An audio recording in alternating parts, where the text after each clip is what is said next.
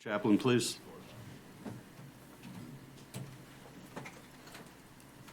Welcome. Commissioners, thank you for allowing us the opportunity to pray tonight. And we're very glad you're here with us, too. So. It's good to be back. Thank you very much. Father, we have much to be thankful for today. Thankful that no one was hurt yesterday during the tornadoes. Thankful for the rain, even though it was in abundance. We have to be careful sometimes when we pray for things, how much you're going to give us. Father, thank you for your love. Thank you for your mercy. Thank you for your son, Jesus. Thank you for healing. Thank you for us being here tonight. During this meeting, Father, I pray for our commissioners. I pray that you'll give them the wisdom they need to govern this county. I pray for a peace and a bond of unity in this room, and that we will accomplish your will for Burleigh County. Thank you again, Father. Bless our first responders and our county workers and continue to keep them safe. And we pray this in the name of your Son. Amen. Please stand and face the flag if you can and say the Pledge of Allegiance. I pledge allegiance to the flag of the United States of America and to the republic for which it stands, one nation, under God, indivisible, with liberty and justice for all. Thank you. Thank you. Thank you, Commissioners. Appreciate it.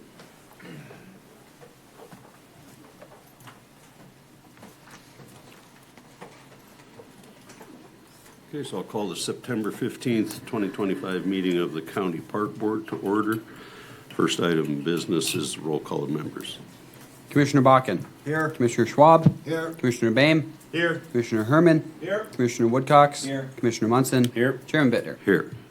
Next item is the approval of the agenda. Agenda is in front of you. Anybody want to add or subtract anything? Move to approve. Second. Motion is second to approve the agenda. Any further discussion? Call the roll.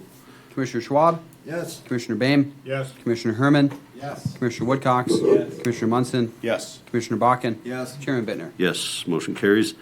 Next, consideration of July 21st, 2025 meeting minutes. Commissioners? Move to approve. Second. Motion is second to approve the meeting minutes. Any further discussion? Seeing none, call the roll. Commissioner Boehm. Yes. Commissioner Herman. Yes. Commissioner Woodcox. Yes. Commissioner Munson. Yes. Commissioner Bakken. Yes. Commissioner Schwab. Yes. Chairman Bittner. Yes, motion carries.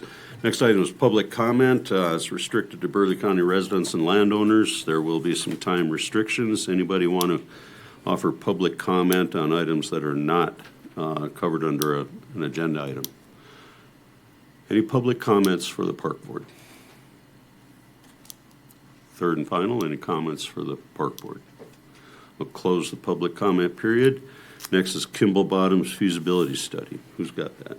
Mr. Chair, I'm going to ask Nick Cullen from Houston Engineering to come up and present the study that we asked for.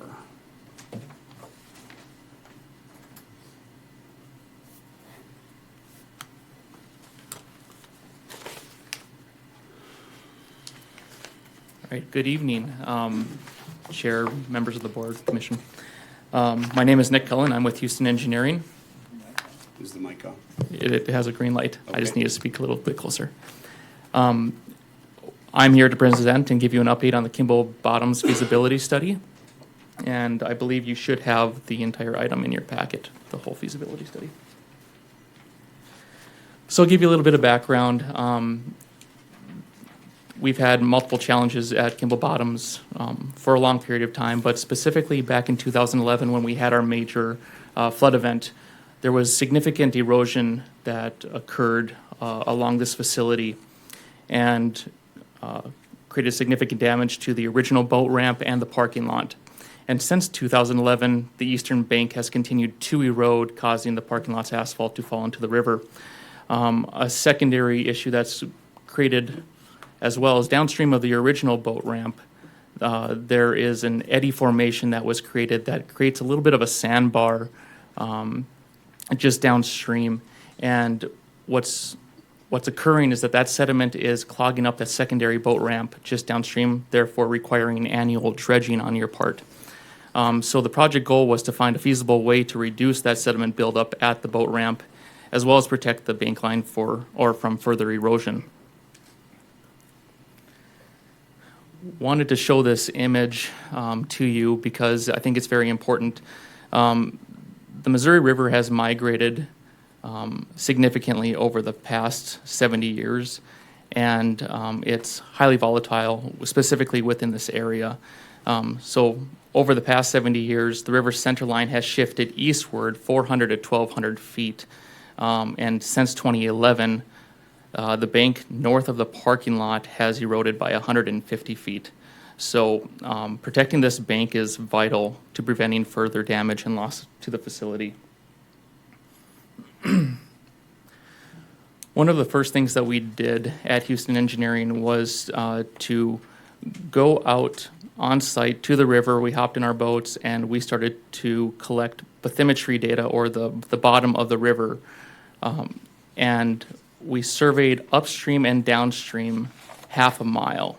We took that data and we integrated it into the effective Missouri River FEMA model, and we were able to analyze existing conditions. Where are we seeing low velocities? Where are we seeing high velocities? What can we do from a construction standpoint to increase those velocities, make it self-cleansing, maybe limit erosion in certain areas? So we looked at a few different alternatives. One of the alternatives was to remove the upstream parking lot jetty that's at the very north end of the parking lot. We also looked at removing the original boat ramp. We looked at removing both of those together, as well as we looked at installing a new downstream jetty from the original boat ramp, kind of forcing that water, training the water to continue down towards the southern boat ramp or the secondary boat ramp, creating higher velocities. And what we found during the hydraulic analysis is that removing the original boat ramp was the most effective way to remove that eddy formation, or not remove, but reduce the eddy formation and improve those flow dynamics. I cannot say that we will eliminate the deposition that's occurring down at that secondary boat ramp, but we can increase the velocities and it will improve or expand your time for having to dredge at that secondary boat ramp.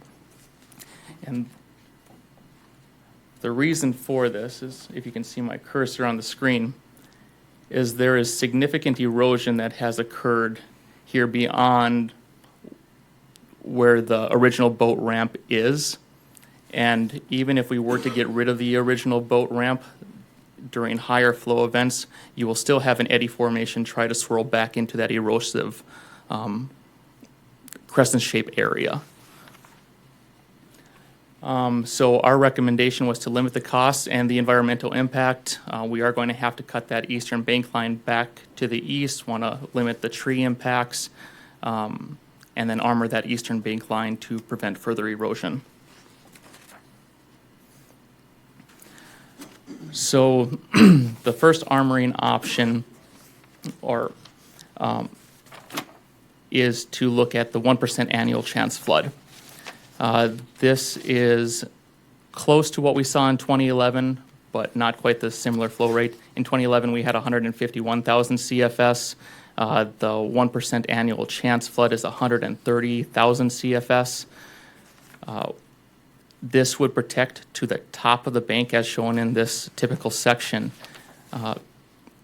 We would still have water overflowing out of the floodway into the floodplain and to the top of banks, but this would protect the entire bank from further erosion in the future. But that comes at a higher cost, lower risk, higher cost.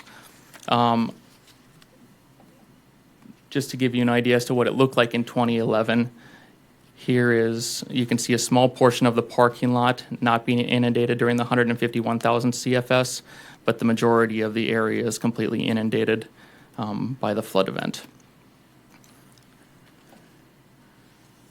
So a secondary option that we looked at is what we believe the Army Corps would consider as their minimum criteria. This is called the construction reference plane.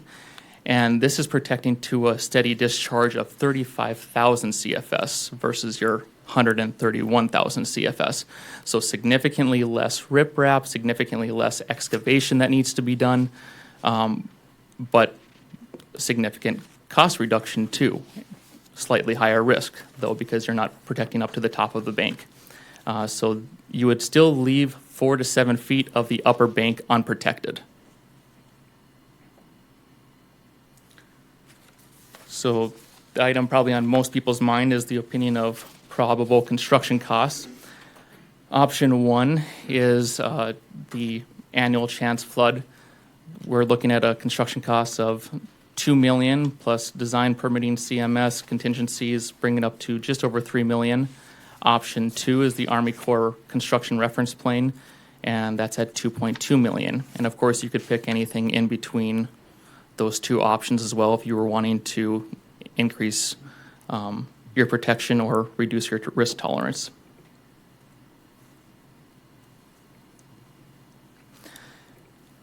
This project requires significant regulatory review. As you can see on this list, this is the permitting table that we would have to go through the various regulating entities, specifically with like the DWR, Sovereign Lands, No Rise, Floodway Review. Burleigh County, we'd have to go through floodplain development, stormwater management plans, FEMA, conditional letters of map revision, the Army Corps of Engineers, we have Section 404 and 408 permitting, DEQ, possible 401 permitting. From a design and construction standpoint, from our engineering side, we would be able to get plans put together, bidding, final design, 9 to 12 months, construction 3 to 6 months, but all encompassing, taking all of the permitting into consideration, dealing with waters of the U.S., the Oahe Shoreline Management Plan, we're looking at 16 to 24 months worth of design and permitting altogether, or all encompassing. So then we started to look at potential funding opportunities. The first one we looked at was the Garrison Diversion Conservancy District. They have a max grant of $50,000. This is a grant that is reviewed biannually. It's a 3-year completion. A presentation is strongly encouraged if you are requesting more than the $25,000 from the Garrison Diversion. The North Dakota State Water Commission, their bank stabilization fund, you can get a cost share of up to 50%, but there is a benefit cost analysis that is required to go after that.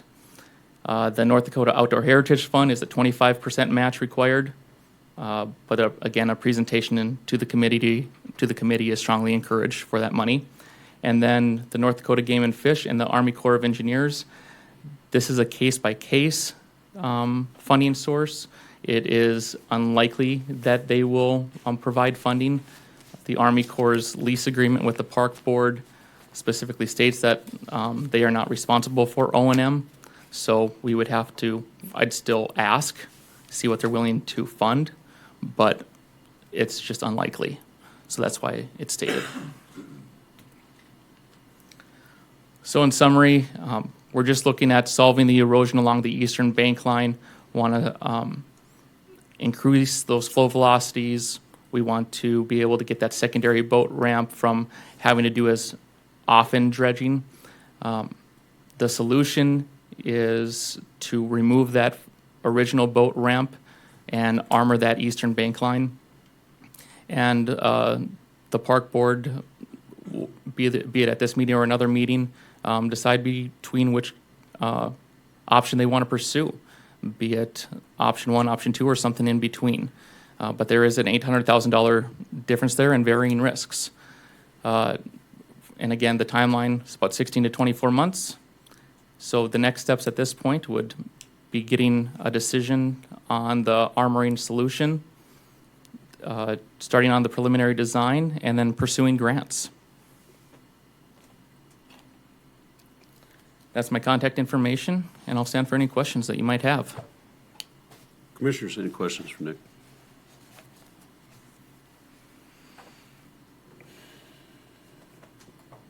Mr. Chair, Commissioner if I Munson. can, I wanted Nick to present this tonight just so that we had the information to consider.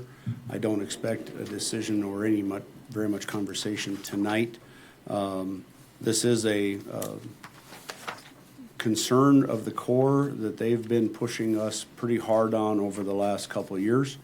Their letters are becoming increasingly mandatory rather than, will you please? It's now, when are you going to get this fixed? So just, again, I would like this presentation for your knowledge. And I think we should put this back on the next park board meeting and have a much more in-depth conversation about it. So, thank you, Nick. You're welcome.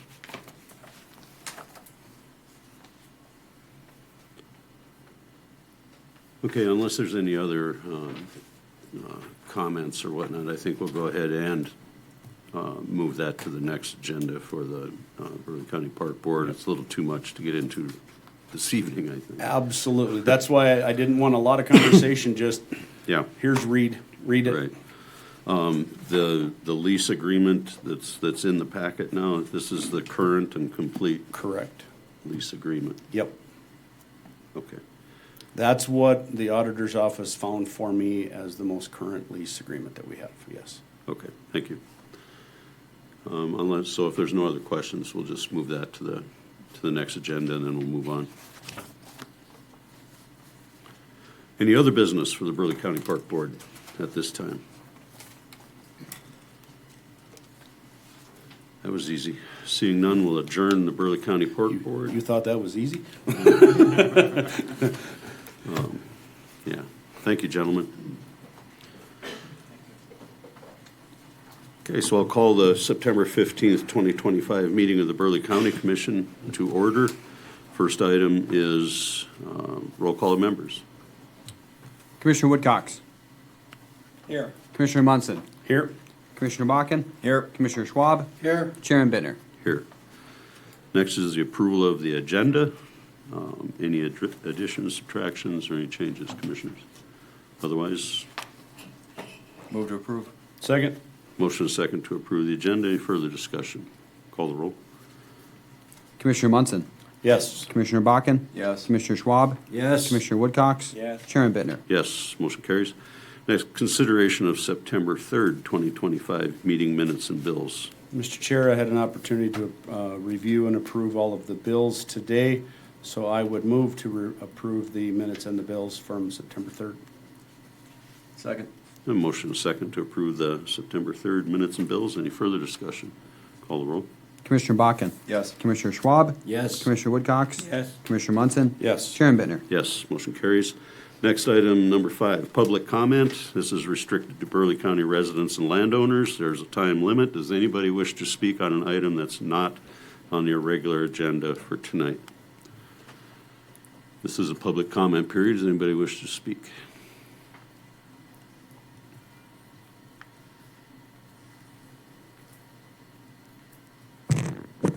Yeah, so I wanted to speak on, State your name for the record, please. my name's Travis Jensen, ETA resident.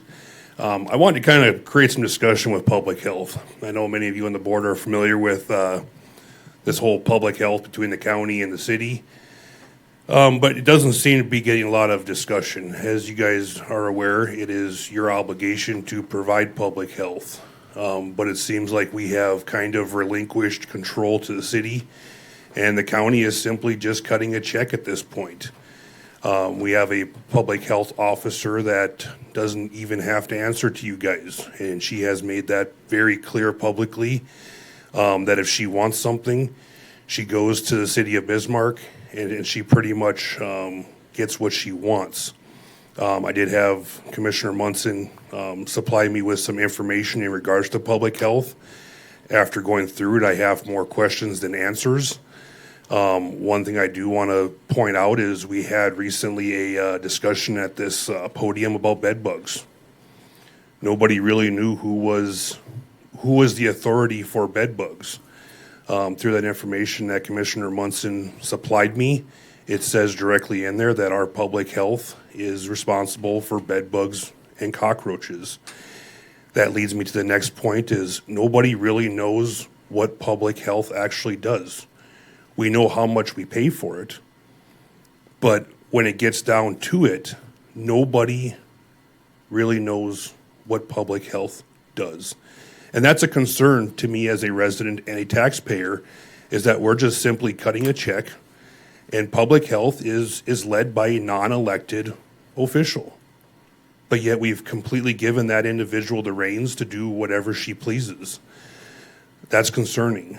I guess one solution I would offer up is, I think, like we do with planning and zoning and some of our other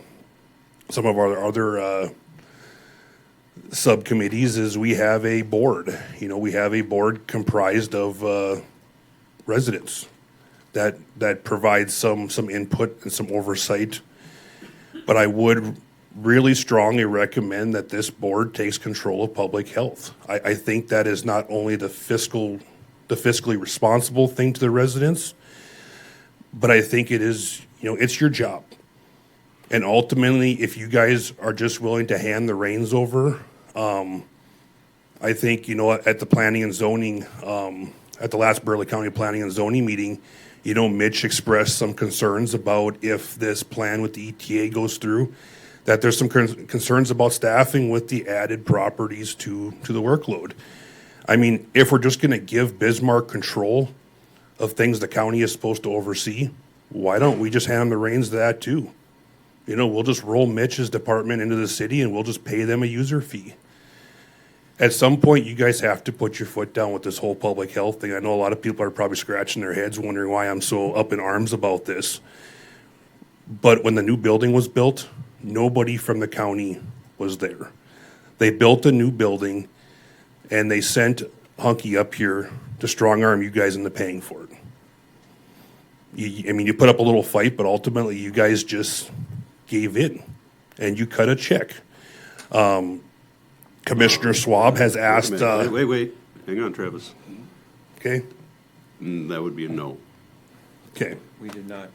Yeah, that's not what happened. Okay. Well, we'll agree to disagree, but Oh, we'll that's fine. I'm going to continue. Go ahead. Okay. So Commissioner Schwab has asked questions in the past about what the services are, and I feel that public health has not taken that opportunity to explain that, because they don't have to.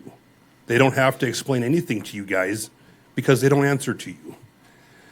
That's concerning.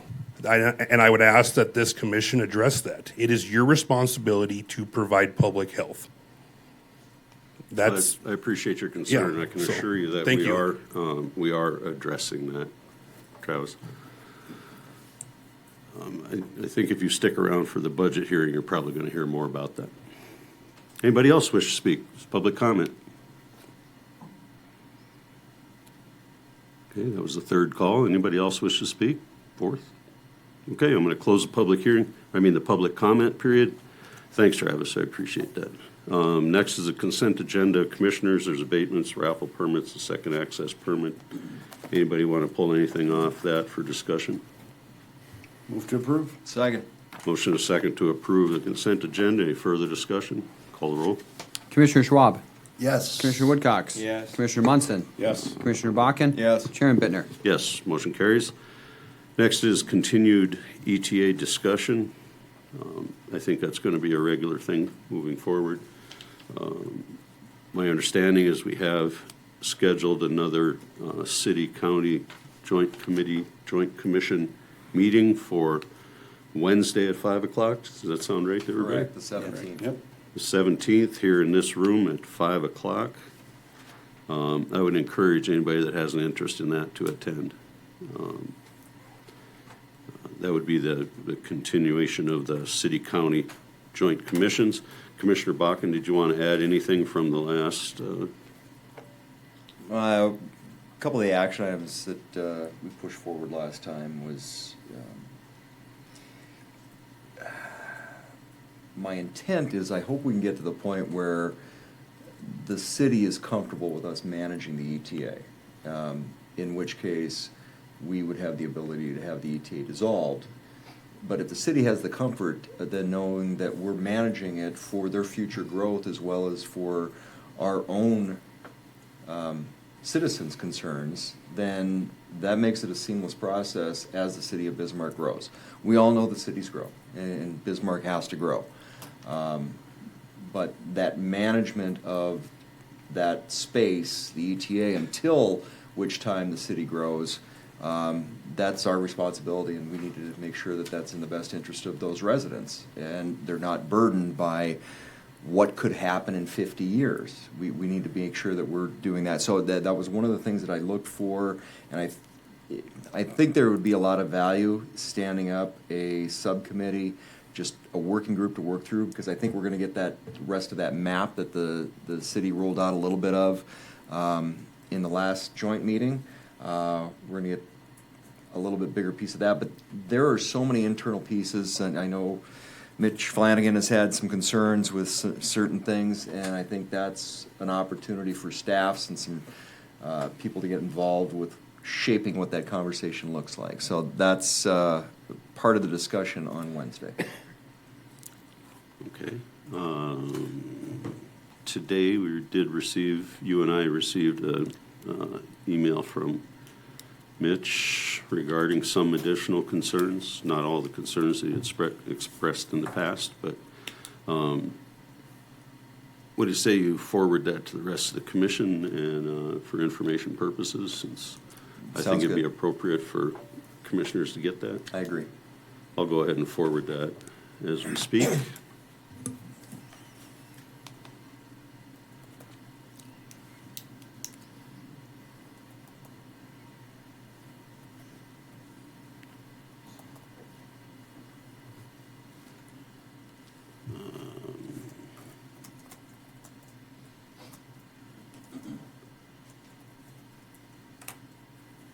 Okay, gentlemen, that should be in your inbox right about now.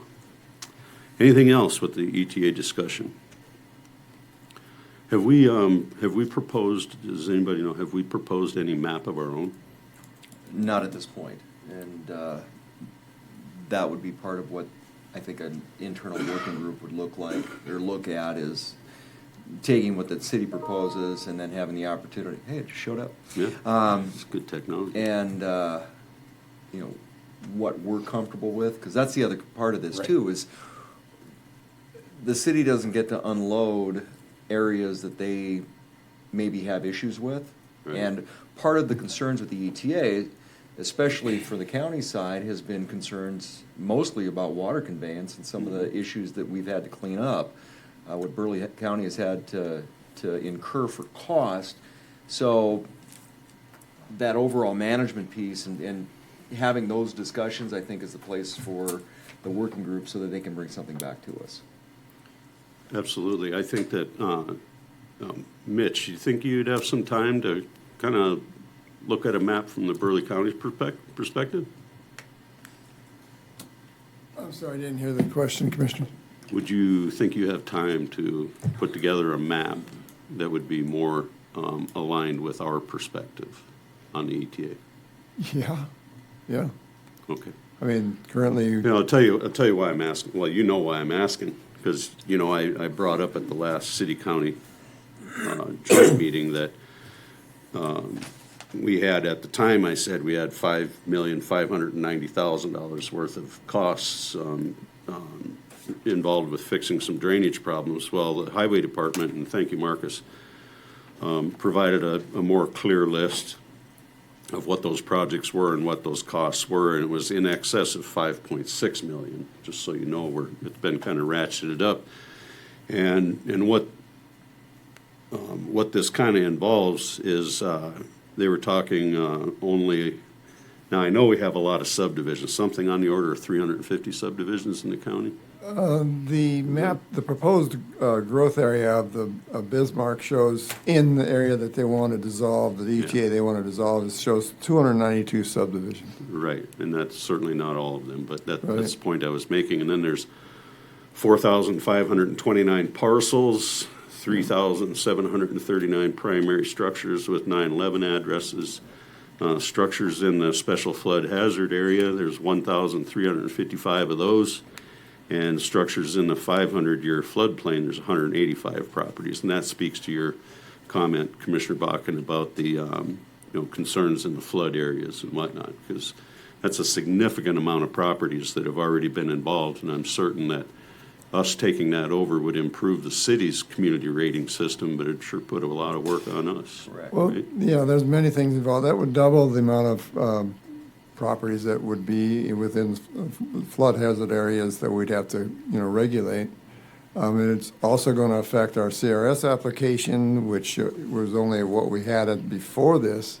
We'd have to stop a full stop to that application because now we're going to have to include all that in part of the cab visits and information. So Yeah. How far along in the process are we on that? we're supposed to get a letter in October.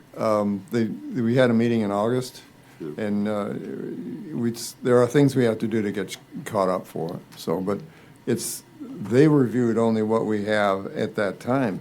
Sure. So if this falls into our ordinance or jurisdiction, then it's going to be Basically start over.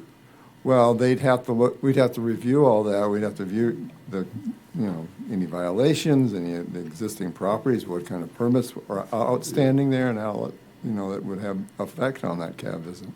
Sure. So it would double the properties that are in the special flood hazard areas for us. Okay, so what's your thoughts about kind of working together with other staff and working together with the city on this? What do you think on that? I'm fine with the public hearings, but I think we're going ahead of the cart here with this on a lot of things. I think that we should pull back and try to get some kind of task force, a planning task force on both sides of the aisle here, to see if we can determine what would be good for Burleigh County and what would be good for the city. Obviously, for the city, they've already mapped it out. But do we want to take some of that property? Do we want to be the responsible holder of doing all the planning and the zoning and the permitting and the flood regulations and the stormwater management issues and the highway maintenance and all this stuff that on property that's already all built out? It's all done. And it's been there for 40, 50 years. So you're dealing with some of the issues of that. And do we want to take that on?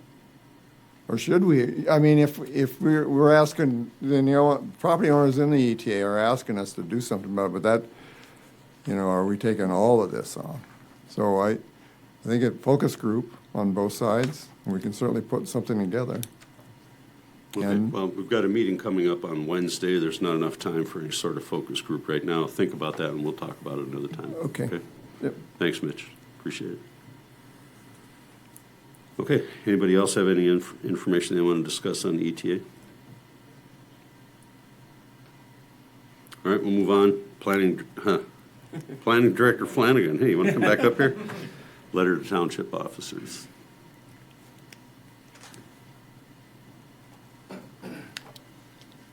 Long time no see. Commissioners, Mr. Chair. This is from the Senate Bill 2027 that was approved on August 1st. It was basically it was created for a lack of clarity and tracking mechanisms to define who was responsible for the enforcement of floodplain regulations in the county. This is throughout the whole state too. It causes North Dakotans sometimes to pay and carry invalid NFIP insurance policies. 2027 provides the means to establish and identify which public entity has the floodplain management responsibilities. Under this bill, floodplain regulations automatically default to the county. Unless an organized township wants to reclaim their authority they have to create a resolution and adopt floodplain regulations. So all the townships that are organized right now, not under our jurisdictions, would either have to adopt floodplain regulations by resolution and send it to the county auditor. And if they don't want to do that, then it would automatically default to us. And every year we have to send this information to the DWR. Okay, so has this letter been sent? Not yet. The draft, I created a draft letter in your packets. The auditor, if you approve the draft, then the auditor would send that out to all the township supervisors, and they can determine what they want to do. We haven't heard anything from any of the townships. So And you're talking about the draft on page 88? Yes. Okay. Okay, commissioners, have you had a chance to review that letter? I have, I would move to approve the draft. Second. Okay, motion and second to approve the draft for submission to the townships. Any further discussion? Call the roll. Commissioner Woodcox. Yes. Commissioner Munson. Yes. Commissioner Bakken. Yes. Commissioner Schwab. Yes. Chairman Bittner. Yes, motion carries. Thank you, Commissioner. Thank you. Commissioner Bakken. Mitch, the one thing I would suggest in that, so are you gonna send, in conjunction with the letter, the Senate bill background information with Yeah. that so that they know the full picture? It'd be Mark's job to send it. Will you be sending that along with that letter so they know the backdrop and the reason why they're getting the letter? Yeah, I could probably work with Mitch and draft something that can go Okay. along with it. Yeah, just like the information we've got in our packet, so just the history of the Senate bill. Thank you. And so, I guess my question was gonna be, what's the deadline on that? But it sounds like it's March of next year. They have a deadline of March 31st next year to either have the resolution or it will automatically default to us. Okay, so it's in their best interest to get this handled. They So- want to do their floodplains, yeah. Okay, all right, thank you, Mitch. County Engineer Hall accepting platted right-of-way. Welcome, Marcus. Good evening, Commissioners. Burleigh County is required to accept a right-of-way, and sometimes it's on behalf of the township, sometimes it's behalf of Burleigh County, that is shown on plats in the city of Bismarck, Burleigh County, or city of Lincoln. We have a plat, it's included in your packet. This plat is in the city of Lincoln. It's went through the process, was approved at the city of Lincoln. The highlighted areas in yellow are the right-of-way that is going to be accepted for Burleigh County. There's a resolution in your packet. I would recommend approval of the resolution. Move to approve. Second.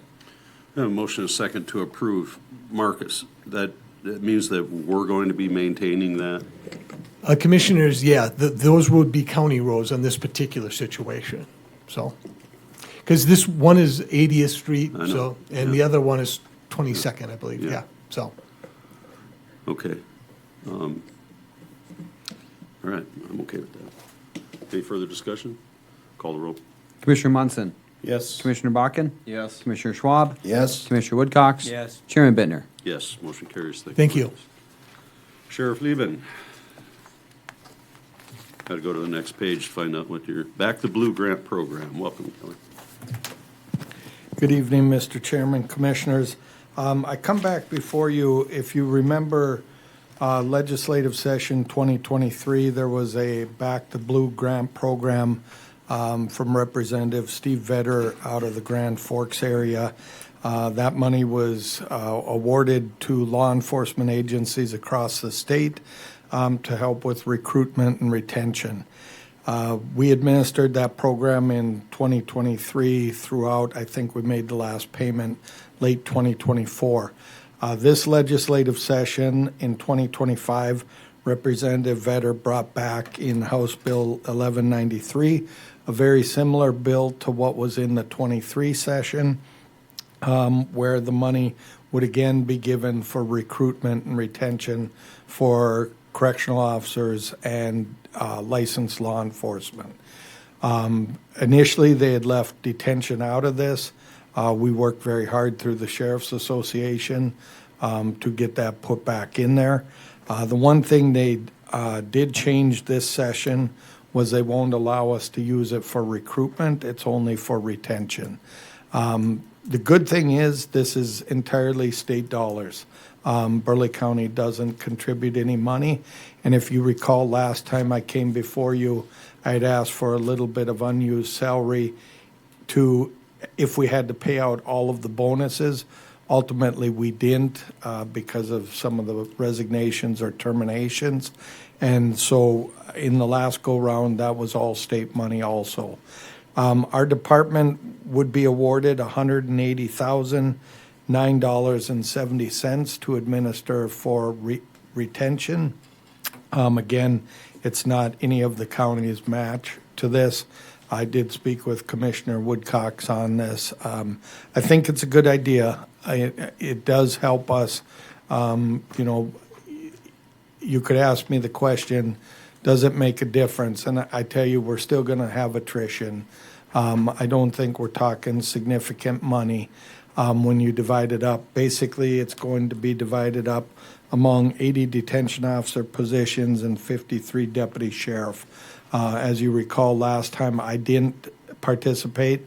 I don't think it's designed for my position being an elected official, so I opted out of it. Basically, we'd be looking at I've divided it up on what it is per position. Ultimately, we would adjust that based on vacancies. So once we get this grant, we would implement a one-year retention policy, and any of the deputy sheriffs or detention that remain for 1 year would be eligible for that payout. Okay, so that's a one-time thing, or you spread that out over a couple of years, or what do you? Mr. Chairman, Commissioners, it's a one-time thing because we have a deadline to pay it out. And so, different organizations have handled it differently. Like some of the agencies have paid it out right. I'm talking last time because it just getting started again this time. Some paid it out right away. I didn't think that really helped with recruitment or retention at that point, just to pay it out. That's why I think we put that 1 year deadline on, where basically once we say the program's in effect, I notify the staff that 1 year from this date, we will pay out that amount of money to those eligible positions. Okay. Mr. Chairman, I would move that we accept this grant of $180,006.79. Second. $180,009.70. I'm sorry. We'll return the $3.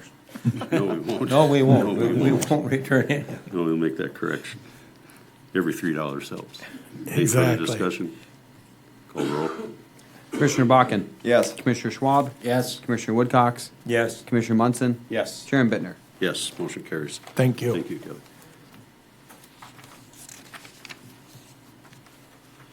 Next, Commissioner Munson, Veterans Monument Flagpole. And we have Chris in front of us to give us the briefing. Okay. Want to give your name for the record, please? Chairman Bittner and Commissioners, my name is Chris Burleigh. I'm the Deputy Veteran Service Officer for the Burleigh County Veteran Service Office. Good evening. Back in 2021, the process began to create a military and veterans monument to place on the grounds of the Burleigh County Courthouse. That was completed. The monument was placed and dedicated August 2022. It's had very positive response. There was over 200 people there for the dedication in August. That was all done by donations. Spring of this year, the process began to add flagpole and United States flag to that monument display. That would not only add to the look of the monument, but also give Burleigh County a visible U.S. flag, excuse me, on the grounds of the courthouse. There is leftover donations from the original monument that can be put forward towards that purchase, but there would need to be some additional funds approved to complete that process so we can get it ordered and hopefully done this year, maybe by Veterans Day. So it would, 25-foot pole, I believe you have the estimate and the flagpole information in your packets. With that, I stand for questions. Yeah, I don't see anything in the packet for electrical for lighting. Is that? There is not in this point. Okay. Mr. Chairman, Commissioner Woodcock. the North Dakota flag, would that fly underneath the U.S. flag normally?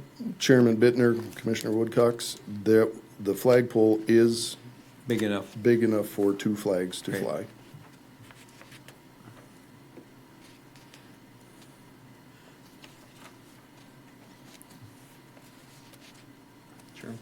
Commissioner Buckins.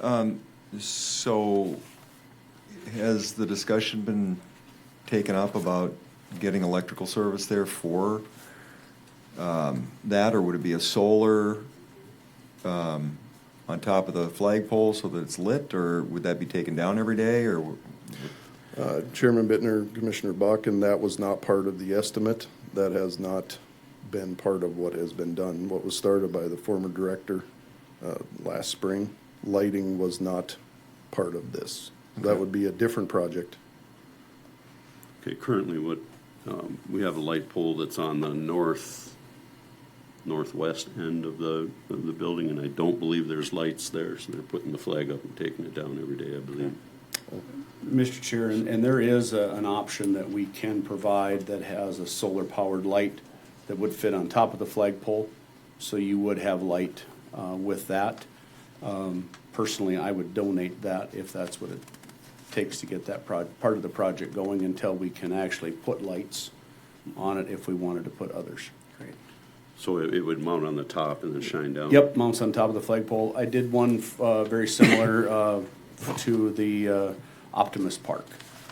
And we're at year 9 since we put that up, and that thing is running just fine. Okay. So it's like putting up for a fencer.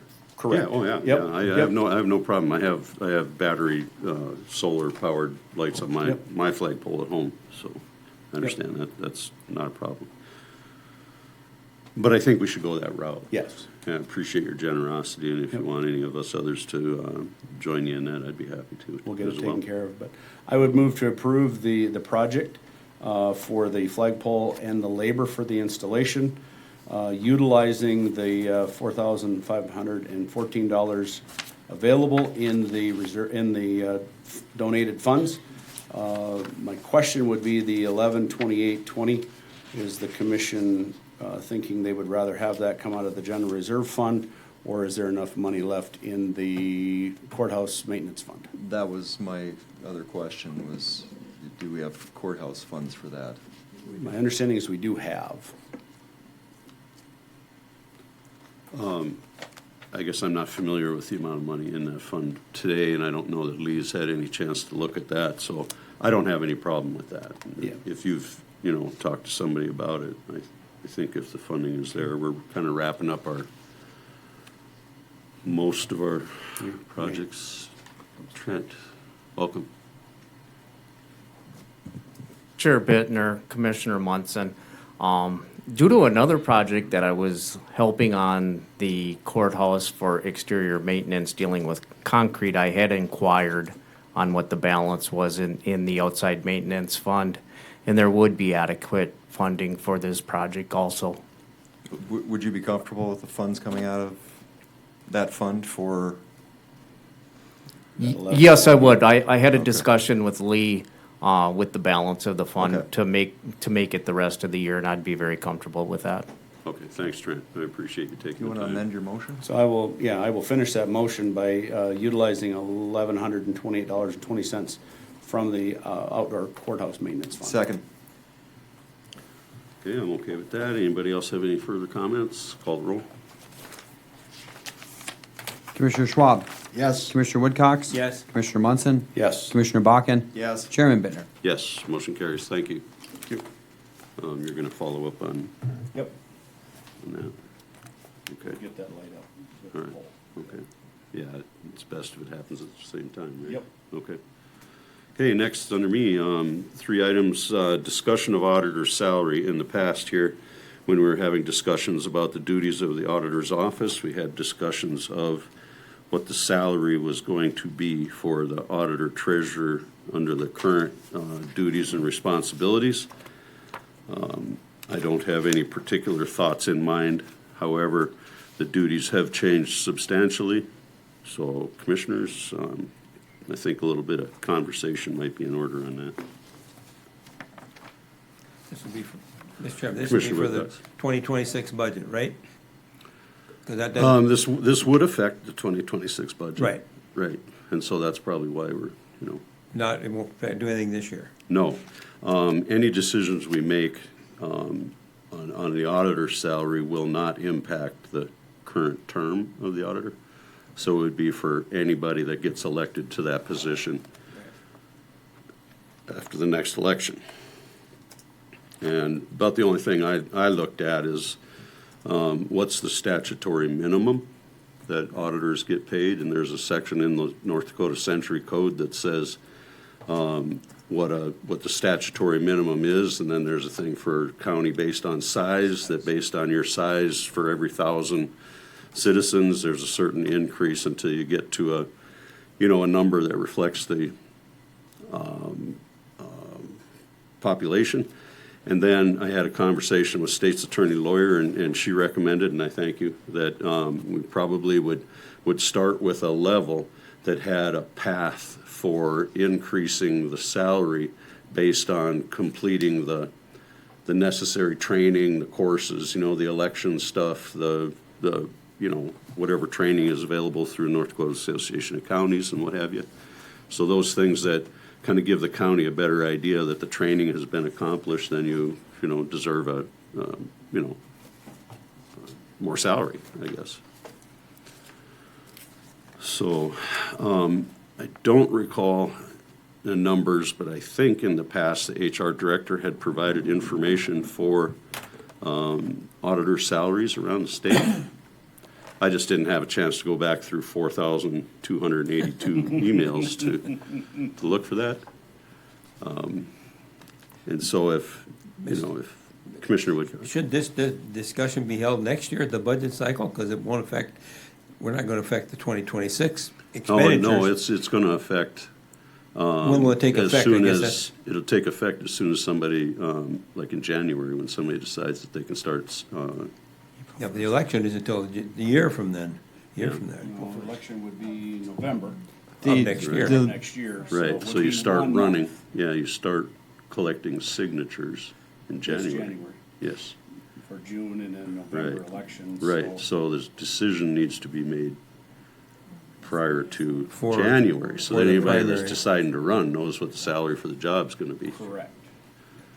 I think So- that's the most, I think that's the most important part of this is, yes, there's a month's worth of budget to be concerned with, but I think the posting of that salary for the person choosing to run for the auditor is Right. something we have to have. That's the point right there, so we don't wanna kick it on down the road, Yep. you know. My question would be, sorry, Mr. Chair, if I may. No, go ahead. My question would be for State's Attorney Lawyer. So Auditor Treasurer Sponskowski, when he took over office, his duties started later than when we were sworn in November because of the election cycle. So when is the effective date of the auditor start?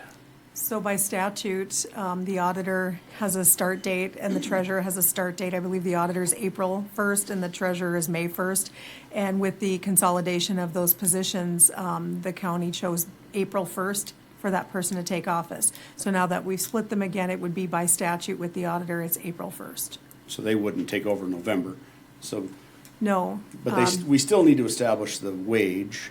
Correct. That way, if somebody is interested in running for the position, they'd have to start that, or think about that starting in January, but the position wouldn't, they wouldn't take that office until April 1st of 2027. So it wouldn't affect 26 budget. Correct. Yep. Well, the only point is that it affects anybody that's gonna run for it. Correct. Right. And that I think is totally fair, that people need to know Yep. what salary for the position will be. I wonder, Pam, do you have any input, any thoughts on that? Sorry to put you on the spot like that, because I didn't think to call you and warn you. Chairman Bittner, Commissioners, Julie's right. April 1st is when the new salary would take place. We can't do anything prior to that. And we would have to look at the job descriptions, and that's what we need to do going forward. We don't need to do it right now because we have them split. I'm still waiting for the auditor's job description to be approved so that I can give it to the auditor from the separation that we did in July. So we have to do that, and then we'll have to put them through a ranking system. But I think we have to pull the elected officials out of our pay grade and pay step structure. I don't think they can be in this should be in the structure if we're going to be negotiating rates for them. Okay. So if we move this to the agenda for the next meeting, can you kind of give us an idea of what the salaries and whatnot are? And then I didn't see anything on the agenda for the job description approval. Nope, that was emailed, I think, a month and a half ago to the commission. I was looking for input and I never received any. Okay. So I will email it out, or I can bring it to the next next meeting, and I can also bring some data. Could you just re-email that so everybody has a chance to review it? Because Okay. it's way back there already, so. Okay. I And can then do just that. cautionary, any input that she's looking for should be done at an open meeting, Yes. Yeah. not through email. Sure. Thank you. Sure, that makes sense. But anyway, everybody needs to know what she's proposing and whatnot. Okay, so we'll put that on the agenda for the next regular county commission meeting, and we'll look for information. Yeah, thanks, Pam. Thanks. Appreciate it. Next item on the agenda, kind of along the same lines, North Dakota Department of Labor, number NDR-42466. There was a complaint filed with, it's a human rights complaint filed Binder versus Burleigh County Auditor Treasurer. And the reason it's on the agenda is because I had gotten a series of emails from the North Dakota Department of Labor asking for the county's position on one item. And that item was, as the employer, are we interested or not in mediation? When I responded to the North Dakota Department of Labor, I said, as far as I'm concerned, as a commissioner, as far as I'm concerned, because it's my portfolios at the time, and one of them still is, I just said, I think it's up to the parties involved to make that decision. And so for me to answer the question from the North Dakota Department of Labor, I needed to put it on the agenda for a commission decision on whether you want to do that. And I don't know if Pam wants to put any input in on that prior to making that decision. That's up to her.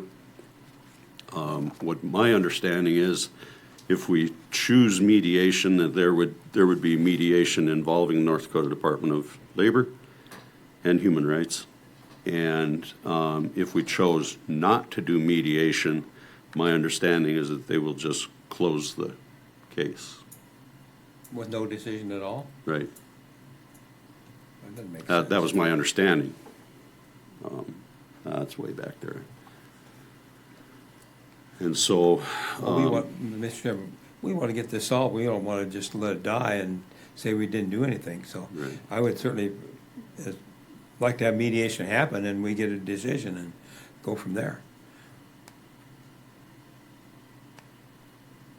I don't know if either party doesn't want to do mediation, then they have to get a lawyer to decide what happens then. right. I haven't asked, Pam, do you have any opinion? Again, back on the hot seat, huh?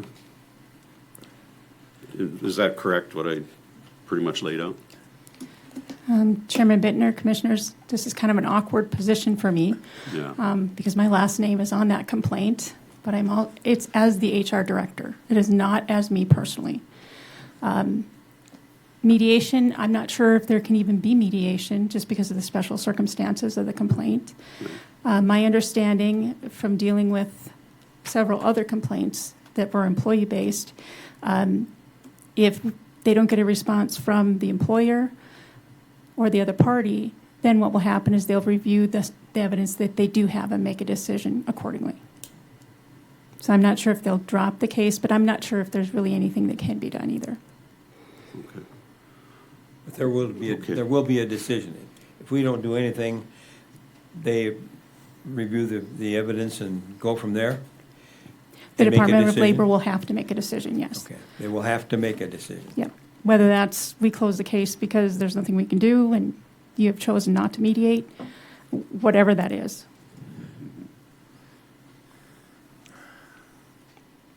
Does Julie have any input? I was just going to ask Yeah. if State's Attorney Lawyer has any input. No. Okay. I guess it's Fair fair enough. to ask if the auditor has any input on that. Thank you. Not at this time. Okay.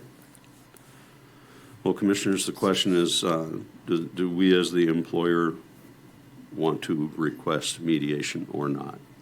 And I personally, at the time, didn't think that mediation was going to do much.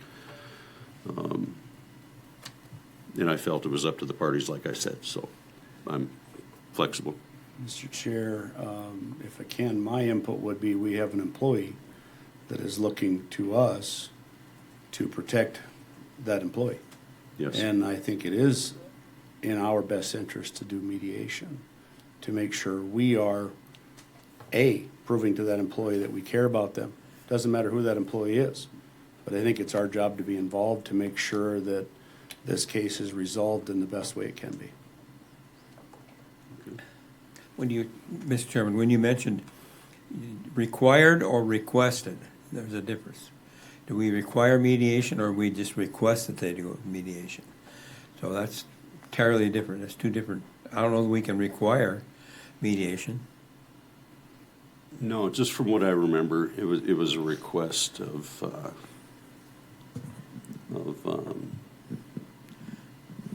do we want to request? I'm going to find it. It's going to take a while. Chairman, I would concur with Commissioner Munson. Just, daylight's the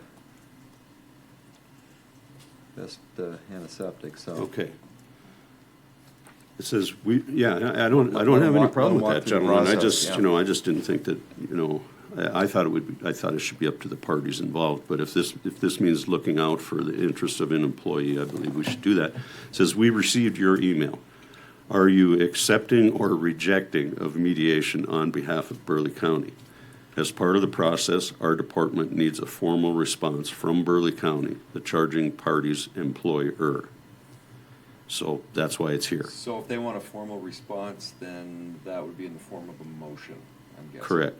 That's where I'm at. Because So- I as the chair, you don't speak for the commission on something that you have not decided as a commission, so. So I would make a motion to accept the mediation on the Department of Labor's behalf. Second. Okay, I have a motion, a second, and a third. Any further discussion? Seeing none, call the roll. Commissioner Woodcox. Yes. Commissioner Munson. Yes. Commissioner Bakken. Yes. Commissioner Schwab. Yes. Chairman Bittner. Yes, motion carries. Well, we're going to stop right there because we're a couple minutes late. We've got property tax and sales tax, home rule charter amendment, and then other business left to go. That went a little longer than I thought. It's 6 p.m. The final budget public hearing is now open. And it's for the purpose of discussion on the proposed budget as published and adoption of the final budget for the year ending on December 31st, 2026. Any taxpayer who may appear shall be heard in favor of or against any proposed expenditures or tax levies. When the hearing shall be concluded, the board shall adopt such estimate as finally is determined. All taxes shall be levied in specific amounts and shall not exceed the amount specified in the preliminary budget. So I'm opening the public hearing regarding the final 2026 budget. And we approved the preliminary budget some time ago, knowing full well that we were going to go through the budget further and look for additional things to change or add. I think at this point, I would ask Finance Director / Treasurer Lee Jacobs to update us on just a little bit of what we see in the packet. Lee? Thank you. Wow.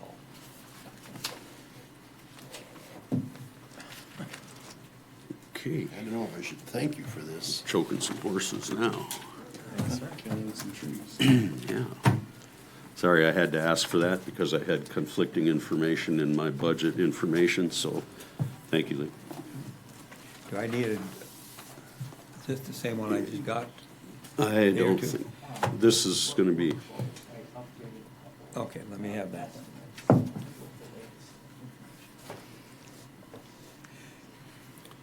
thanks for doing this, Lee. Appreciate it. Chair Bittner and Commissioners, we are here to discuss the final budget.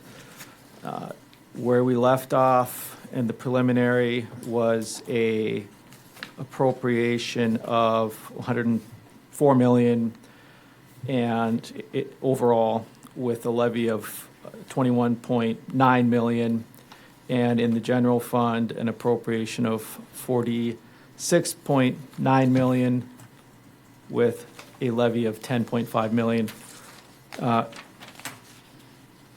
Since we last met, the commission voted to pay for the Provident renovation out of reserves.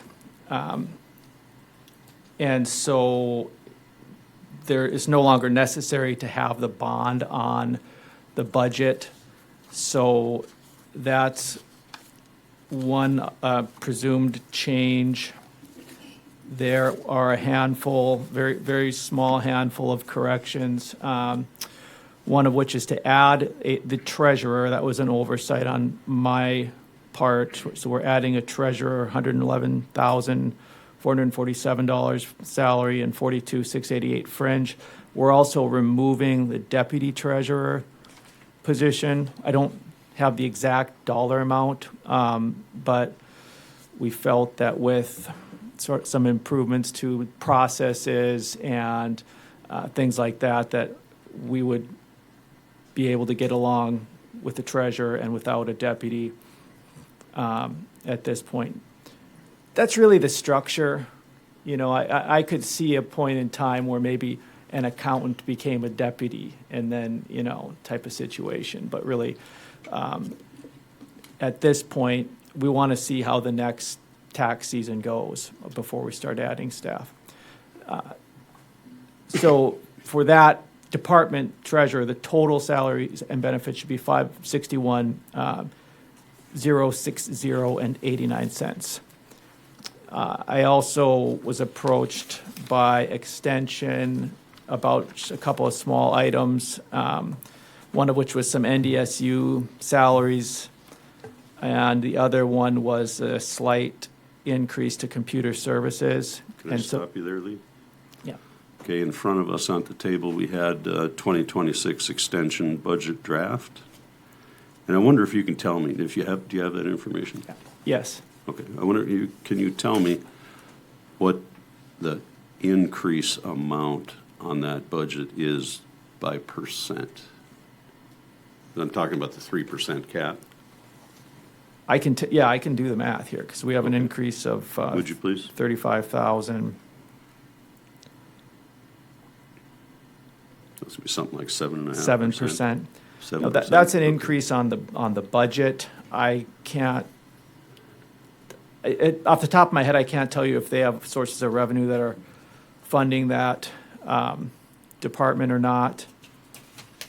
And the cap is technically on the total amount levied rather than on a fund-by-fund basis. Right, but I think that if we're expecting, you know, we probably need to lean on all departments in the county to be aware of that 3% cap, not commissioners. I mean, we you know, if we've got one department that's requesting a large increase, that wipes out the availability of any other increase for these other departments. And I think that just assuming, first off, I don't think they should even assume that they're going to get an automatic 3% increase, because we've got bigger needs in some departments than we have in other based on percentages. You know, I don't think it's appropriate that we just automatically approve a 7% increase in a single department's budget at this point. You know, we're going to talk about a whole lot more going forward, but that was what I really wanted to ask, what the percentage was. I think we can talk about that a little bit later, but. Yeah, certainly. Okay, thanks, Lee. So those are some of the changes that, I mean, those would have to be a motion. And so if we want to wait, and I would recommend that we move to remove the bond payment from the final. What that's going to do, if I'm understanding the Century Code correctly, is since the levy was, 10.5 million at the preliminary, and we're now lowering it to 6.4, if we have to make some changes in other departments, we will be able to increase from there, because we're still going to be below where we were at the preliminary for the levy. So as I understand the Century Code, the change from the preliminary budget, we cannot exceed the levy. But we can change, some certain appropriations can go up as long as there's not a levy associated with it. So what you're asking for is for us to just remove the Provident Building Fund or the Provident Renovation Fund via motion, right? I would recommend that, yes. Okay. Commissioners, I would recommend doing that. Mr. Chair, the question I guess I would have is, do you want to go through a lot of this stuff before you have the public hearing, or do you want to have the public hearing first and then go through some of the Well, details? we are in the public hearing. Okay, okay. But I think that this is kind of a no-brainer to cut this one out of it. Yep. So before we get it down the road and forget about it. I would move to remove the Provident Building Renovation Bond Fund of $3,713,868.57 from our preliminary budget. Second. Motion and a second. Commissioner Woodcock. I'd like to ask Julie, can we do a motion in the middle of a public hearing?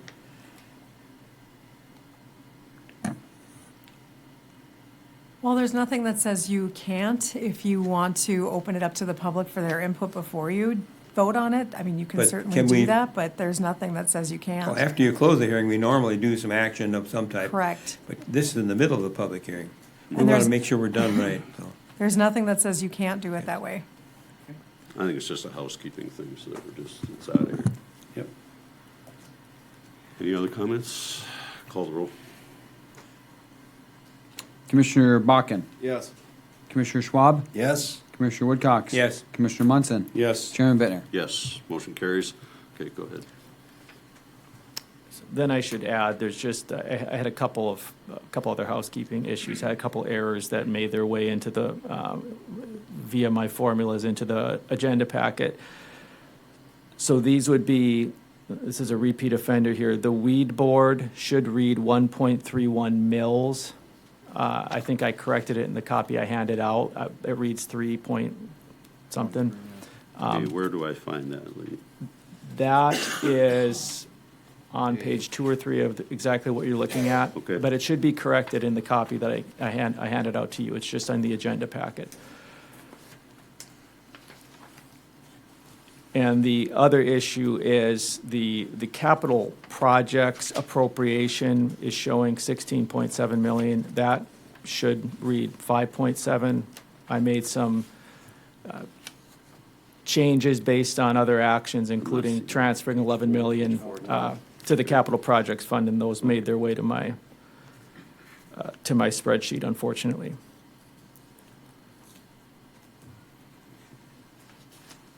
But those, the copies that I handed out should be correct. This is mainly for the benefit of anybody looking at the agenda packet online. And I made a couple of just updates to the projections of the general fund with some of the events, that have transpired since the original projections were done in May. And basically reduce the estimated tax collection, reduce the estimated interest revenue, and we're still on track to increase our general fund balance at year end for 2025. So I've never used this thing, but if I could turn on the Elmo, we've got, Commissioner Munson asked me to prepare just sort of some information on how the budget is funded. If it's appropriate to talk about it at this time, I would Yeah, it is. be happy to do that. Sure. It's public here, that's what we want them to see.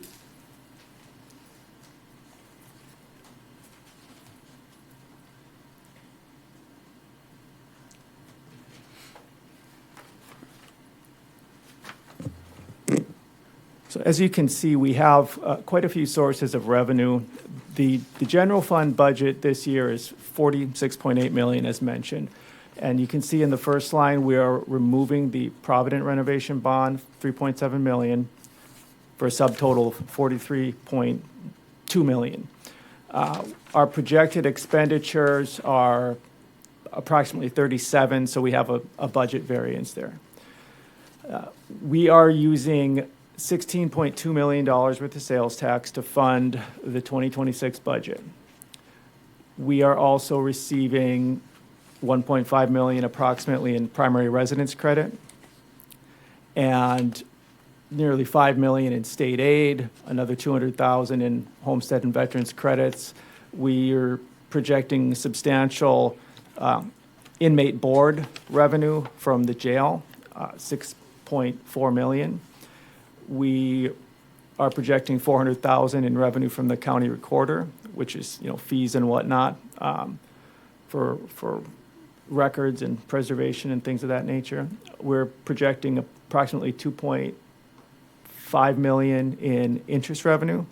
This includes, the sales taxes that we're collecting and saving for future periods, general fund reserves, things like that.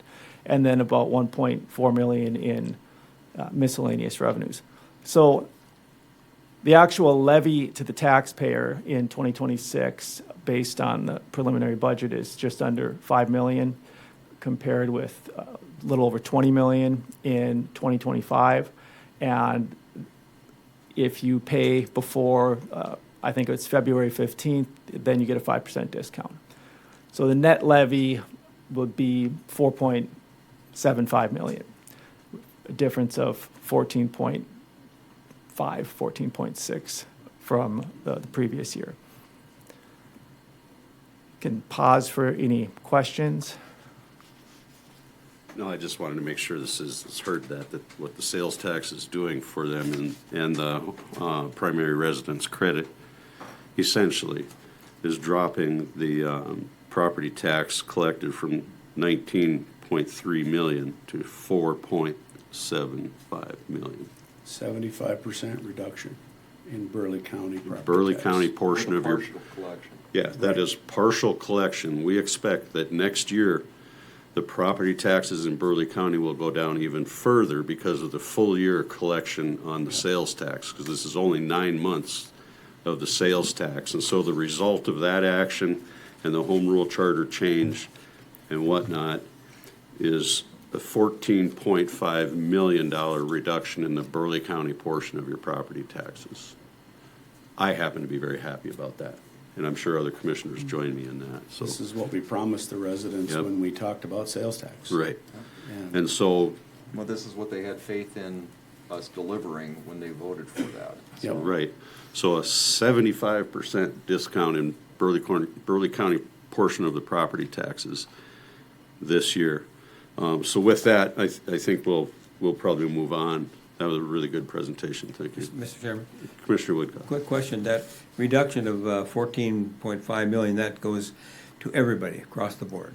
Businesses, farm, residents, apartments, Right. whatever they be, right? Yeah, and Okay. that's what I was hoping to get to on item 12C of the regular Burleigh County budget, Burleigh County You're agenda. you're way ahead of me. Okay, never mind. Yeah, just so the public understands, we have an item on the agenda for the regular Burleigh County Commission meeting that we ended up running out of time for, but we were going to have we're still going to have the discussion about property tax and sales tax home rule charter amendment, because it occurred to me after the discussion, I brought up the sales tax offsetting property taxes. We all thought that was a good idea, and we went for it, and the citizens agreed. One of the things that we didn't think about is that it provides a substantial windfall to out-of-area property owners, such as Walmarts, Targets, where I don't know where their owners are from, the Fleet Farms, everybody that comes here and makes money off of us, but doesn't actually pay the sales tax that we move to.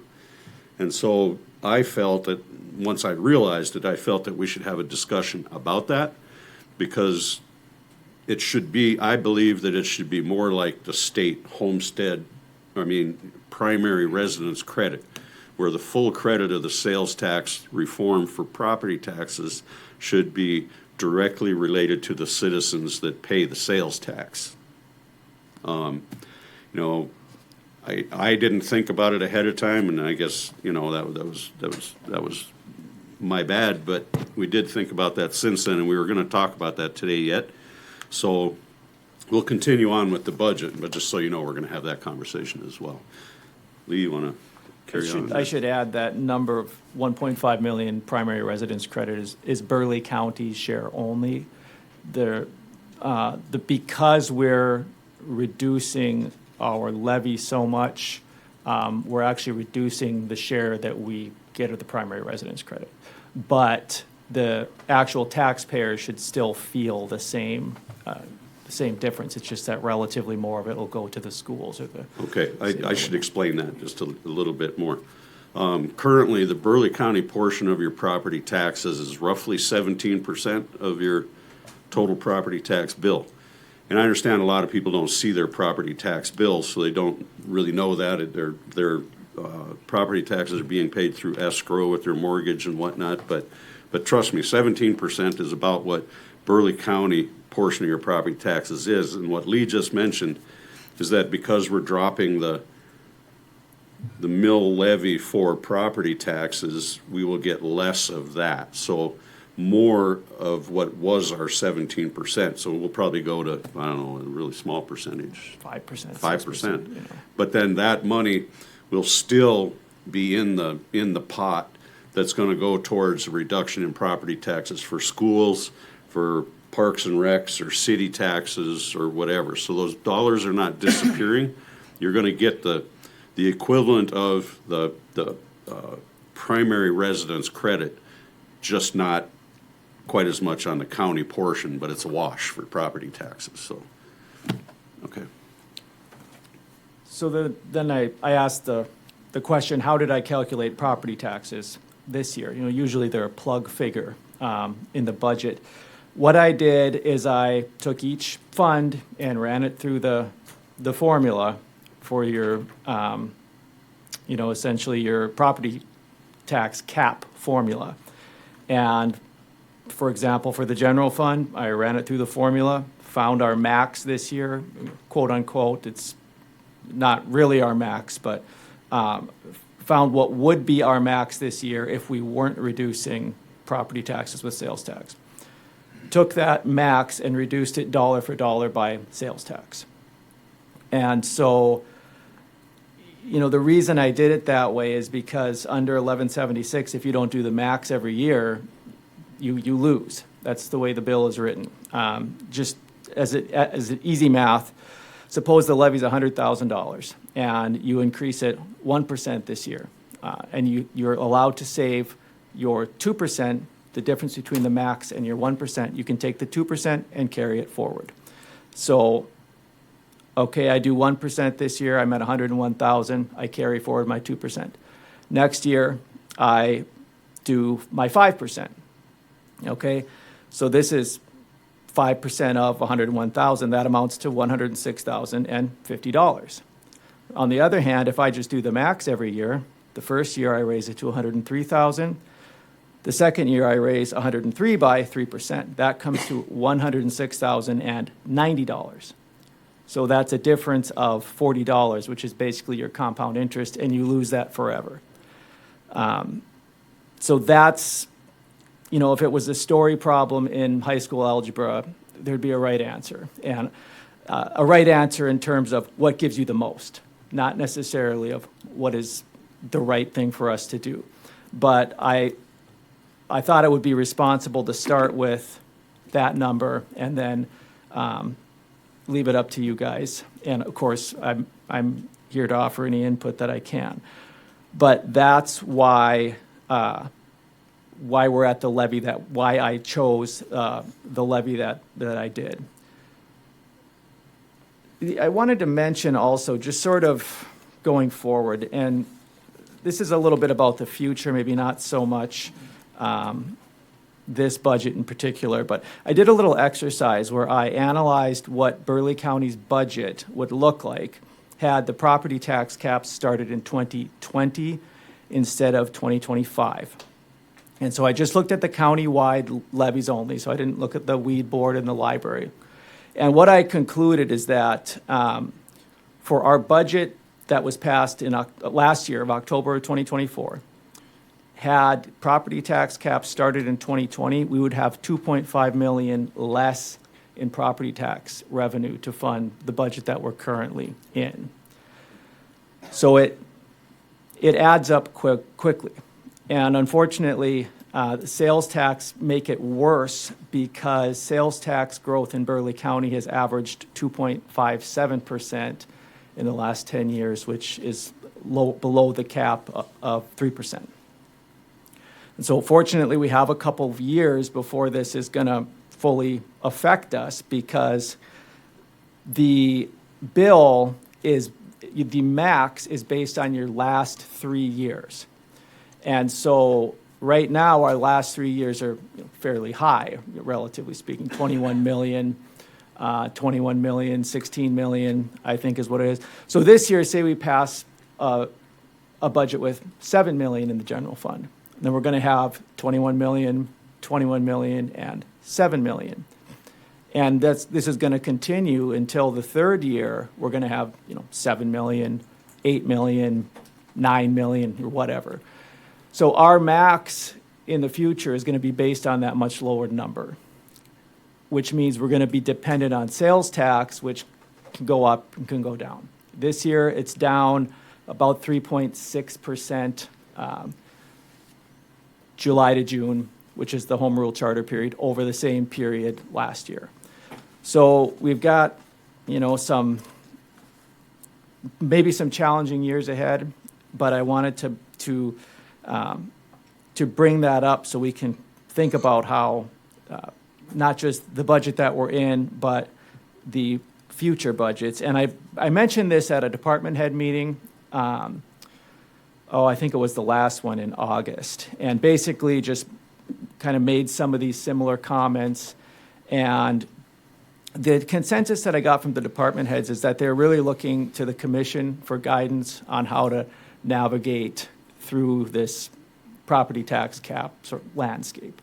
I did commit that I'll keep bringing the discussion back and help in any way I can, but I think they're really looking to the board at this point.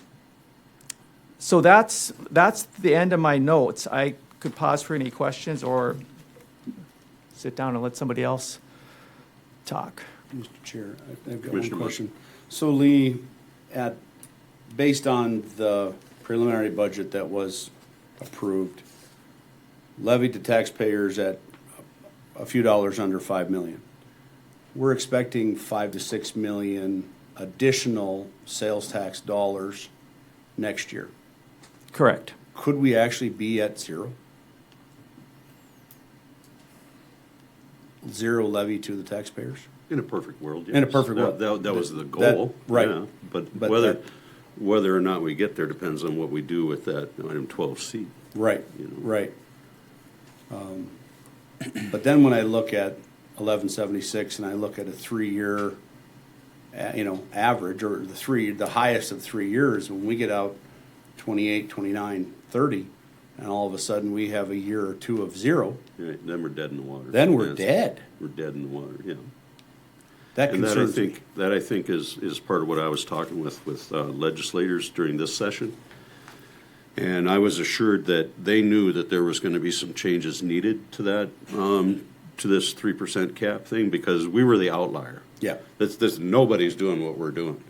And consequently, they couldn't really come up with a solution because they were really struggling with where they were going to end up with the primary residence credit. And I'm glad that they got that far, but the guys that I've talked to are aware that they have to do some additional work to address this. And at this point, about all I can say is we got to work with them. We got to all, work together towards appropriate legislation that reflects the reality of the situation in Burleigh County. Because while we're doing all of this to take the burden off of property taxes, suddenly we're getting punished for doing the right thing. Well, that's my You know, fear in yeah. 28, 29, 30, is being punished. And there's a part of me that doesn't trust legislators. I've seen enough in the last session that made me question. I have faith, so I can be hopeful. But I'm not 100% until I see the actual legislation in 2 years to go, or a year and a half to go through. I'm skeptical, at least. See, that's why I kind of look at it as we're not eliminating property taxes, we're buying them down. It's not dissimilar from what the state's done for decades. So I don't think we're going to have a problem with that formula. I have faith in that because we're not part of the state formula anymore. Well, and then, even whether we're talking about the 3% cap or we're talking about the primary resident credit, that only got passed for 2 years, right? Mm-hmm. So in 2 years, we could be facing more or less property tax credit. We could be facing a different cap. We don't know. Right. Well, it's uncertain times for Yep. everybody. Yep. So, But I'm glad we're ahead of the have to- curve. Yeah, we're Way ahead doing, of the curve.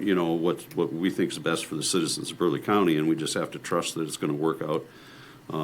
That, we're showing how this can be done. We'll just see what happens. Okay, Lee, anything else? No, that's all I have. I can sit down and Okay, open it up for the next all right, person. I'm sure there'll be some additional questions. Yeah, you're not getting out of it this easy, huh? Well, commissioners, where do you want to start? And we're in public hearing, right? Yep. Do we have any residents that have questions? I guess that would be a fair thing. I mean, the point in having a public hearing is so that we go through all of this in the public hearing. Before we go talking about any specifics, anybody want to talk about anything related to the budget before we get into this? Okay, I'm not seeing any. So I think if we just start right at the top.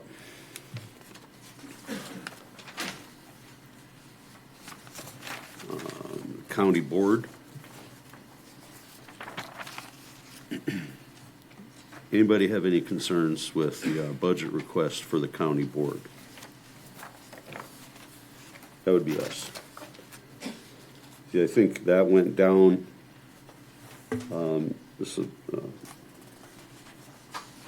That went down because we created the finance. And we split the finance off. Right. Yep. And so I think it's in line with my expectations on the county board. Anybody else?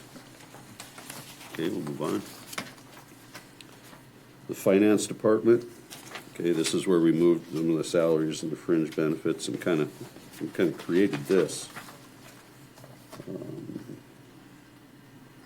And based on the numbers, it does not seem out of line to me. It's, the 2026 budget request, excuse me, is lower than 2024 actual was 608,674. The 2025 budget was 642,351, and this year's request is 557,603. So I don't have a problem with that, commissioners. Okay, we'll move on. Okay, district and juvenile court related expenses.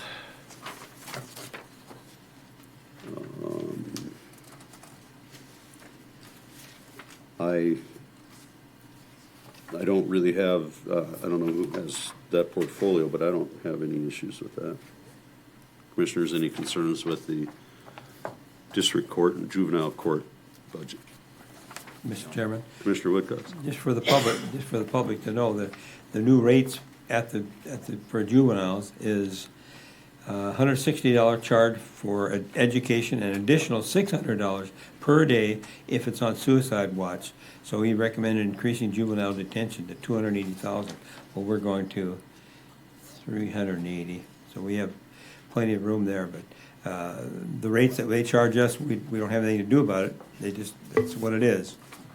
So the big concern there was the juvenile detention, I Yep. mean, the suicide watch versus? Okay.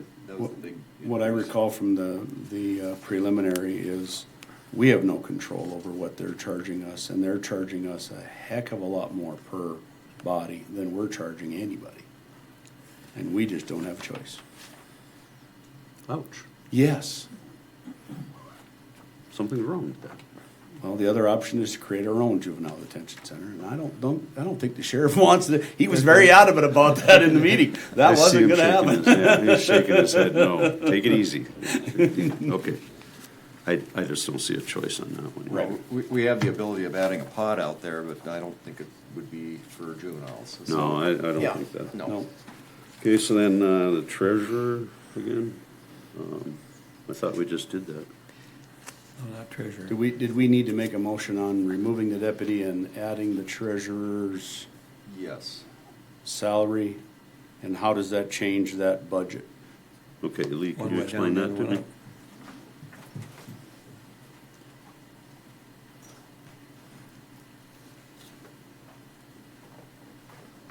The change will be an increase. I don't have in my notes here exactly how much the deputy treasurer is, but the total salaries and benefits with this change would be 561,060 and 89 cents. Okay, which page are you on right now? 8.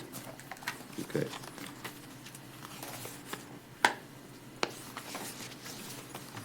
If you follow the- Okay, yep. I'm on the right page. I just was confused with finance and treasurer, that's all. You want to give me that total again? The total for, just for salaries and benefits would be 561,060, 89 cents. I can go do the math on exactly what that does to the total.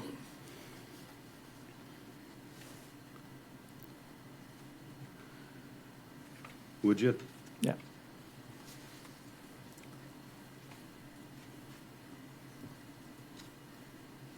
Do we need a motion to approve that we He's create going to the give us, fund? he's going to give us the amount that, for the bottom line. Okay. So we'll change that, change the last number. So my next question, we've split the treasurer and the auditor. Your sheet number 8 has actually been duplicated. You've got 2 sheets, one for auditor, one for treasurer. Yeah. Right. So last year, our adopted budget for 25 was 856 for the 2 combined. And right now, we are going to be quite a bit higher when you combine those 2. Or we're not creating any new jobs, correctly? Correct. Right. Correct. Part of that is the influx with so that budget goes low, high, Right, low, yeah, every other yeah. year because of an election. Election year, Yeah, correct. Yep. Yeah, so you want to look, So, actually, Auditor Sponskowski and I had, while Lee's doing the calculations, had a conversation about that today. Where going forward, we might look at just doing a flat line budget for that. And I did have a conversation with Lee about this too, and that's, would be something we could look at from a check balancing perspective. Picking a number every other year is, yeah, if we went to a flat level number, put it into a bucket, and now we're not pulling it out of the general fund and putting money back into general fund, just level that number from year to year so it's the same, and have a carryover in well, fund. every- but with a trigger on it, so an overage minus what a reserve fund, if there needs to be a special election, would dump back into the, Right. Yeah, into so the general it would fund. function more like a special fund. rather Right, than it would be a bucket. Yeah. So we're discussing what that's gonna look like going forward, because it's gonna make the accounting a lot easier. Makes and the sense. budgeting a Yeah, lot yeah, easier. Makes sense. Mark, did I lay that out correctly? Yes, that's Okay. correct. Thank you. You want to put these aside and come back to them? Yeah, let him finish his work there. So we're going to skip to, Should get me all out of order now. Well, page 8 and page 8, is that, Yep. That's why I said they were both Yeah. labeled 8, one for Yeah. auditor, one for treasurer. okay, like A and B maybe? Yep. Okay, page 9 is tax equalization. Nothing stood out for me on tax equalization. Commissioners? Anything? Okay, Mr. Chairman, Commissioner Wood. for the public to know, if we're going through these and tentatively approving them as we go through them, if anybody has any objection to a certain department and what we're looking at, now's the time. Right? Sure, sure. I don't know that they're sitting there with this giant stack of paper, but that's, you know. But they're welcome listening to us, so what they're Yeah. hearing, they can certainly come up. Right. Well, I think the biggest concern is when we get to the public health and things like that, Mhm. and city recreational and those sort of things. Next is state's attorney budget, victim witness budget.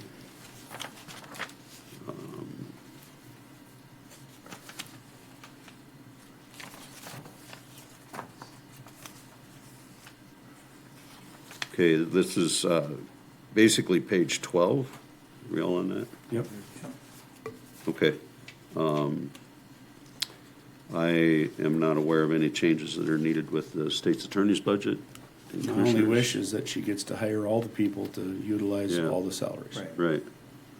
Well, you know, it's actually been a benefit to the Burleigh County bottom line that, you Yep. know, she hasn't, because she's returned money every year to the general fund reserves, so. But she's got a little burnout over there. Oh, yeah, I know. She's gotta be quit being such a slave driver so people will Right. come to work. Okay, I didn't have anything else on page Nope. 12. Okay, county recorder. About the only concern that I had with that was that there was an item that was brought to my attention for, Temporary services. pardon me? Temporary services. Second one down. Okay, The 8,000. right. Missy, are you here? She's here now.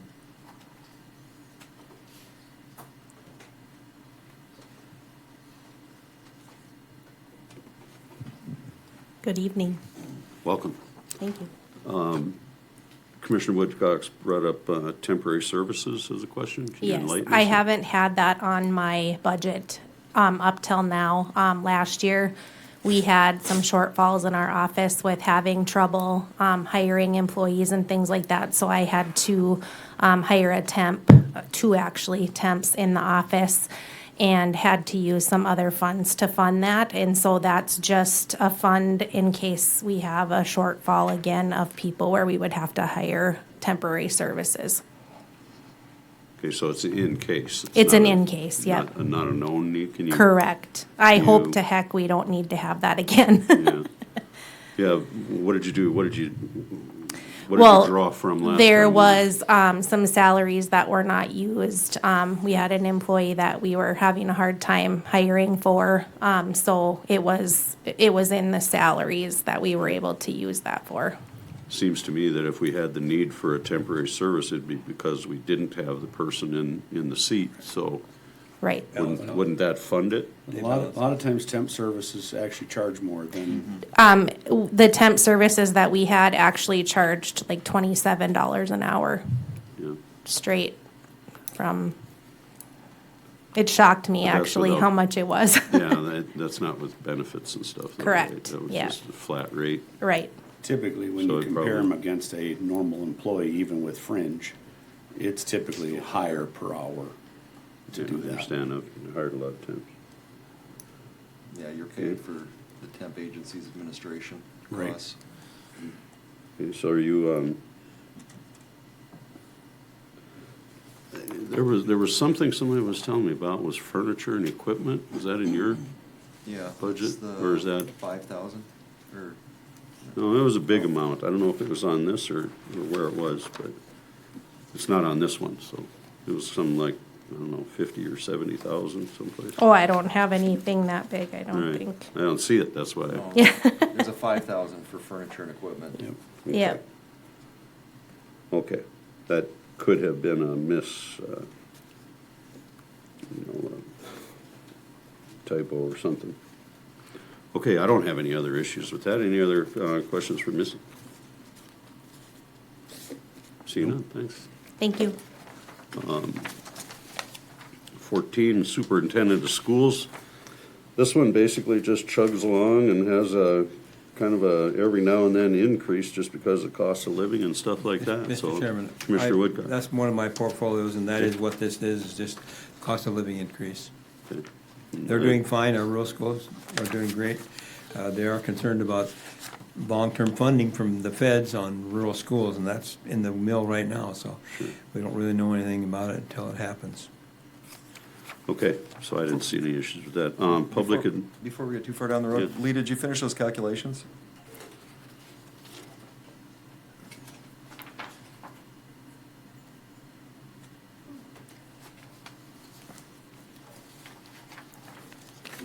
I did.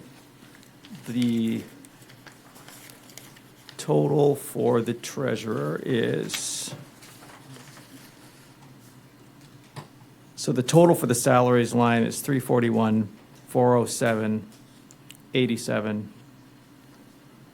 For fringe benefits, 219, 653, 02. And the total is 692, 523, 89 cents.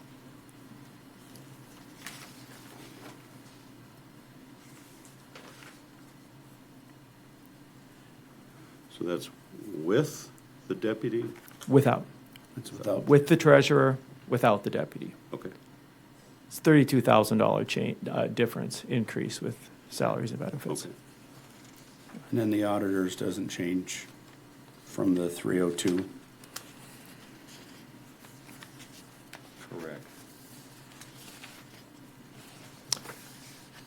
302, I think, no, that is correct. That is the auditor and the elections coordinator, although you may need to vote for the auditor's salary separately under Century Code. Say that again, Lee.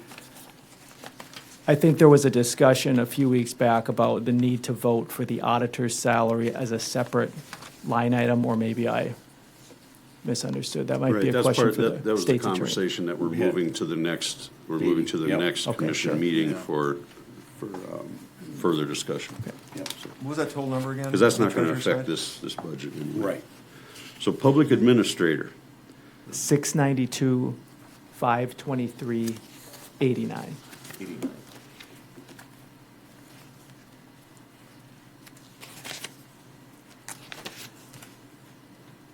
Would we want to make a motion to adjust that now, or? I think we should, so we don't Yeah. forget, you know.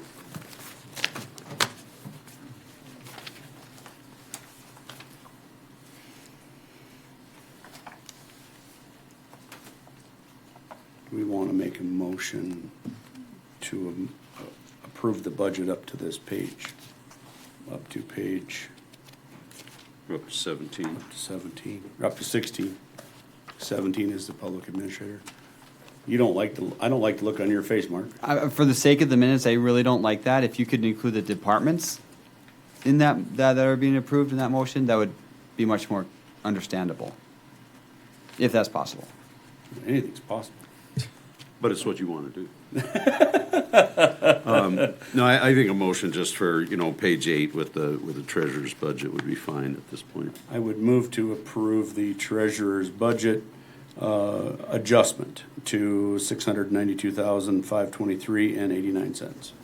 Second. Motion is second. Any further discussion? Call the roll. Commissioner Woodcock? Yes. Commissioner Munson? Yes. Commissioner Bakken? Yes. Commissioner Schwab? Yes? Chairman Bittner? Yes, motion carries. Is that nothing else? I don't think we changed anything else Nothing along up the to way. that so. point, right. Okay, page 17, public administrator. Now, it's been my understanding with this public administrator, now correct me if I'm wrong, but North Dakota Association of Counties worked with the legislature, and so this is actually handled through the North Dakota Association of Counties, and it's funded by the state. Mr. Chairman? Commissioner Woodcock. If I might, this $25,000 has been the same for a long time, and way back 10 or 15 years ago, they used to rent from us at the Provident Life Building. They were on the main floor. And they take care of all the people that are slipping through the cracks, and they do an excellent job, but we, back then, dedicated this 25,000 as a rent reduction at the Provident Life Building. And when they moved to the north, they're up north now, up by Anderson East, up in that area, we just carried that rent reduction over to there, because they do this virtually for free for us. Right, but their services are now funded by the state. That And could so be, they I'm not don't- sure if that is. Yeah. I don't have this, that's not one of my portfolios, so I don't know. Yeah, I don't either. Okay, my understanding is that I have an email someplace in there from North Dakota Association of Counties that said, yeah, we handle that. So there's no need for a funding source from Burleigh County for the public administrator. Could be. Let's see. Is anybody here to represent them at all? Who else was on that email chain? Mary, do you remember the email who that was from?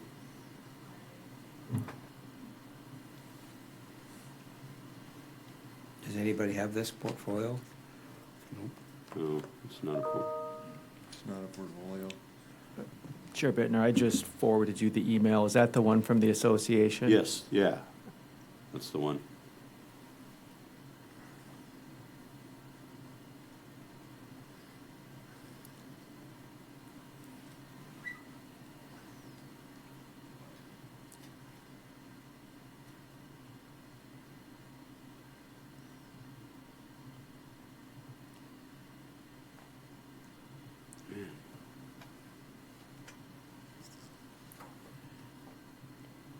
Okay. Should I read it? Okay. The answer is the Public Administrator Support Service Program, PASS, that North Dakota Association of County runs is a direct appropriation to the service providers and not the counties. Presumably, the county could have a staff member providing the service in which would make them eligible. Here's a brief history. Public administrators, essentially guardians for indigent people, were a county function. It is actually an elected official in county government until 1984 when it was moved to an appointed position. North Dakota Central Code 11-21 puts courts in charge of appointing that guardian for the county, which means counties have been on the hook to pay for the service. Over the years, counties, oops. What did I do? Sometimes when I touch the side of my screen here, things just disappear. So, okay, the county was on the hook to pay for the service. Over the years, counties divested themselves from having an employee provide that service and just would contract with private service providers. Ward County was the last to have an employee, and he retired about 8 years ago. About 15 years ago, we had North Dakota Association of Counties tried to move this program, at least the cost, to the state, and that was what started the legislature giving us money to pay so the counties would not have to. This session, the legislature finally went all in and has now created a new state agency to do this work. And Association of Counties will be wrapping up our role at some point. So the bottom line is counties don't get money from this program, nor does Association of Counties, but it relieved counties from paying. I was curious when watching last night, Burleigh County still has a line item for guardianships. I'm not sure what that is for. Are you paying out some of the guardian providers? Is that money going to gaps? As far as the public administrator guardianships, Burleigh County should not have to be paying for that service. So he says maybe they're doing something else for the county, but I sure would be interested in finding that out. Aaron Burst. So, right. So it's something that we've just been budgeting for that essentially went away. But we've been paying somebody what we've budgeted the last several years. Apparently. We've been paying Hey, that I guess they don't mind 25,000. sending them a check. That 25,000 was a rent reduction at the Provident, but we continued to pay it even though they moved out, and I don't know why that is, but Okay, well, there's no need for us to do it. I don't think so. I can't find any reason to continue that. And so I would entertain a motion to change that to 0. So move. Second. Motion and a second to change public administrator to 0. Any further discussion? Call roll. Commissioner Schwab, Yes. Commissioner Woodcox. Yes. Commissioner Munson, Yes. Commissioner Bakken, Yes. Chairman Bittner. Yes, motion carries. Next is courthouse building and grounds. Now, this is one of my portfolios, and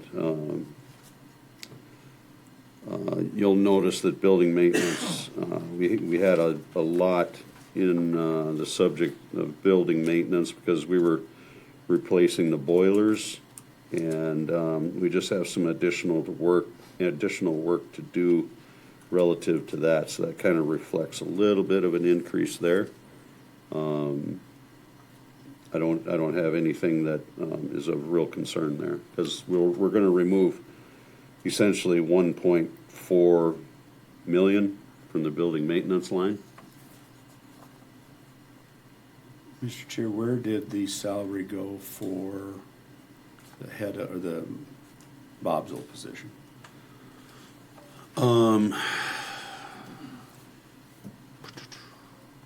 I don't have that answer. Head maintenance person. I don't have that answer. We got 77,000 in here. Right, that's what That you told me. Pam might Head- be able the to. head- the head Pam, can maintenance- you answer that question for us? The head maintenance person was a combination of 2 or 3 different Yeah, we'll budgets. We'll ask. Chairman Bittner, Commissioners, our buildings and grounds employees come out of 3 different budgets. There are 3 of them that are in the detention budget. There is 1 that is in the courthouse budget, that's actually Mike. And there is 1 building maintenance tech, and then the facilities director comes out of the Provident budget. Okay, profit. All right, so when we So get there. the all right. courthouse is actually Mike's Okay. salary. All right. Okay. That's good. Thank Thank you. you, Pam. Appreciate it. Mr. Chairman? Yes, Commissioner On Woodcock. on the line item, building maintenance, the new budget figure is 340,000, but that's still considerably higher than the 2024. It's 100,000 more. Is there any, have we got more things that we got to do with the Provident? Well, this is courthouse now. This is courthouse. I'm sorry, Provident, it's courthouse. Yeah, you've probably heard reference to some concrete concerns. There may be there will be some additional work coming up on the exterior. And we just wanted to have money in there to be prepared for that. Mr. Chair, I don't know where we ended up with the conversation of a general maintenance budget, taking, say, this line item out of here and putting it into capital improvement project. Right. I really would encourage the commission over the next year to have that conversation prior to next year's budget. Right. So that we can continue to have that, we have 340 for your facility here, but maybe there's some unused in other places that can go back and forth. Sure, I think that would be appropriate. Yep. Because, here, this is kind of a speculative number. Well, right. Yep. Just because we don't know. We know that we're right in the middle of a project replacing the boilers, but we don't know what sort of change orders they might run into, what sort of anything else. So we're just kind of insurance. When we get to Kimball, we're gonna have that conversation as well, Yeah. The report we heard earlier was 2.4 to 3.1 million. Well, I can't budget for that in 1 year. That would be, so what I did put in that budget was a portion for the next 3 years or 4 years, depending on what that cost was. But it would be nice to put that in a maintenance or a capital improvement fund so that it could be used countywide. Yeah, I think we got to further develop that. Yeah. Makes sense, but. Anyway, I have no issues with the courthouse. Anybody else? Okay, move on. Election expense.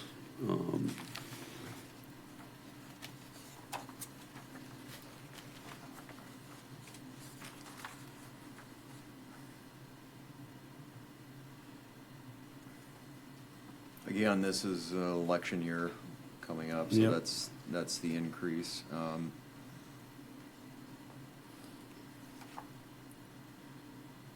Discussion we had was we probably could see some additional cost savings by going the other route with just level budgeting for this. So, Mark, do you want to expound on this a little bit? Mr. Chairman, as he's Commissioner walking up, Wilcox. when are we gonna be able to eliminate computer services? Every budget's got something in there for IT or whatever. When are we gonna be able to get rid of that? When Providence Online. Pardon me, when the Providence done? Is Yeah, online. That's, Can I quote you on that? yeah. Yeah. Good. I get, every department's got 20, 30,000 on it. Yeah. It all adds up. I'm sorry, I interrupted. Auditor Sponskowski, thoughts on this budget? Yes, so Thomas and myself were looking through the budget, trying to see what we could do to help you guys. And one thing that's always been kind of stuck out to me ever since I became auditor is how fluctuating this budget is for the elections. And what I always wanted to do is make it consistent year over year, so just for the benefit of being able to budget for it a little bit better. So we looked at it, and based on the actuals of the last several elections, what we think that we could probably make work is, instead of budgeting $545,500 for 2026, we could probably make $395,000 work for 2026. And so that would be returning reducing our budget by $150,000. And then moving forward, we'd probably be budgeting, now this number is subject to change, but probably budgeting closer to somewhere around $250,000 a year consistently. And that would be the then bucket plan. That would be more of the bucket system.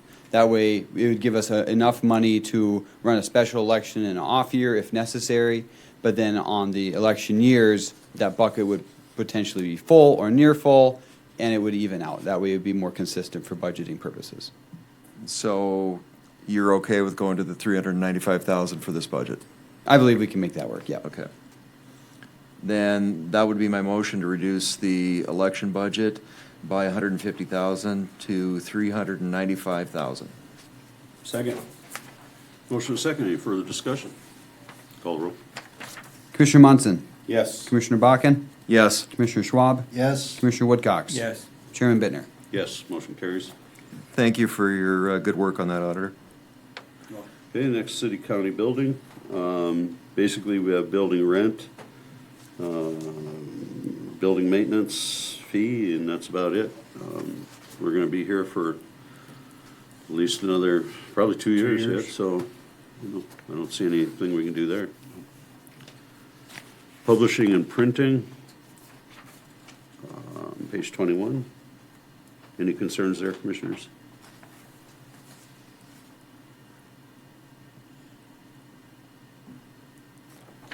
Mr. Chairman, Commissioner Whitcutt. do we have to have this separate? I mean, doesn't every department have budgeting and printing in their own budgets?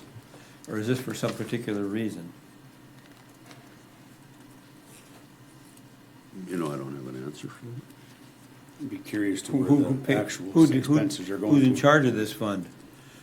I think that'd be an auditor question. So basically, that's up for question right now, whether I'm in charge of this fund or the interim treasurer is in charge of this fund. Originally, I'm the one who oversaw this. Prior to myself, the finance director position would oversee what the budget would be for this particular item. So as of right now, it's kind of up in the air who's exactly watching it. But can you give me an idea of what the expenditures are from it? So Lee might be able to help with this. My understanding, it would have been more of the big purchases that would be under this one, but what does Lee have to say on it? There's a number of, part of it has to do with the structure of the ledger. Some of these that are just general administrative expenses just hang out on their own department, and it looks like they're in their own department because they kind of are. If we had our ledger structured differently, you might have general fund administrative, publishing and printing, general fund administrative, telephone, that type of thing. But because the ledger has only 3 columns, it's just what we got. Now, some of these items are mandated by the Century Code. So you, the commission, are required to supply certain things like telephones to people. So that's why you see a general fund telephone department is for that reason. I don't know if there's specifically a century code citation on publishing and printing, but basically it's just a general and administrative expense that's in its own department due to the structure of the ledger, if that makes sense. Excellent. I mean, it's such a small amount, why keep an individual? I see if you got 3 columns in your ledger and you don't have a fourth to put this in, I can see that, but I think we could eliminate this and move it to wherever who's using it, what department's using it. And we're spending. In the regular budget. We're even spending more than we're budgeting most years. I'd be curious to see what that expenditures are. For example, we just printed budget hearing notices, and I believe we'll expense them out of this line item. So it's, a lot of the structure of the ledger is from the century code. That's just how, I don't know if it predated the previous finance director and the previous auditor, but when you go through the century code and you go through the ledger, there's a lot of the stuff is in there because it's required by law. Mr. Chair, if I could, Commissioner Munson. not enough information to make a decision on this, but if Lee could give me or give us an idea what bills went to this line item in the past year so that we could at least have an understanding of what expenses are being drawn from it. Mr. Chairman? Commissioner Whitfield. The next one we've got is supplies, I was department gonna say, supplies. I was And the gonna next say one we same got is question. telephone and postage as a separate department or separate budget. I mean, I'm just trying to streamline our budget. Maybe this is not the time to do it with all the irons in the fire we've got going with the budget. Well, I believe that the telephone, for one thing, is gonna get more self-corrected when we get into the Provident building as well.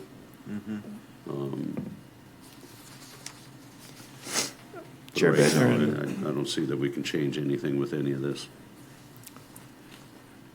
Chair Bittner and Commissioners, the Ridley. publishing line item contains a number of notices to the Tribune, a lot of notices to the Tribune.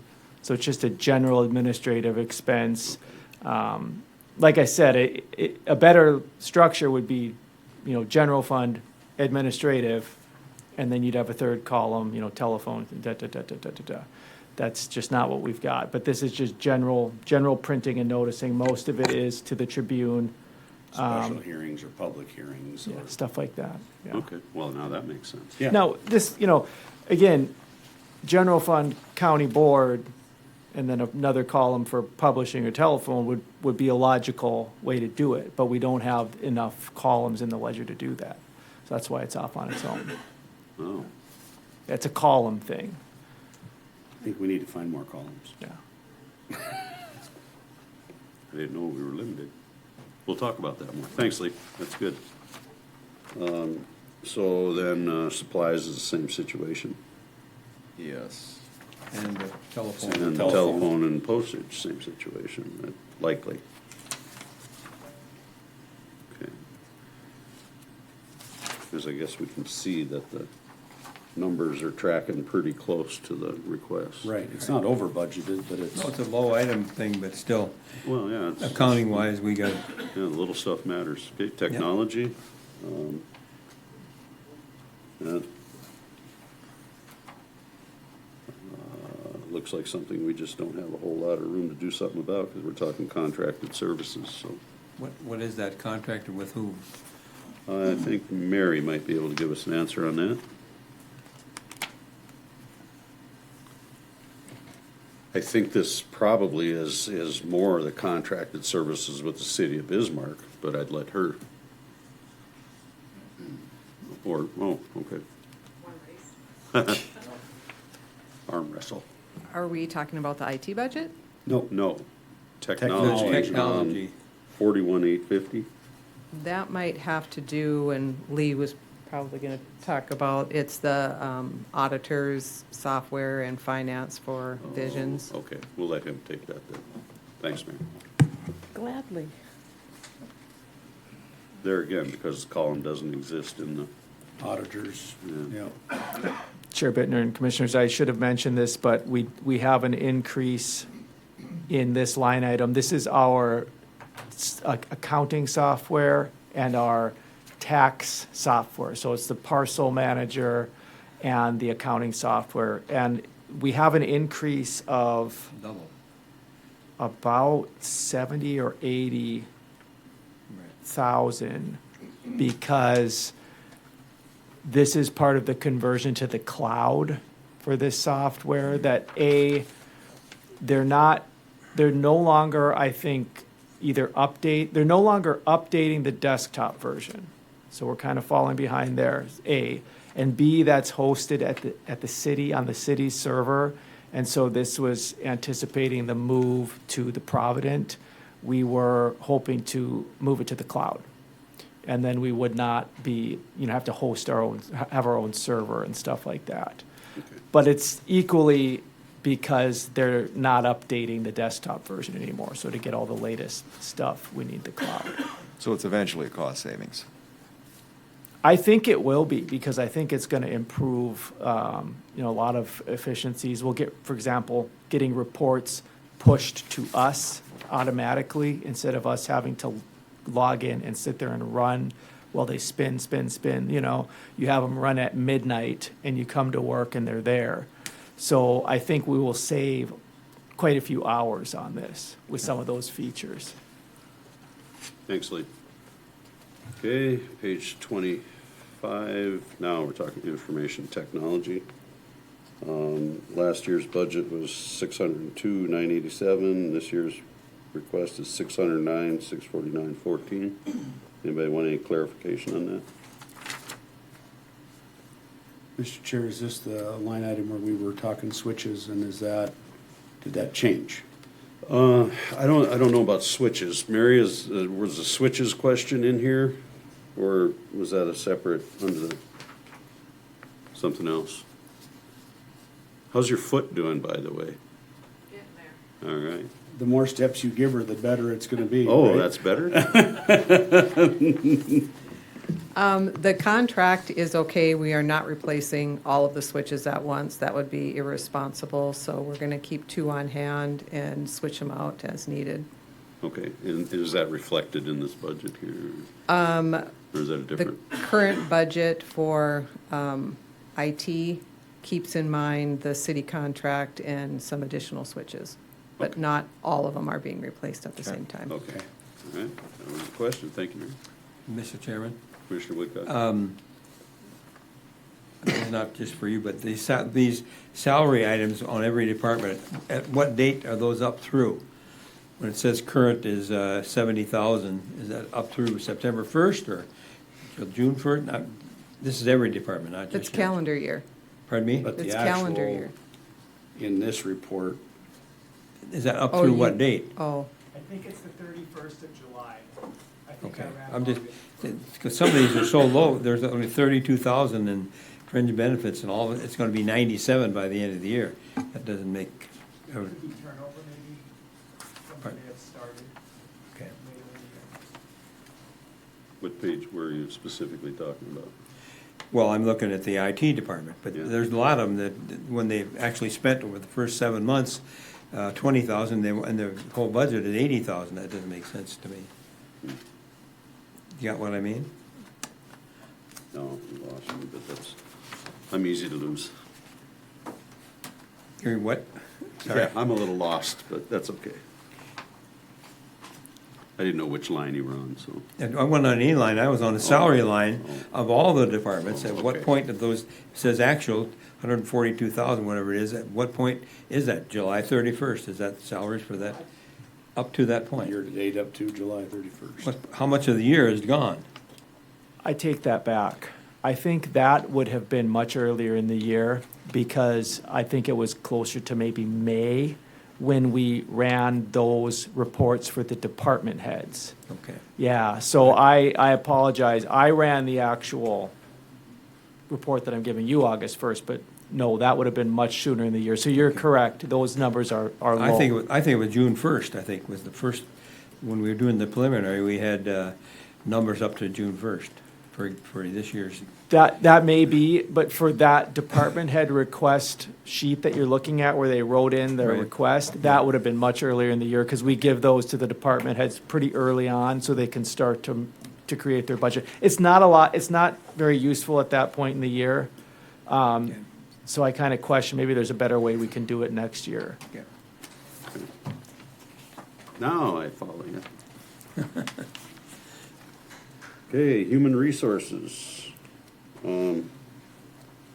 Looks to me like just a slight. How about risk management? Oh. Oh, I had it in my hand, huh? Yeah, okay. Risk management. This I know is workman's comp, unemployment compensation, and just general risk management activities. And that's just an increase in rates. Yeah, and the reason that you see zeros all before that is because basically we're separating this out of the HR budget. Right. Right, so, Yep. you know, this is to kind of make it cleaner, but this represents more accurately what those numbers are. So, and I don't have any issue with that. Nope. Chair Bittner, may I? Sure. Workers' comp, I think, was an item that we could probably reduce a little bit. We had a budget between the three areas. There's a general fund, a jail, and a highway. And we had a budget of $400,000 between the three of those. I got an estimate from the Association of Counties at $245, but I'm told that's too low because our experience rating is such that that normal estimate that they give with like the average experience rating does not apply to us. When your experience rating is low or high, you pay more. And whatever way it is, we're paying more. So Here comes Pam.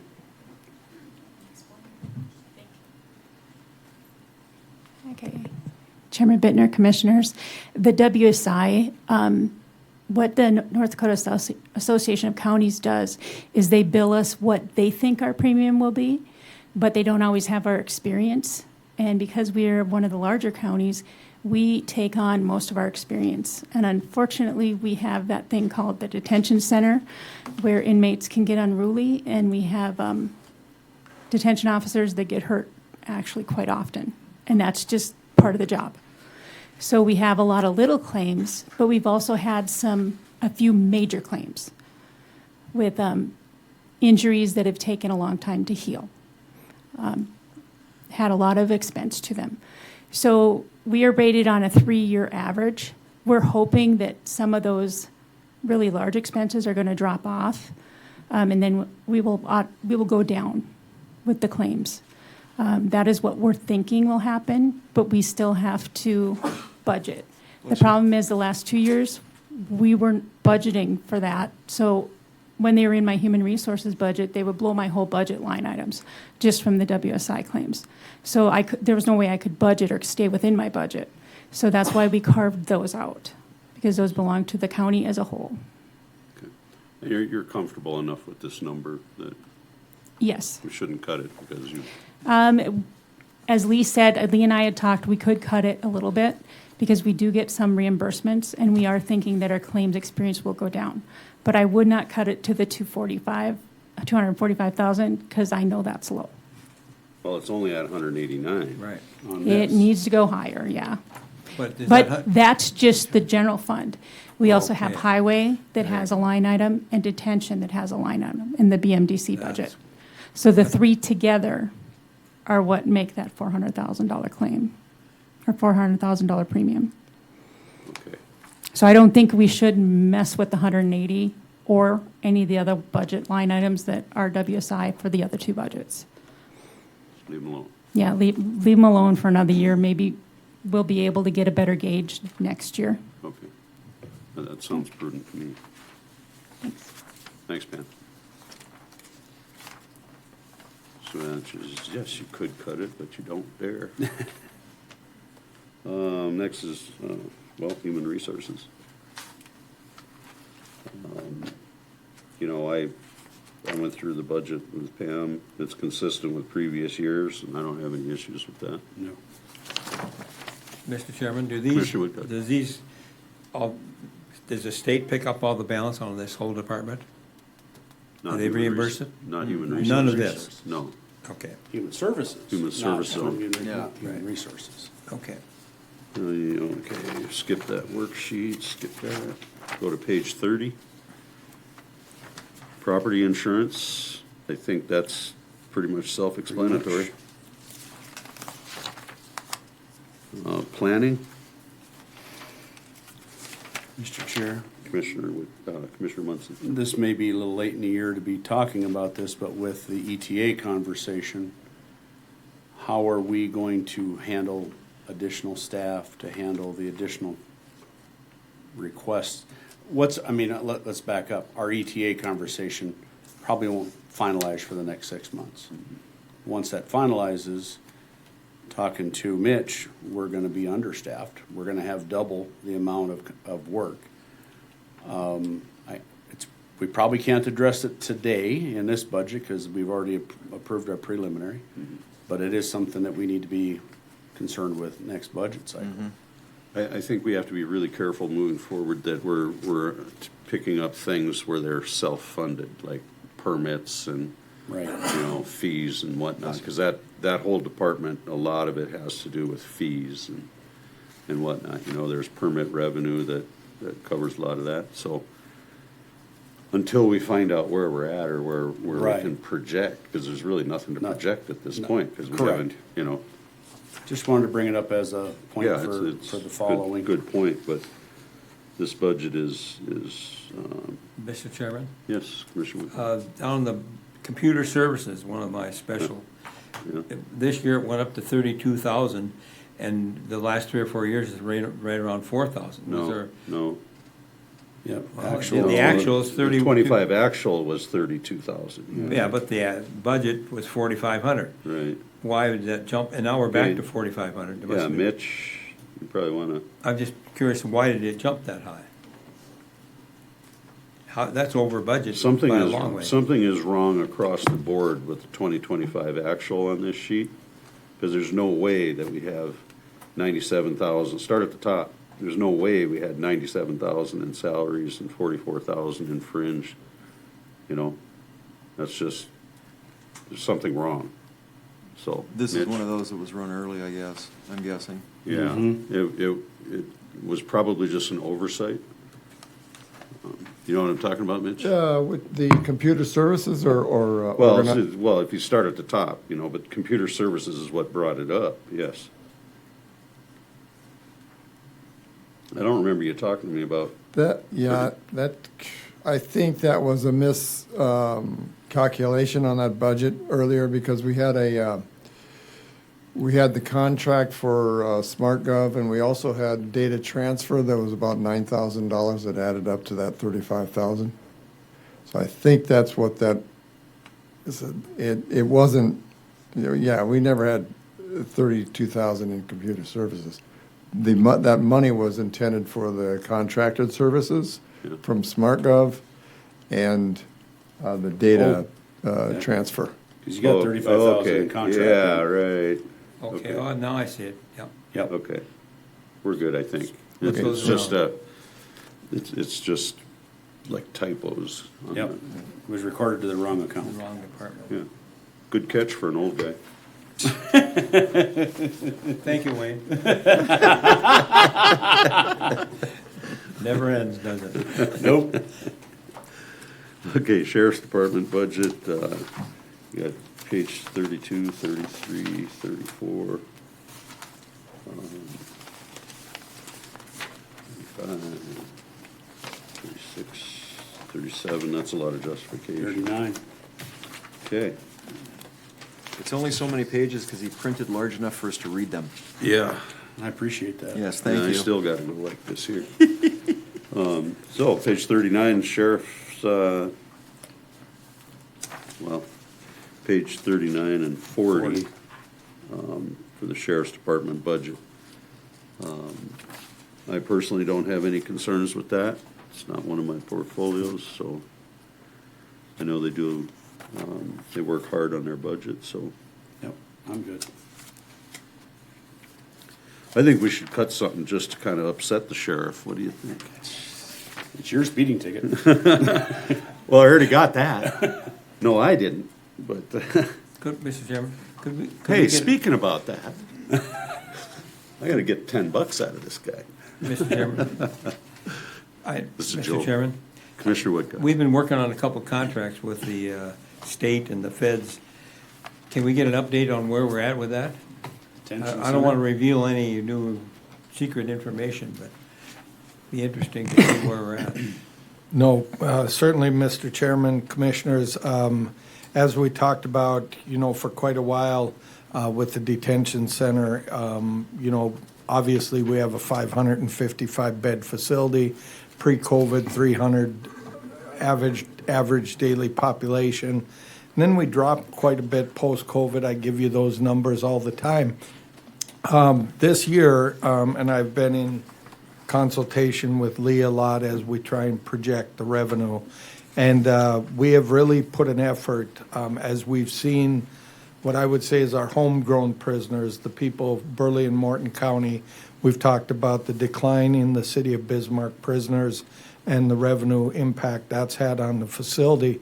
So basically, we've gone to work with the contract prisoners. The first ones we looked to was, the state, the federal marshals, and also Cass County. As you've probably seen in the news, Cass County had a bed shortage, and so we worked with them. Typically, what we do is there's some reciprocity with counties.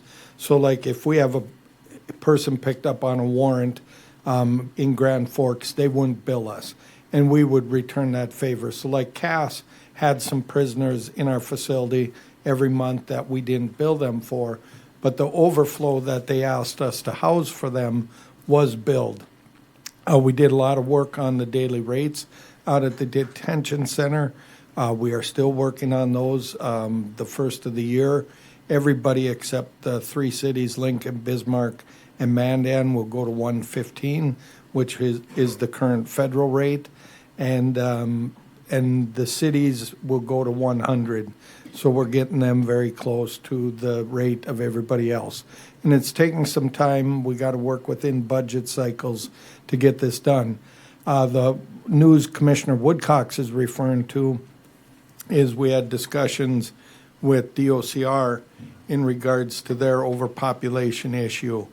And basically, as I've said many times, and the former commission that had the insight or the view, I should say the vision on the jail, Sheriff Heinert, we built at a time, and it's kind of funny that my first year in office, I'm being questioned if we overbuilt the jail. And now we are able to bring in contracts, which are very lucrative for Burleigh County. I would say, you never run a jail like a business, and you never want to build just to try and maximize contracts, because in the end, I don't think that's good through the ebbs and the flows. But we built a facility back in 2017 with a vision of what we would need in the future, and then times change. Criminal justice reform, the courts look at different sentencing and holding practices.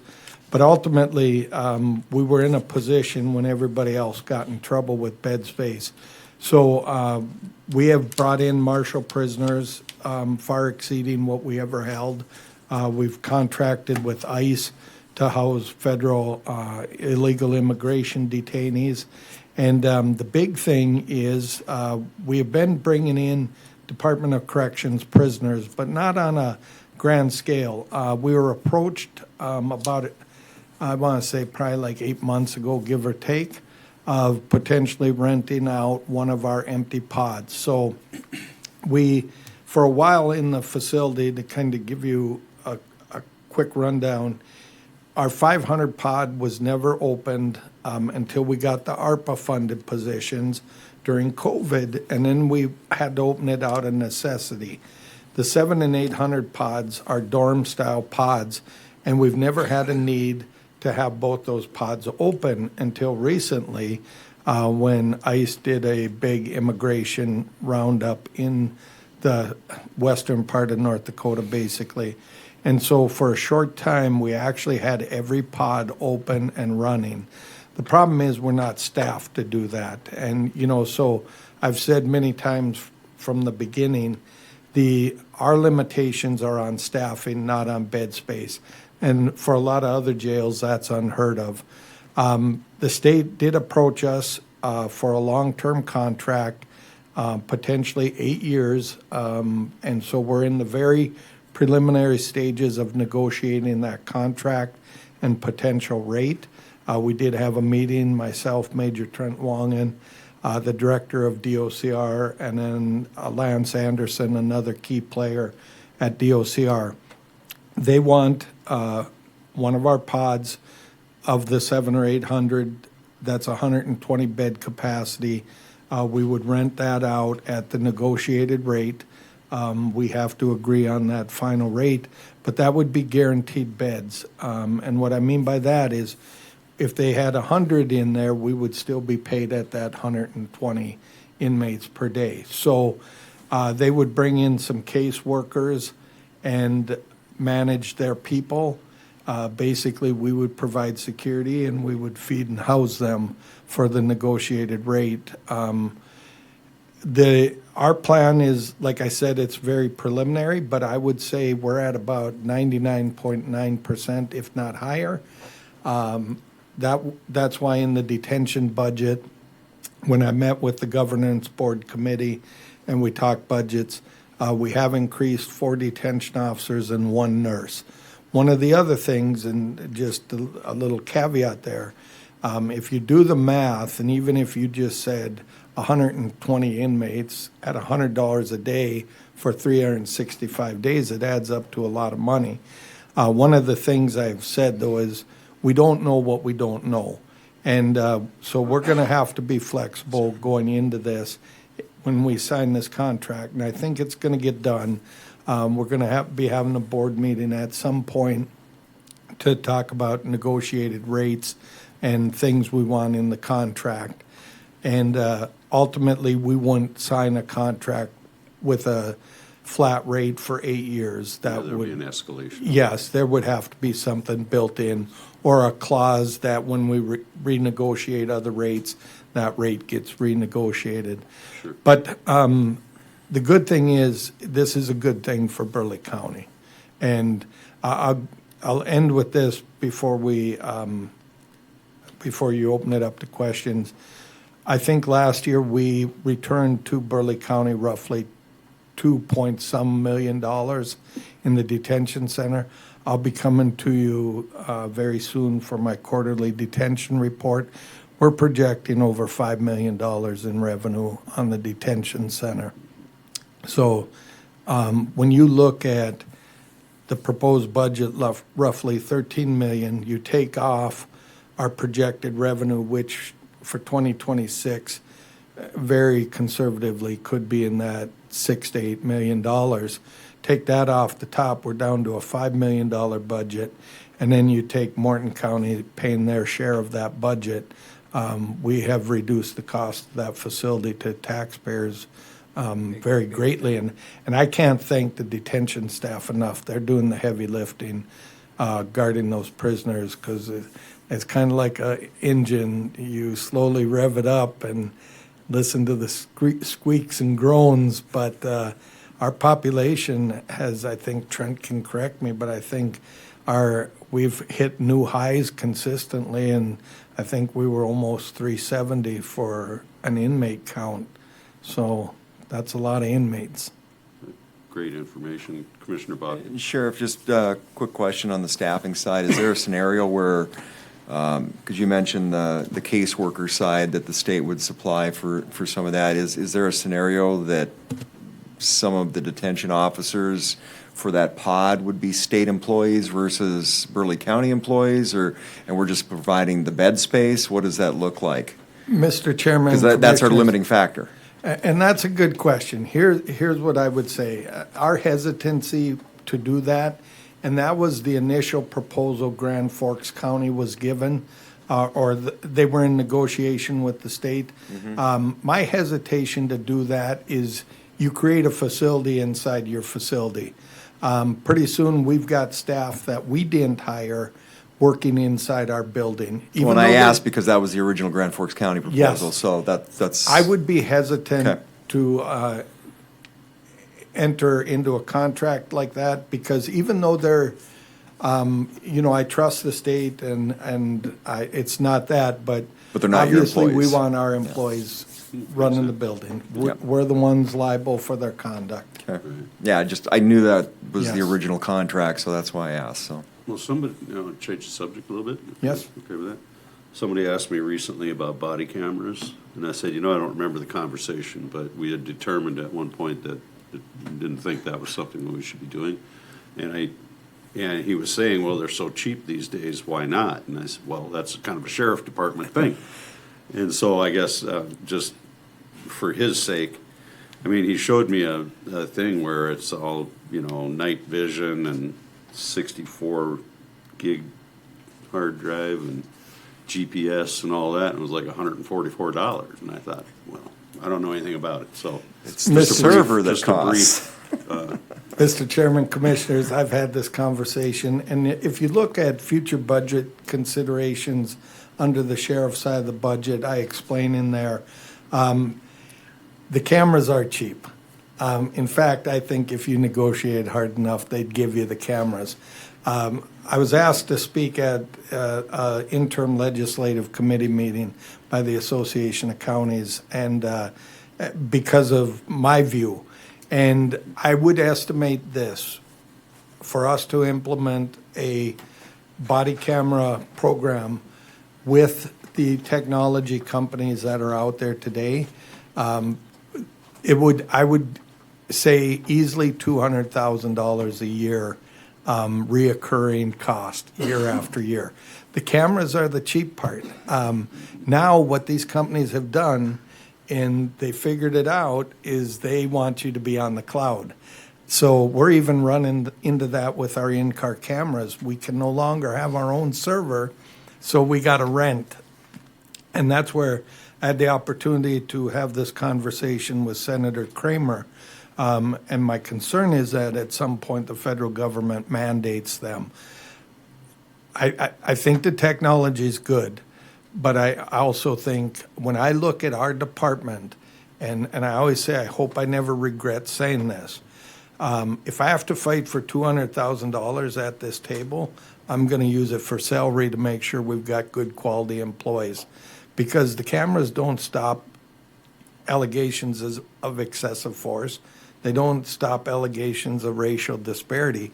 Good supervisors stop that. Good employees don't commit that. And so I think there's a tool, but these companies will keep coming with tools as long as you're willing to buy them. Pony up, huh? So, Okay, no, that's. so I say it like this to Commissioner Woodcox. If this board wants them, they got to fund them. If the public demands that we have them, they got to come to this board and tell that you guys, or tell me they want them. And knock on wood, our complaints are very minimal. And, our uses of force are very thoroughly researched. And so I think they have a place, but I also think they're a cost to the taxpayer. Okay, well, I appreciate your position on that. Thank you. Thank you. I hope he sees that on TV. What's that?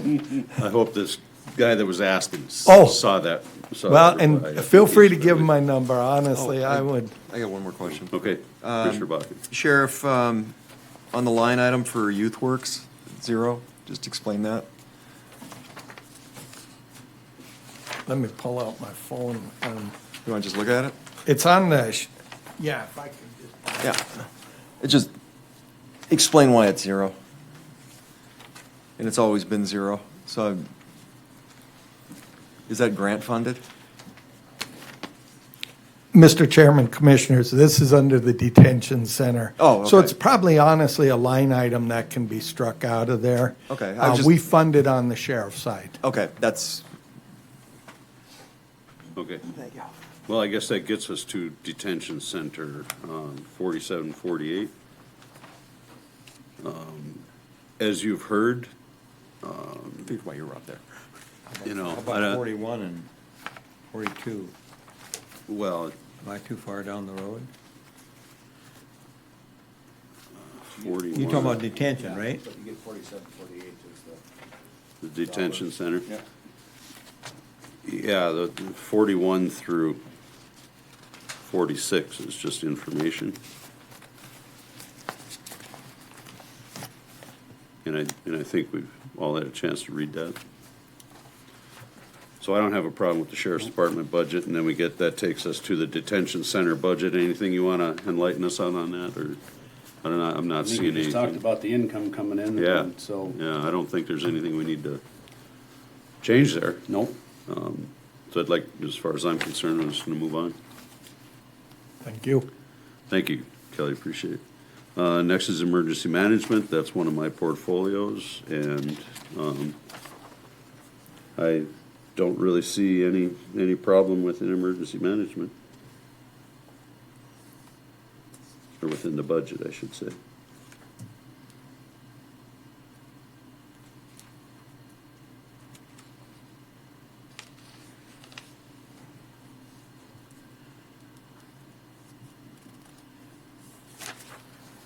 Anything?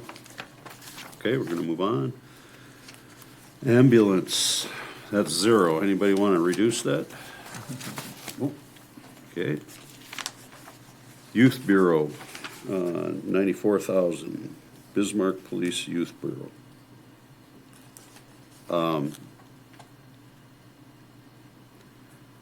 I take it we have some sort of responsibility, even though it's under Bismarck Police Youth Bureau?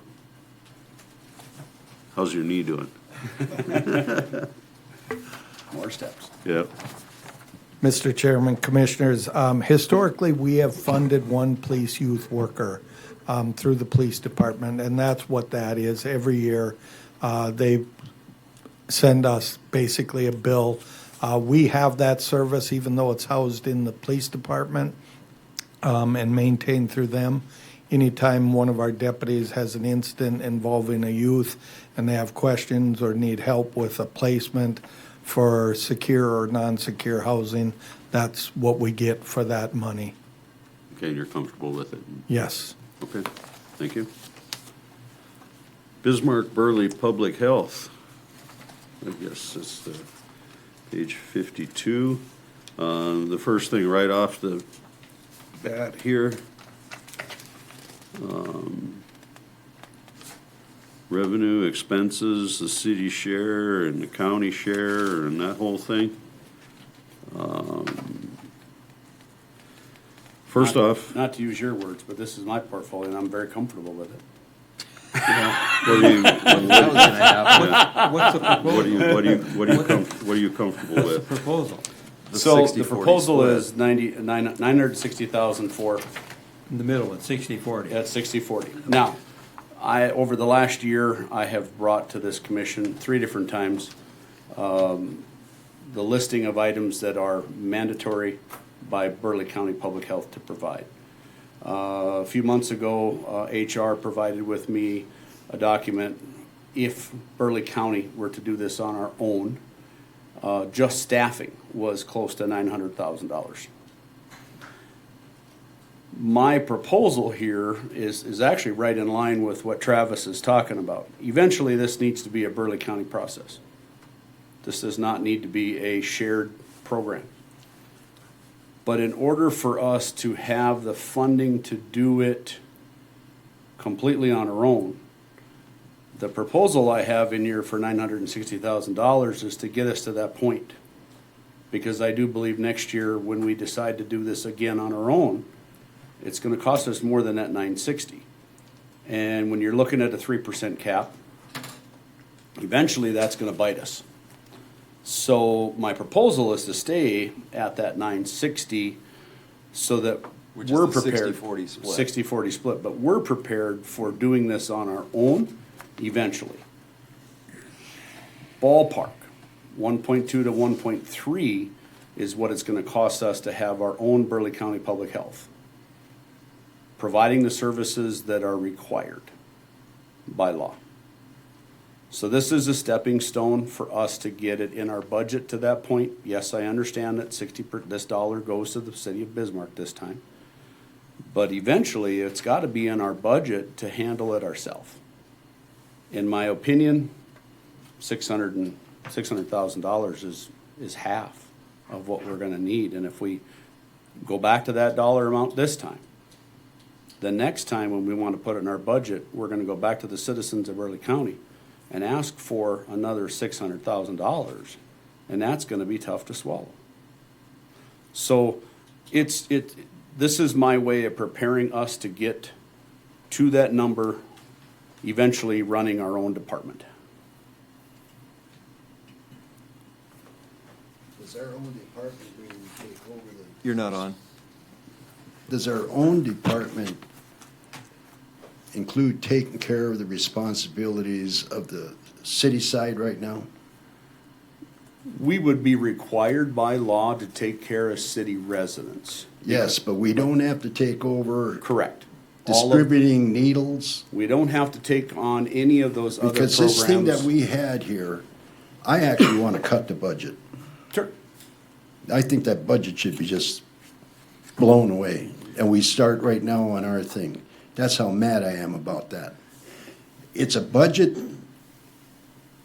that follows the way things were done in San Francisco, and I am not gonna waste money giving out clean syringes to people that don't give a damn and haven't made up their mind that they're gonna get off drugs. And when you look at this whole thing, there's housing in it, transportation, pay legal fees, add staff, add this, add that. No way. We can't afford that, and the city can't afford that. This is a Christmas tree of confusion, and it's not gonna work. If you can't get the people to say, we're gonna get off drugs, why would you wanna aid and abet them and give them clean needles, and pretty soon you're gonna give them drugs, maybe cigarettes, whatever? No way. Commissioner Buck? Renee, you're actually here. Renee Mock from Public Health. Public Health actually doesn't have a needle exchange program, if I recall. You're correct. Okay. You're correct, Commissioner Bakken. We do not have a needle exchange program at Bismarck Burleigh Public Health, so we're not What? giving. We do not have a needle exchange program at Bismarck Burleigh Public Health. We don't give referring out to is your needles. proposal for your triage center that That has included that nothing to language. do with I went that. through the stuff Yeah. that you gave us the last meeting, and you said, this is what we can use the money for, and I believe you will. The plans I haven't can't- been I don't developed trust yet. you. I don't trust you. What would give you the reason not to trust? Everything that I'm bringing forward is commission approved, and it's valid information. And for you to make accusations that I'm not being honest, I'm not I think making it's inappropriate. accusations. I said, I can't trust you. Why can't you trust me? That's an Because accusation that I'm not trustworthy. You asked us for $50,000, you went over to the city, and what did you do? You said, well, give me 100, and when I get the money from the county, that isn't the way That is government not, that is works. not what happened. It isn't? It is not what happened. Then you're I in had line? I had two proposals for $50,000 apiece. I went to the Burleigh County Budget Committee meeting, who you have two commissioners here. One is my portfolio holder and one is Commissioner Woodcock's. And I had just found out that the North Dakota Opioid Settlement Grant did not fund our proposal.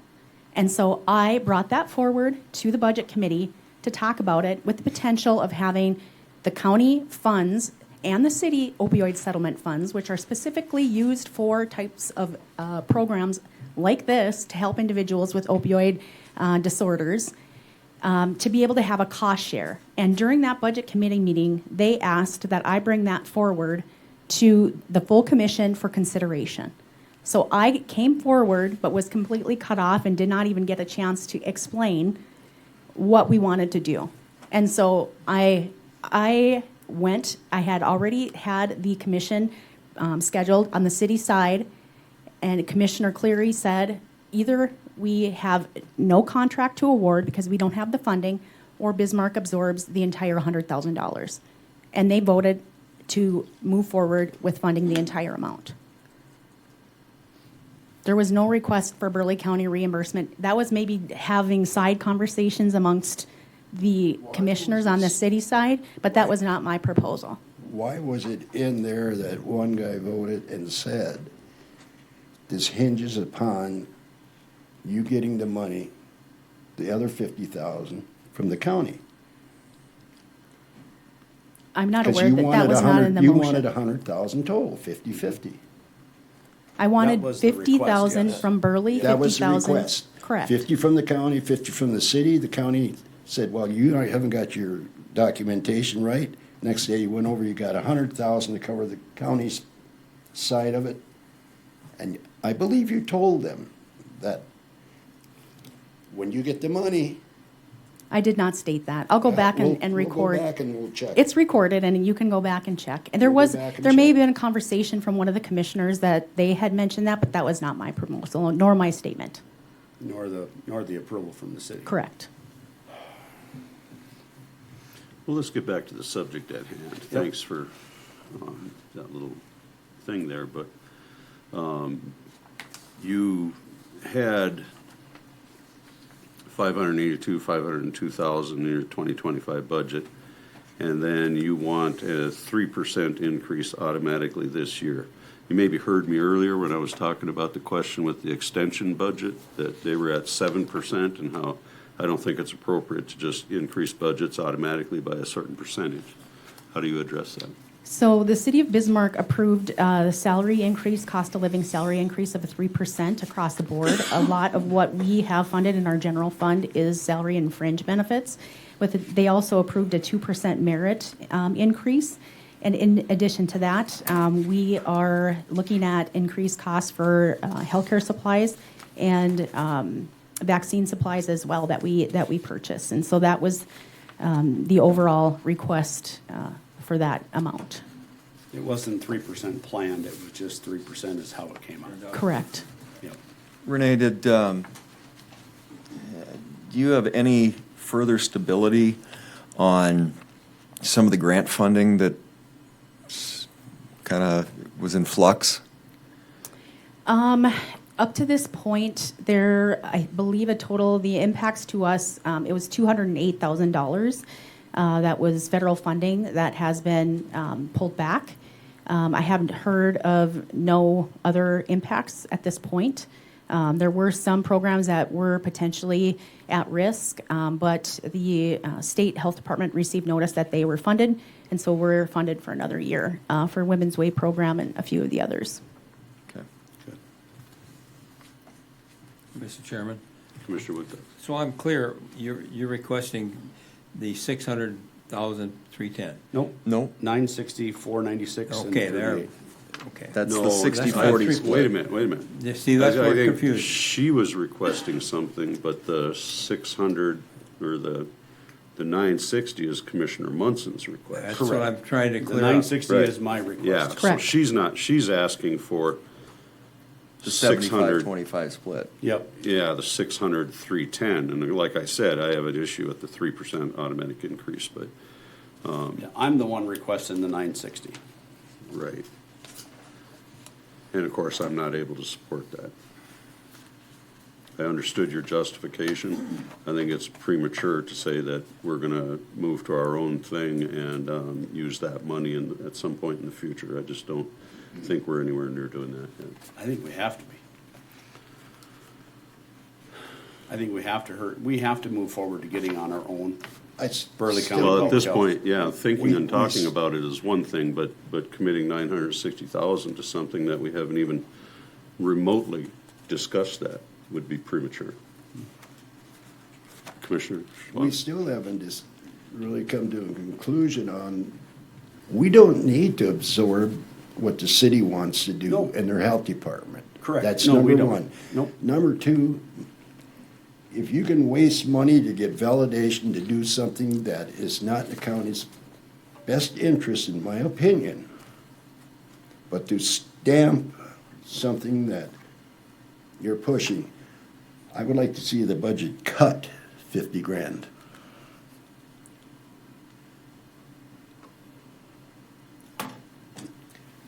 Well, just coming back to the discussion, we're not in a position to stand up something else on our own right now. And I am supportive of the 75-25 split because it does provide services to county residents, of which residents of Bismarck are. The 60-40, that's up for debate, but I would be supportive of the 75-25 for sure. 'Cause we're not in a position to incur. If we're gonna jump, we're gonna have to jump. Right. And we're not in a position to set that up or know what that looks like at this point in time, so. But when we jump, we're going to the It's- citizens for a big it's- dollar. It's gonna be a jump. Yep. Mr. Chairman? Commissioner Whitcutt. I have to be convinced of why we'd want to do that, because I'm against having no more employees than we have to. We would be creating a new department with 3 or 4 or 5 employees and an office and all the other things that go along with it. And if there's a need, I can see where we might want to do it, but I don't see the need there. Are our county residents now getting enough care out of this $600,000? Are we getting value out of that $600,000? If we aren't, and if there's something wrong, but I don't think there is something wrong. I think if you look at what our potential, what it would cost us, this is a bargain compared to what we might have to spend if we were to go immediately to our own health department. Yeah, and I see the value in what we're providing with the 25%. Commissioner Munson, so when you're talking the cost share and increasing that, there's 2 roads to go down. One, standing up our own department, or 2, taking over what currently exists with public health and then retooling it. Right. And that's where you would like to go eventually. Honestly, I would prefer to start our own, because I think there's a lot of services that our current public health department provide that they're allowed to charge insurances for. There are a lot of grant programs that Renee's staff are getting and being able to provide services to our residents that I think are very useful. What I honestly hate is this bickering between the city and the county. And quite honestly, it's driving me nuts. And I'd rather stand on our own. Well, that would not be accomplished by doing a 60-40 split. You know, you would have some Still have funding, the but same you're turning that money over to the city, and that's disappearing. As I said, And for so the that's first, not an answer until one little we bit. actually get a city manager hired and move forward with being able to do our own department, you're right, that 960 goes to the city. But when we decide to jump and we want to go back to the citizens for another $600,000, $700,000, $800,000 to do this, that's a tougher conversation for me to have with the residents than putting a little bit more in the budget today and a little bit more in the budget next year. I'm just not buying that. Have you had any conversations with the city at all about reducing the taxes on the city residents that would reflect an additional investment on our behalf? Because I think they just did their budget. Yep. And they have had that conversation, we've had that conversation together, that whatever we put into the pot, they will reduce their amount by that amount. So if we increase our budget by $360,000, they will reduce their liability to the citizens of Bismarck by that amount of money. Well, I'm not supporting any increase. Aren't you in effect then taking them over by doing stuff like that? I have the problem with aiding and abetting drug use, and that's what I see in this thing. Why would we want to do that? It isn't that I don't think you need a health department, but they are going into the housing business, the low-income housing. If you read this thing that we had 2 months ago, I don't think they're qualified to put up low-income housing and That's the low barrier shelter. That's a different discussion. That isn't the way it was worded. That's a different group, I think.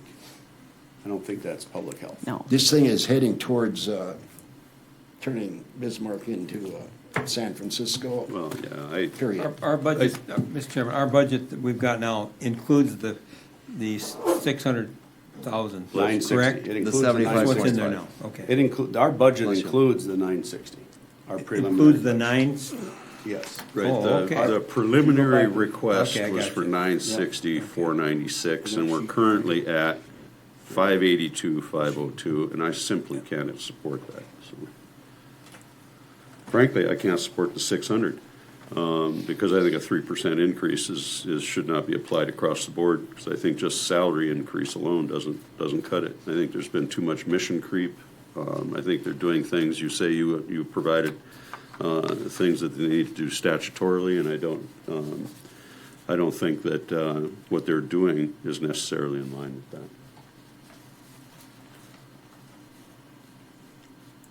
We have a resident that would like to visit. I'll keep it short. All right, I've already kind of opened with it. I'm just for the gonna, record. Travis Jensen, Okay, thanks. ETA resident. Yeah, I know that. I'm just gonna reiterate, I think that if you guys are contributing, there has to be some open communication, and there has not been that. Commissioner Munson, you may disagree with this statement, but there has not been open communication. Otherwise, Commissioner Schwab and others that have questions would be well aware of what is going on. So I am gonna stand up here and I'm gonna say if the county's gonna pay for it, we should have a seat at the table, a better seat at the table. There has to be, you can't run, I mean, you guys are basically acting like divorced parents right now, where when one parent says no, she runs to the other parent. And that's where the foot needs to come down, is we need to start saying no. You're not gonna get told no at this board and then run to the other board. And just for public record, I inquired on who does her reviews. Who is setting the salaries for public health? Do you gentlemen have a say in that? Or how are we deciding, basically, I mean, salaries dictate performance. Who is dictating if the performance of public health is sufficient or not? So that's why I would stand up here and I would say the idea of having a public health board, just like we have a planning and zoning board and numerous other advisory boards, composed of both citizens and, people that have experience in those fields, would be beneficial, because right now we don't have a bridge between both boards, and you're allowing her to bounce back and forth and go to whoever is going to give her her way. And as all of you know as parents, that doesn't work. Well, thanks, Travis. I don't think that this is really a conversation that is about her. This is a conversation about budgets, but Mr. Chairman. Commissioner Woodcock. On page 52, at the top, it says, total request from Burleigh County for public health, $600,310. But you're saying this, our budget that we presented here, the numbers we got tonight, has the 960,000 in. Correct. Not the 600,000. That's Commissioner Munson's request. That 960 was requested at the preliminary hearing, and that's why it's on this sheet. Okay. Renee? But these numbers we got now are with the 960 in it. Yes. Right. Yep. And if we want, Mr. Chairman. Chairman, I would move that we change the 960 back to $600,310, which is a 75-25 split. Chairman? Do you have something else to add, Renee? I just wanted I to. made a No, motion. There's Is a it- motion on the table. Oh. Sorry. If there's a second, then we can move on. Is there a second to that? Second for discussion. Okay. I'd like to Okay, hear from you want to Renee. add something? I was just going to add Mr. Jensen's comments about a board. We had brought forward that at one time to bring forth representation of a combined Board of Health, because right now the boards of health are the city commission and the county commission, it does make things challenging for me, because if you say no and the city says yes, that can be cumbersome. We had looked into that, and that was turned down by this commission to do that. So just wanted to mention that. Thank you. Okay, we have Which I think would be a good discussion going forward, to see what we can do to stand that up. stand that up so we can knock it down when we go on our own. Maybe we'll talk about I that don't know. in the future. I don't know, but Right now, the motion on the table is for the 600,310, and for the record, I don't. 24 I don't- cents. What's that? And 24 cents. 24 cents. No, 24 cents on this one. No.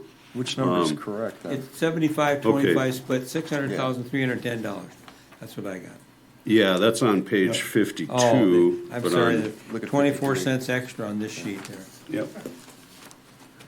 Okay, well, 24 cents matters. Which one do you want to use? Sheet 54 or? My motion was $600,310. Okay. So we have a motion and a second. Any further discussion?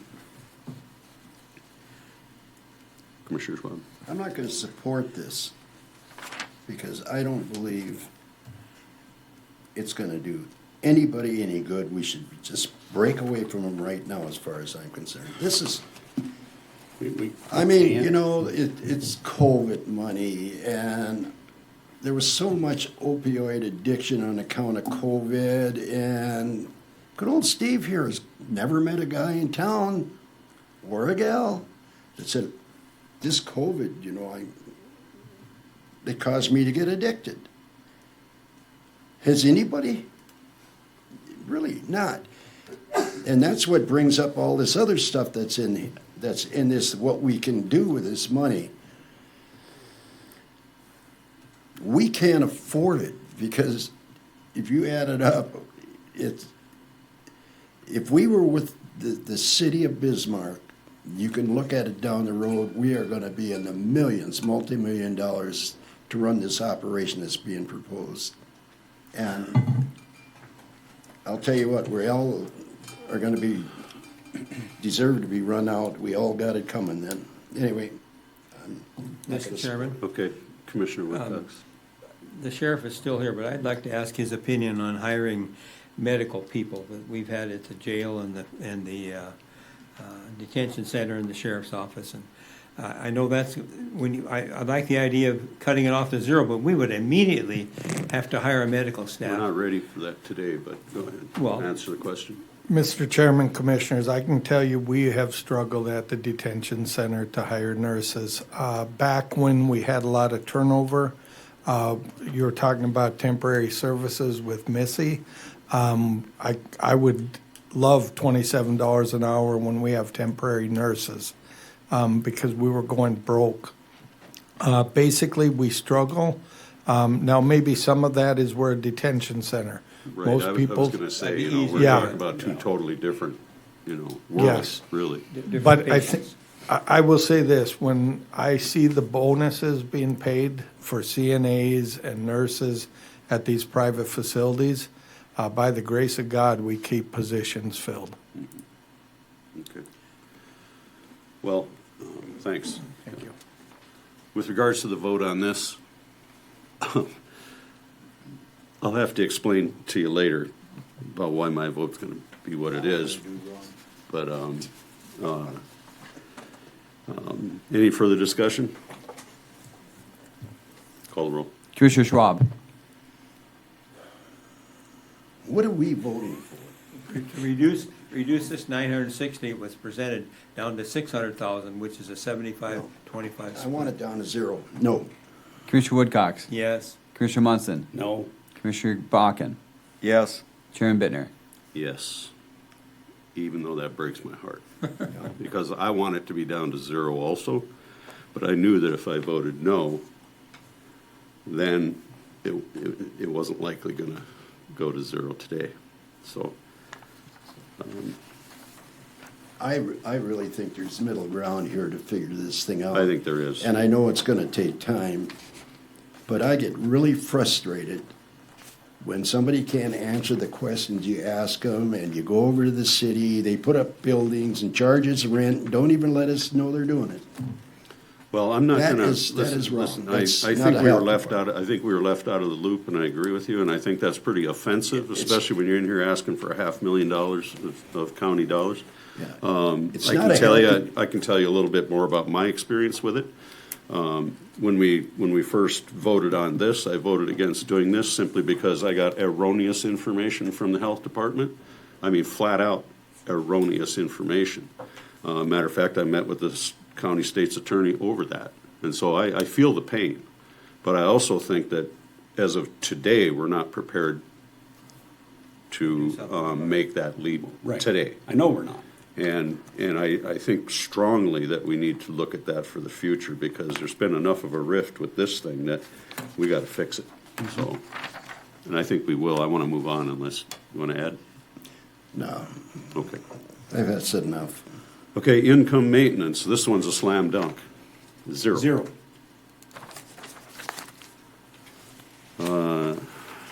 Knife hole, Uh, are we on 56? Are we all on the same page? 56, yeah. Yep. Okay. Okay, I'm not quite clear on this one here. This looks like So at a knife. big jump. What Right. are we So doing? at Knifel, we had, we did not vote on the opportunity to hire a consultant for 25 to add a boat ramp at Knifel. Now that we have the new ADA ramp and everything else out there, my proposal is to eventually add a ramp.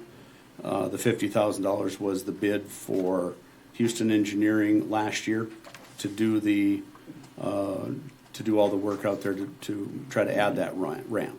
And so that's why it's in this budget. Okay. Well, I appreciate that, Commissioner Munson, but I gotta tell you, there's not a fisherman out there that I've heard from that thinks another ramp at that location is a good idea. No? Because of the siltation and everything that's going on right there, and the erosion and the whole picture right there.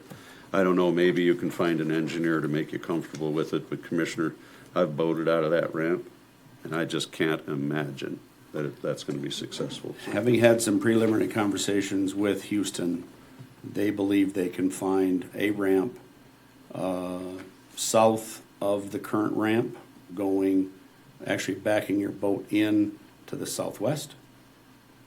There was a ramp there years ago. do you know why Many, that ramp many was years ago. removed? Yeah, no.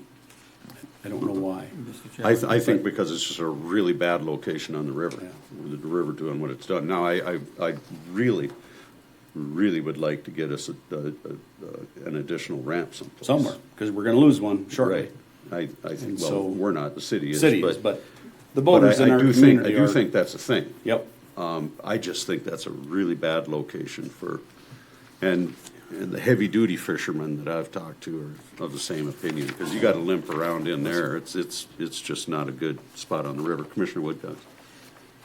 The 2025 actual budget says, for capital outlay, says 85,000. These prints are so small. Yep. Yeah. And then Bless him. we want to go from 85 to 135. So that's 50,000 more than we're doing this year. So Knifel went from 161 in 25, budgeted to 173. Right, but there were supposed to be ADA upgrades for that What's the capital? 85,000, wasn't there? So that was done at Steckel. So that was the next portion. So Steckel and Knifel got separated, so you, kind of like the auditor treasurer did, you had, so if you add the Knifel and the Steckel, you go from 161 to 196. What would be ADA upgrades? So what we did for ADA upgrades at Steckel was put in new handicap vault toilet, handicap ramps, and the handicap shelter. That ramp, that vault toilet at Knifel. At Steckel. I know what Yep, you're talking right. about, but the vault toilet at Knifel is fine. handicap. Correct. accessible. There's nothing we're gonna do with that at Knifel. Yeah. So what is the 85,000 for at Knifel? What's the 135,000 for? The budget, the new budget, what's that? Right, for? well, I haven't justified the 85,000 from the 25 budget, because that's supposedly, Went that's zero, at zero, zero, 85,000. So, yeah, so we had ADA upgrades of 85. That's, again, a duplicate of our plan of what we did out at Knifel, or excuse me, up at Steckel. Right. So But ramps we don't and need that. new, because now with that new ADA ramp up there, Mm-hmm. we're gonna need more ADA accessible sidewalks as well as shelters. Shelters. Picnic shelter. No. You know, that's set up as a fishing facility, not a camping facility That's a camp. anymore. And- It's Well, I guess it is a definitely- campground. There's a Yeah. lot of people camp at the. Knifel and Steckel both have camping. They're there all the time. Yep. All right, well, I think this budget for Knifel is pretty long in the tooth here. I think that's way more money than we'd be spending up there. For one thing, the consultant fees for a new boat ramp, I think, is a real non-starter, and the ADA upgrades aren't gonna cost anywhere near that.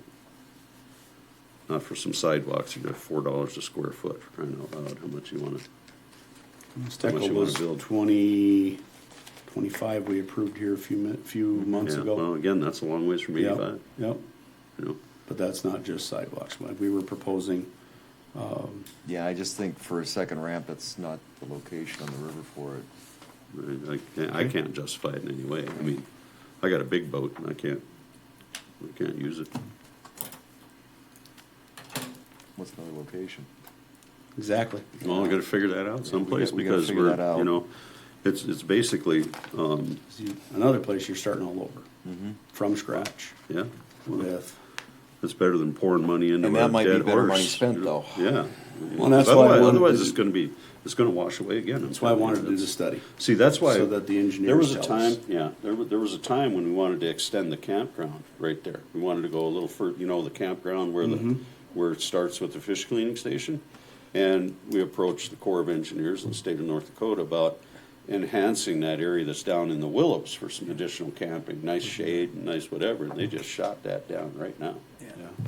Because of the flooding and the whole, the erosion, because that, we used to actually fish right off of that until the river started to take it all away and whatnot, that's just not stable. And now there's been some movement where the river is moving east. If we'd have had hindsight, you know, if we could go back 50, 75 years and do on our side of the river what Morton County did on their side, we'd be having a different conversation right now. But I just don't see this as being a realistic budget. I think that, you know, even the 2024 budget was totally adequate. 2023 was higher. Well, if we remove the 50,000 for looking at putting another ramp there, and then do you think the 25 was adequate on the other, for the 88? For sidewalks? Yeah, Absolutely. Yeah, 25 for sidewalks, absolutely. okay. So what, besides the sidewalks, what other ADA do we need? Again, we were, according to the ADA audit that we had done 3 years ago, Right. they were requesting a shelter, a handicap shelter. Well, At that's, this yeah, site. that's a request for something that doesn't exist, so we don't have to, you know, we don't have a shelter there right now. Right, we don't have a shelter there. Right. I don't see that we need to do an ADA upgrade in order to have one. I mean, if we were gonna put one in, we'll put it in as an ADA structure. Right, and that was part of this 85, was putting Yeah, it in an ADA. I'm not gonna support a picnic shelter up there.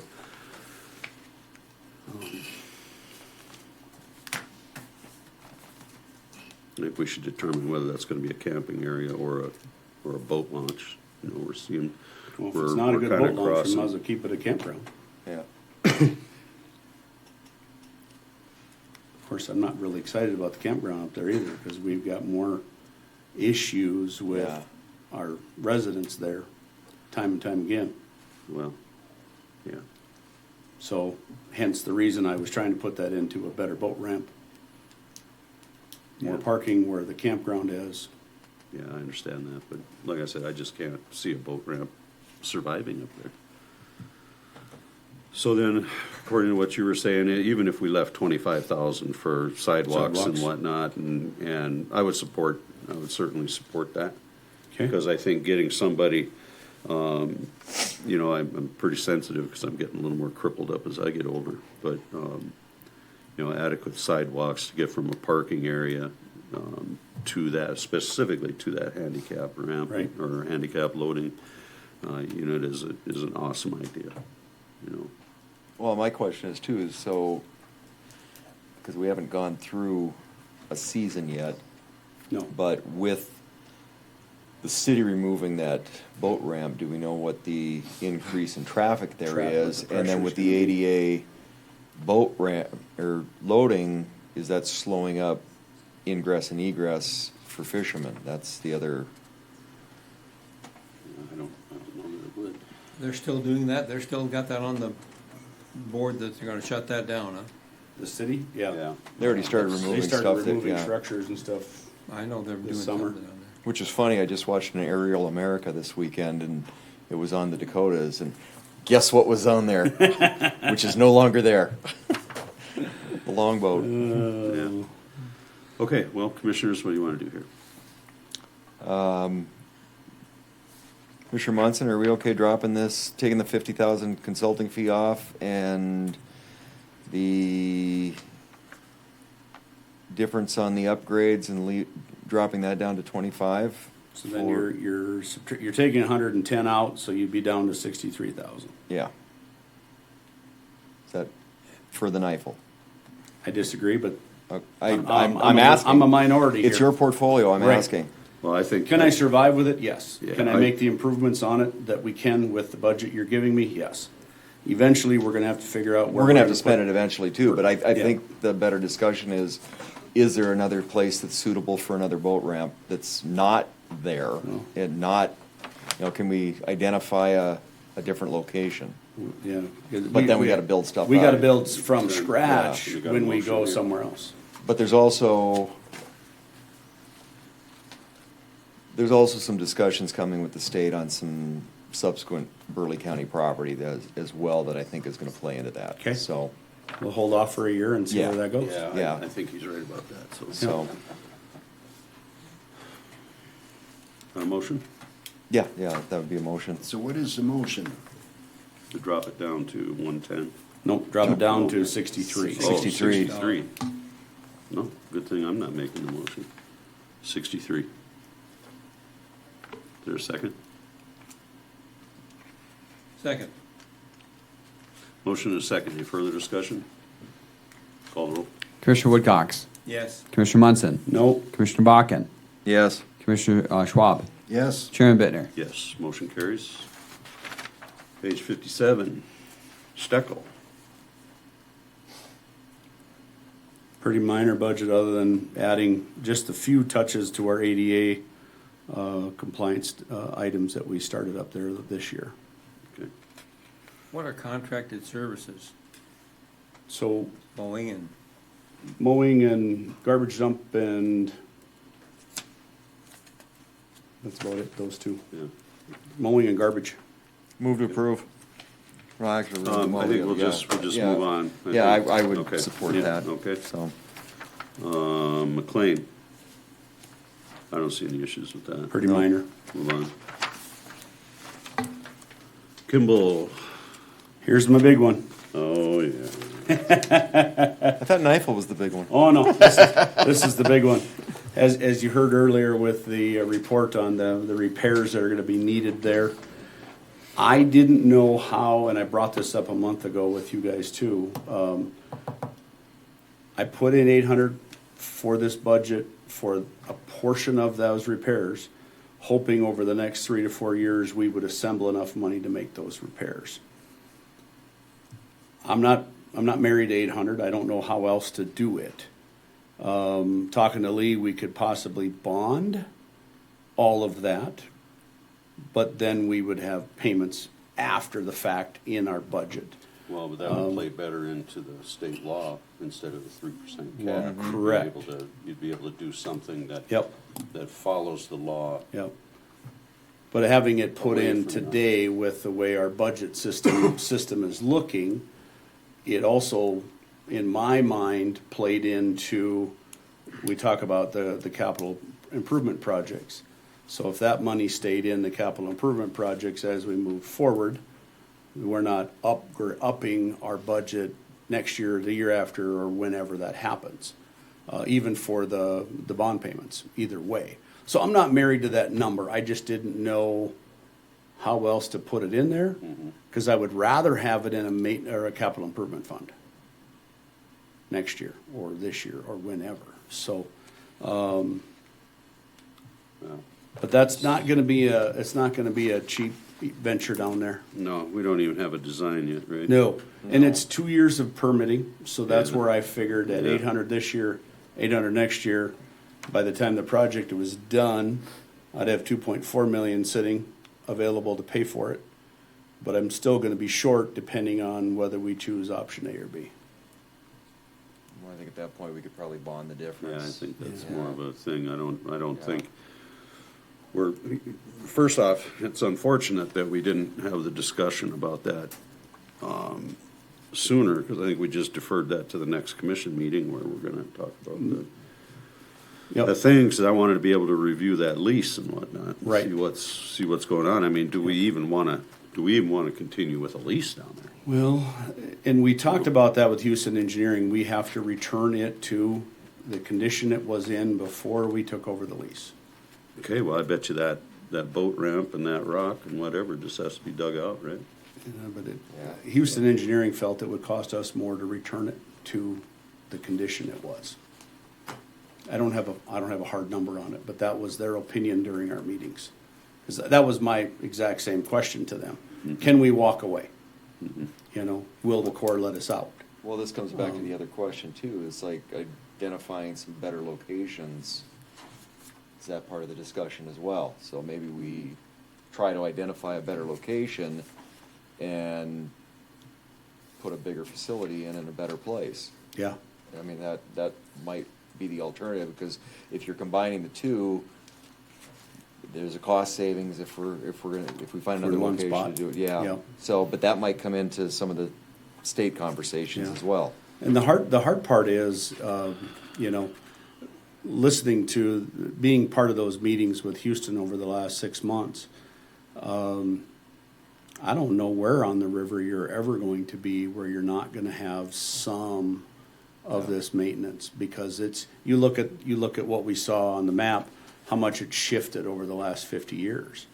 And it's continuing. It's never gonna stop, it's never, you know, at least with the maintenance we're looking at doing, out here at Kimball, they're fairly confident that at least we're going to have, we'll still not keep the silt off of the ramp 100%, but at least we're gonna have a bank that's stabilized and we won't lose any more land. I'm okay with leaving this in the budget, at that 800, but knowing that we might pivot. Pivot at some point, At absolutely. some point, we can reallocate those dollars for a better project or go ahead with this one. Yep.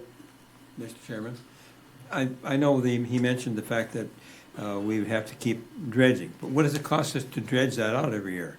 6-8 grand. I think Pardon last me? year was about 10 because we had more 10,000? there. Yeah. And you compare that to 800,000 a year for 3 or 4 years? Doesn't make sense. Well, I'm not supporting It's an the bank, though. 800,000, and then you got the ADA upgrades on top of that, 85,000 and miscellaneous. I just think that. I mean, we could dredge for 30, 40 Yeah, years. But it's Right. not the dredging so much as what the Corps wants us, that bank has to be stabilized to Corps standards. Whether we dredge or not, Yeah, we are going to be required to rebuild that. yeah, this is a core issue. It's a Corps issue. We're Have gonna we be got- required to rebuild it. Have we gotten a letter on that? You said- Many. Many? Many. Where are they at? I'd like to see. I haven't seen any. I certainly can forward them to you. So I'm just I haven't gotten anything. not gonna support it at And the this point. tone's getting We can do something in the sterner, future. isn't it? The tone is getting tougher and tougher. We've started receiving those letters before I took over, before I was elected. We were getting those letters. So they So- just have gotten worse. Okay, so if we leave that number in for the bank stabilization, whatever that winds up doing, and maybe that project goes forward, maybe it doesn't. Maybe, like you said, But maybe we find a better location. Maybe the conversations with the state address the better location. Can we drop the ADA upgrades off of that until we know what we're doing? Because we're not gonna spend $85,000 on ADA if we're upgrades not if that's gonna go away. Right, correct. So can we take that off? Oh, absolutely. And just leave the So what's the miscellaneous on here? Beats me. Commissioner Munson. I might have to say the same thing. That was a while ago. Okay. Miscellaneous, where's there any miscellaneous? Down in capital outlay. Yeah. I've got a miscellaneous line there.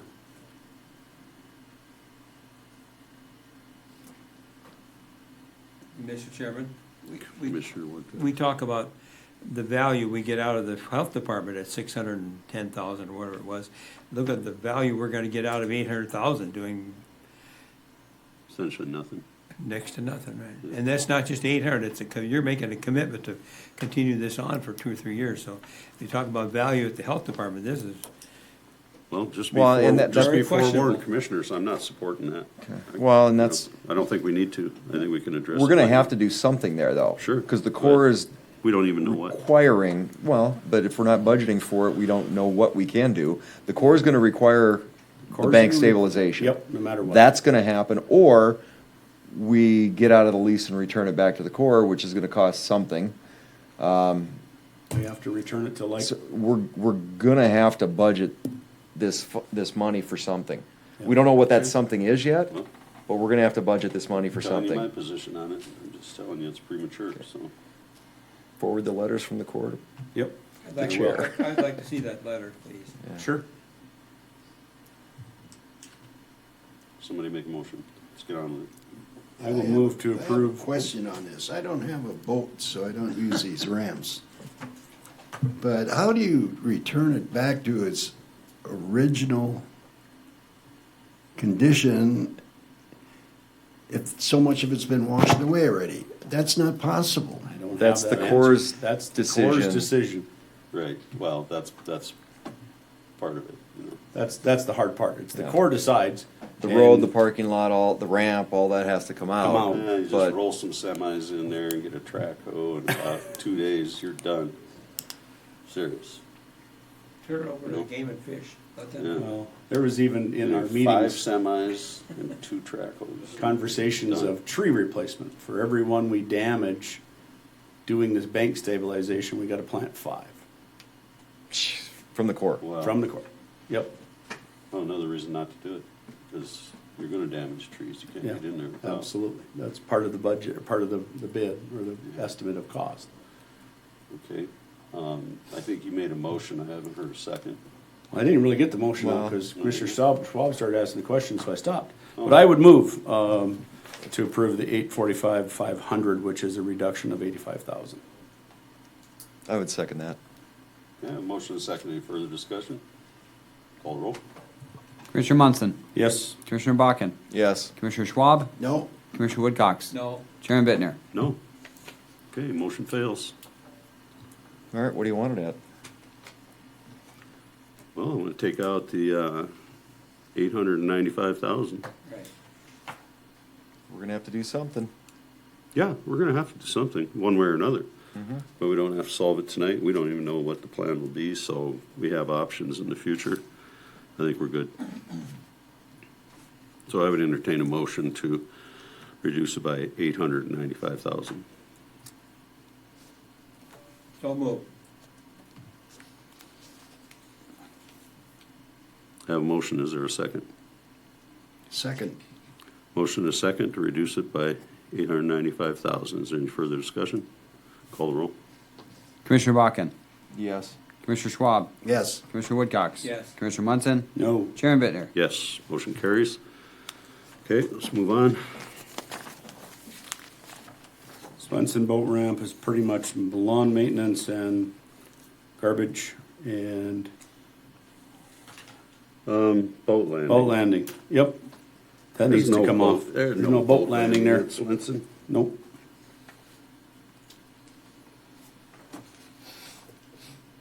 So I would Okay, move, outside of that, I don't see a yep, problem. I'd move to approve that $7,900, which is a $1,000 deduct. Okay. Have a motion, is there a second? Second. Motion is second for 7,900 for Swenson. Any further discussion? Call the roll. Commissioner Bakken, Yes. Commissioner Schwab, yes, Commissioner Woodcox. Yes. Commissioner Munson, Yes. Chairman Bittner. Yes, motion carries. Next one is Mitchell Lake, which is out by Wing. Pretty much my whole budget is mowing lawn and a little garbage. I'm okay with that one. I don't have any issues. It's just mowing lawns. Yep.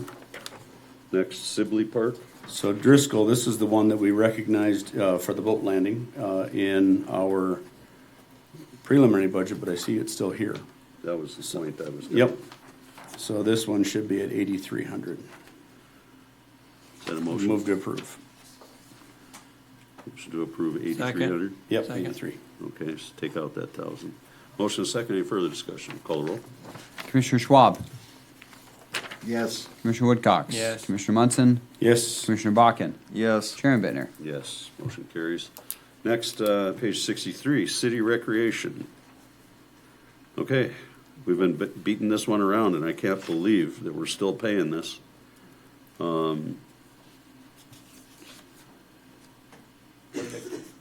Where did it go again? I want to know So- where it Well, goes. it, somehow or another, we gave direction at a commission meeting that it was to be on the agenda for the next commission meeting, and somehow it just didn't happen. To reduce it. Yeah, to reduce it, make it go away. Because we have a one-year JPA with the city, with the city Parks and Rec. And we were having active conversations about canceling it. And so the only thing is, we were in the middle of the budget discussions like this. And we said, put it on the agenda, and then it was not on the agenda. That I haven't looked at that close enough yet. All I know is that it was not on the agenda the way it appears. No, it was So it never put should. back on the agenda. I And- personally would never put it back on the agenda. So if somebody else wants it on the agenda, they're gonna have to instruct the auditor to So do did that. you work to not have it on the Oh, agenda? hell no. Okay, because the intent over the last couple of years has been to eliminate this. I think this has gone on far too long.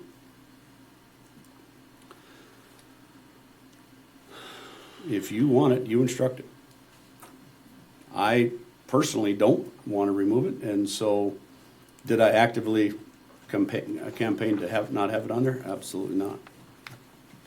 Okay, well. Auditor Sponskowski has put that on the agenda for the next county commission meeting. We're going to leave it there now for that. According to the JPA, we have JPA, to we give have them a to. year's notice. That doesn't mean we have to give them an increase. The 2025 Well, it's budget. It's 6.6.675 of a mill. Oh, I That's see. what the That's JPA why. reads, yep.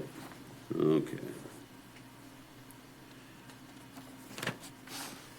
What do we actually get for, So what they again. provide for the .675 of a mil is maintenance on riverfront, security on riverfront, which does include everything outside of Burleigh County. It does not include any Burleigh County parks.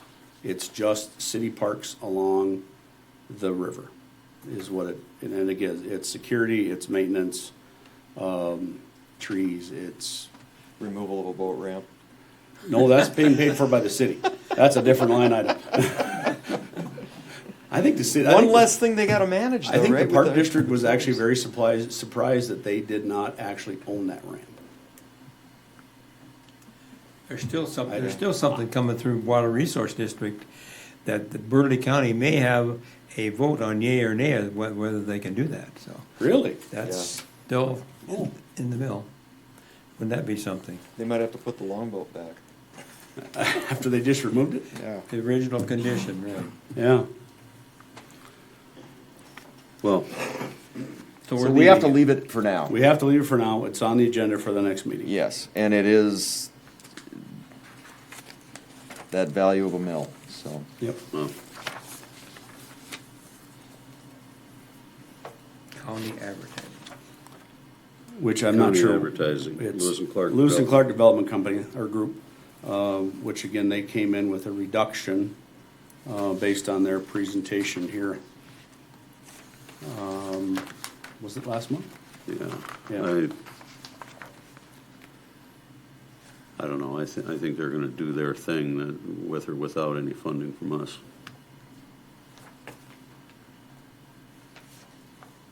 They do a lot of things with low-cost housing, and I'm Yep. in favor of that, so That's I would one of the big things I continue like to with what support they're it. doing. Yep.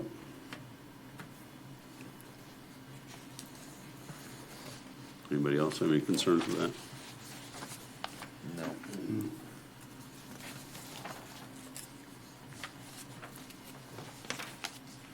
Okay, communications center. Yikes. You know, we've had some problems up there, folks. Mr. Chairman, Commissioner Woodcock. I had asked for a breakdown of this number. We just got a number. We don't have anything, what, communication center, 917,000. What is that, what's that breakdown? What, is it salaries and rent and toilet paper and who knows? I mean, it. No, I have no idea. Here comes Lee. Commissioner Woodcox, that is a deal that we have with the city. We have another joint powers agreement with them. It's How convenient. it's a case where I'm not sure if we are required to provide 911 services or not, but there's a tariff on your phone, and the county has the tariff. So we have the authority to levy the tax on the phone, and then Didn't that roll over to Association of Counties? it's still our tariff. They are They just now redisperse it. collecting They they're collect the collecting money, it. we get it back. Yeah. And so we've entered into a joint powers agreement with, I think it's the city of Mandan and the city of Bismarck in Burleigh County. And the city of Bismarck basically runs it, and we provide funding through the tariff. And then as I understand it, it's still not quite enough. So then we have this additional money that we're contributing, which I believe is this line item that we're discussing. It's like 2.6 million or something, the tariff, or maybe that's the total expense. But anyway, the tariff's not enough, so we're Right. kicking in a little additional cash. Oh. Well, I'm hearing that there's some difficulties up there. I think Commissioner Bakken has been working through some issues We with are. the communication center. Yes, we are. And one of the only things we control is the budget. That help us any? With the way the JPA is written, no, it doesn't. Because it's, again, a requirement, it's needed, falls under a big piece of public safety. We're working on remedying some of the situation, but as of right now, we're kind of stuck in this. Okay, move on. Can you expand on that? Or is it, do we need an expansion on that? There's a lot of moving parts, so. That's a good. Yeah, Tells you a lot, doesn't it? I'm working with the parties involved, including the city, on rectifying some of the situations up there. One of the rectifications may have great benefit for the county, so we're working through that. Okay, victim witness advocate. I don't know anything about that one. How about computer programs? That's a Oh, no, sorry. Are we on the same? No, Yep, we are on the same 68. page. About Yep. 68? 68. Okay. Looks reasonable. Mr. Chairman, I went over that with Commissioner Julie. Woodcock. That's under her department, but we went over this, and there's nothing unusual there that I would certainly support what's submitted. Okay, let's move on. It's actually a reduction in. Yeah. Yeah. Abandoned What we've cemetery, page 69. I think that's just a maintenance item. Yeah, it's What's that? mowing lawn. Mowing Yeah. abandoned That's cemetery. mowing our Yeah. 4 or 5 abandoned cemeteries. Yes, I don't think there's And any. he does an excellent job. He puts in a lot more work than the amount Okay. of money that's Okay. there. All right, transfers out.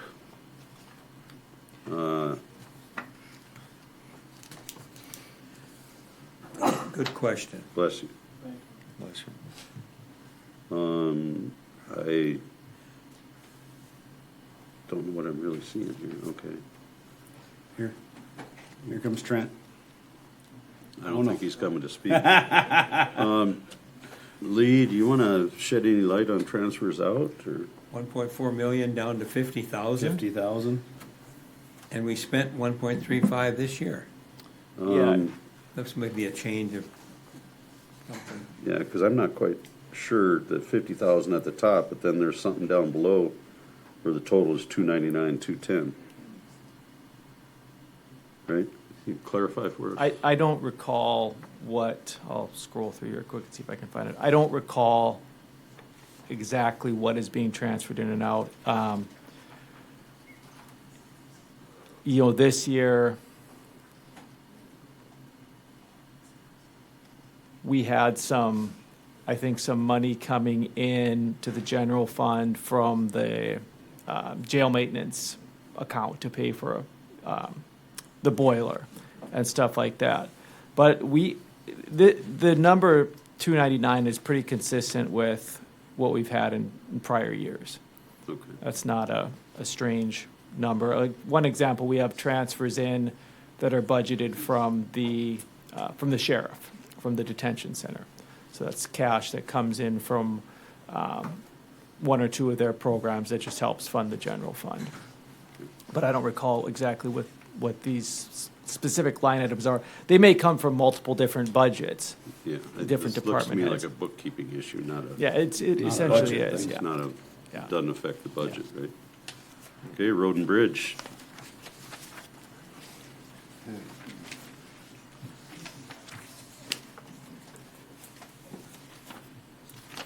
Here he comes. I thought I'd just come up. Yeah, I'd say that was a good call. Did you call in for pizza already? There's back there is a menu being passed around, yeah.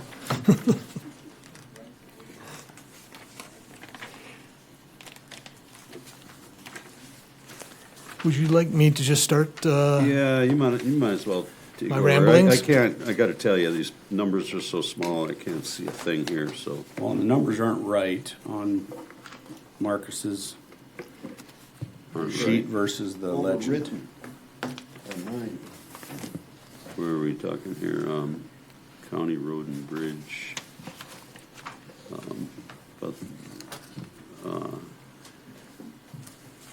Okay, I can't even read the page numbers here. They're typed over.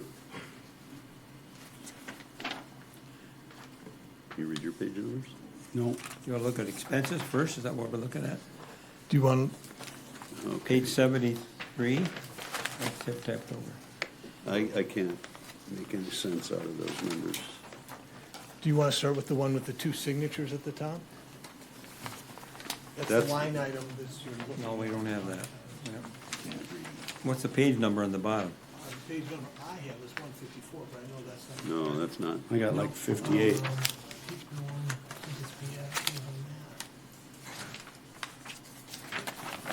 Yep, that's the one, two dates on top there. Okay.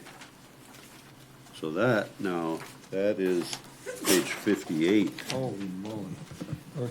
page 59, and page 60. Okay, that's where I'm at. Okay, Yeah. all right. So- Commissioners, as you know, the Highway Department's budget is fairly complex. The things that are coming in, things that are going out, what we can use them for, what we can't use them for. I'd love to spend hours with you talking about that, but I don't think anybody behind me would appreciate that. So I'm going to jump to the thing that I think is the most important for this evening's discussion, and that is the mill levy. That's what we're really looking at this evening and stuff. So originally, when we put our budget together, a main focus was to really start looking at that big backlog of projects that we have out there. Just putting together a list, we put that together, $160 million worth of project. Now, you can argue a little bit here, a little bit there, up, down, that project, maybe not that project. But needless to say, there's a large number of projects out there that need to be done and need to be addressed at some point and somehow. We do get money from state. Sometimes we do get some money from the feds, but the one thing that we can really count on is the mill levy and how we adjust that. So in this year's particular budget, originally when we went to the budget committee, we put a mill levy value in, now I can't find it, 7.23. Now, this is above what we had last year. That was an increase in the mill levy from the previous year. And basically, we were looking at two things that we were trying to clean up. Number one was the legacy fund. Legacy fund had set aside $2 million. We decided last year's budget for this year and for next year to put $1 million in each year's budget. Well, during the legislative session, they removed that legacy money. So that was no longer there. So we kind of wanted to accommodate trying to put that back into our budget somehow, and the mill levy was the mechanism we were using. The other thing that we were looking at doing is last year, for this year's budget, we were doing some transfer from the general fund to cover the expenditures. And talking with Lee, talking with others, we didn't really think that was the best approach. If we're going to spend the money in the highway department, that's where we should tax it, really. We shouldn't be doing it in the general fund and then moving it over to the highway fund. So we wanted to be more consistent with that. So at that time, putting those two things together, we came up with a mill levy of 7.23. And that's what we originally put our budget together. When we sat down with the budget committee, we talked about the projects that we had out there. And at that time, the budget committee felt that we should look at the maximum the highway, the road and bridge fund can be, which is at 10 mills. So they'd ask us to put that in as 10 mills. Basically, we took that, any addition over the 7.23, and we just put that into projects. That's all we're going to use it for is projects. We didn't put a list together on what projects we were going to use. We just put a placeholder in there, and we said, in January, let's sit down with the board at a board workshop, and we'll give you a list of projects. We can do it with the board letter at a board meeting or with a workshop. Either way works fine. We can give you a list of projects, probably the ones we recommend, and some other alternatives if you'd like to see something move someplace. So that was the intent at that time, and that's where we came in with the 10 mills that we show in the current budget. So with that in mind, I'd be happy to answer any questions you may have. And I think if it is okay with the board, if you do want to cut, I think the best way to do is not necessarily look at a line item, say cut that line item or cut that line item, because we've put a lot of thought into what those numbers are. I think what the best is to do is just say, this is how much money you got to work with. My staff and Commissioner Schwab will sit down, we'll go over the things, we'll make that number work. Whatever you guys decide, we'll make that work at the end of the day. So I'd be happy to answer any questions. Mr. Chairman, Commissioner Woodcock. what numbers are in here now? At 10 mills or at 7? The 10 mills number is in Are here now. Okay. Yep. Mr. Chair. Commissioner Munson. So, Marcus, roughly this year, how much money did we take out of general fund to spend on road construction projects? For this particular year, we took out of, I want to make sure I got the right number here. 1.3 million? Because I know the bridge that we're in the Mills. process of doing came out of general, right? Mills. Million. Okay. Yeah, that's what we used, so. Okay.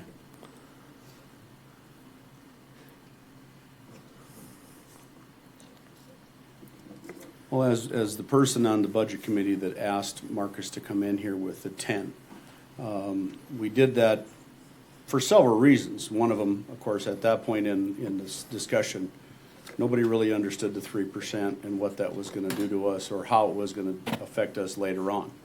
So quite honestly, that was the main reason we asked Marcus to come back in here for 10, because at the time, nobody could really answer the questions. So it was us that directed Marcus to come in with this 10. I liked hearing the fact that, you know, we've got 1.3 million out of the general fund that we've already spent on projects this year that could have been taken care of with the extra funding that we've requested. So I don't have an issue moving forward with the budget as it is. I don't imagine you would, Commissioner. You seem to like to spend a lot of money. And I think that's just, you know, he comes in starting out at 7-point-something mills, which is, he knows that that's a hard sell because he's fought for it every year. And you turn around and you want to give him 10 when he's not even asking for it? What did we do last year at the end of budget? We gave him more An than extra he was two, asking. we gave him an extra $2 million last year than Yeah. he was Yeah. asking for.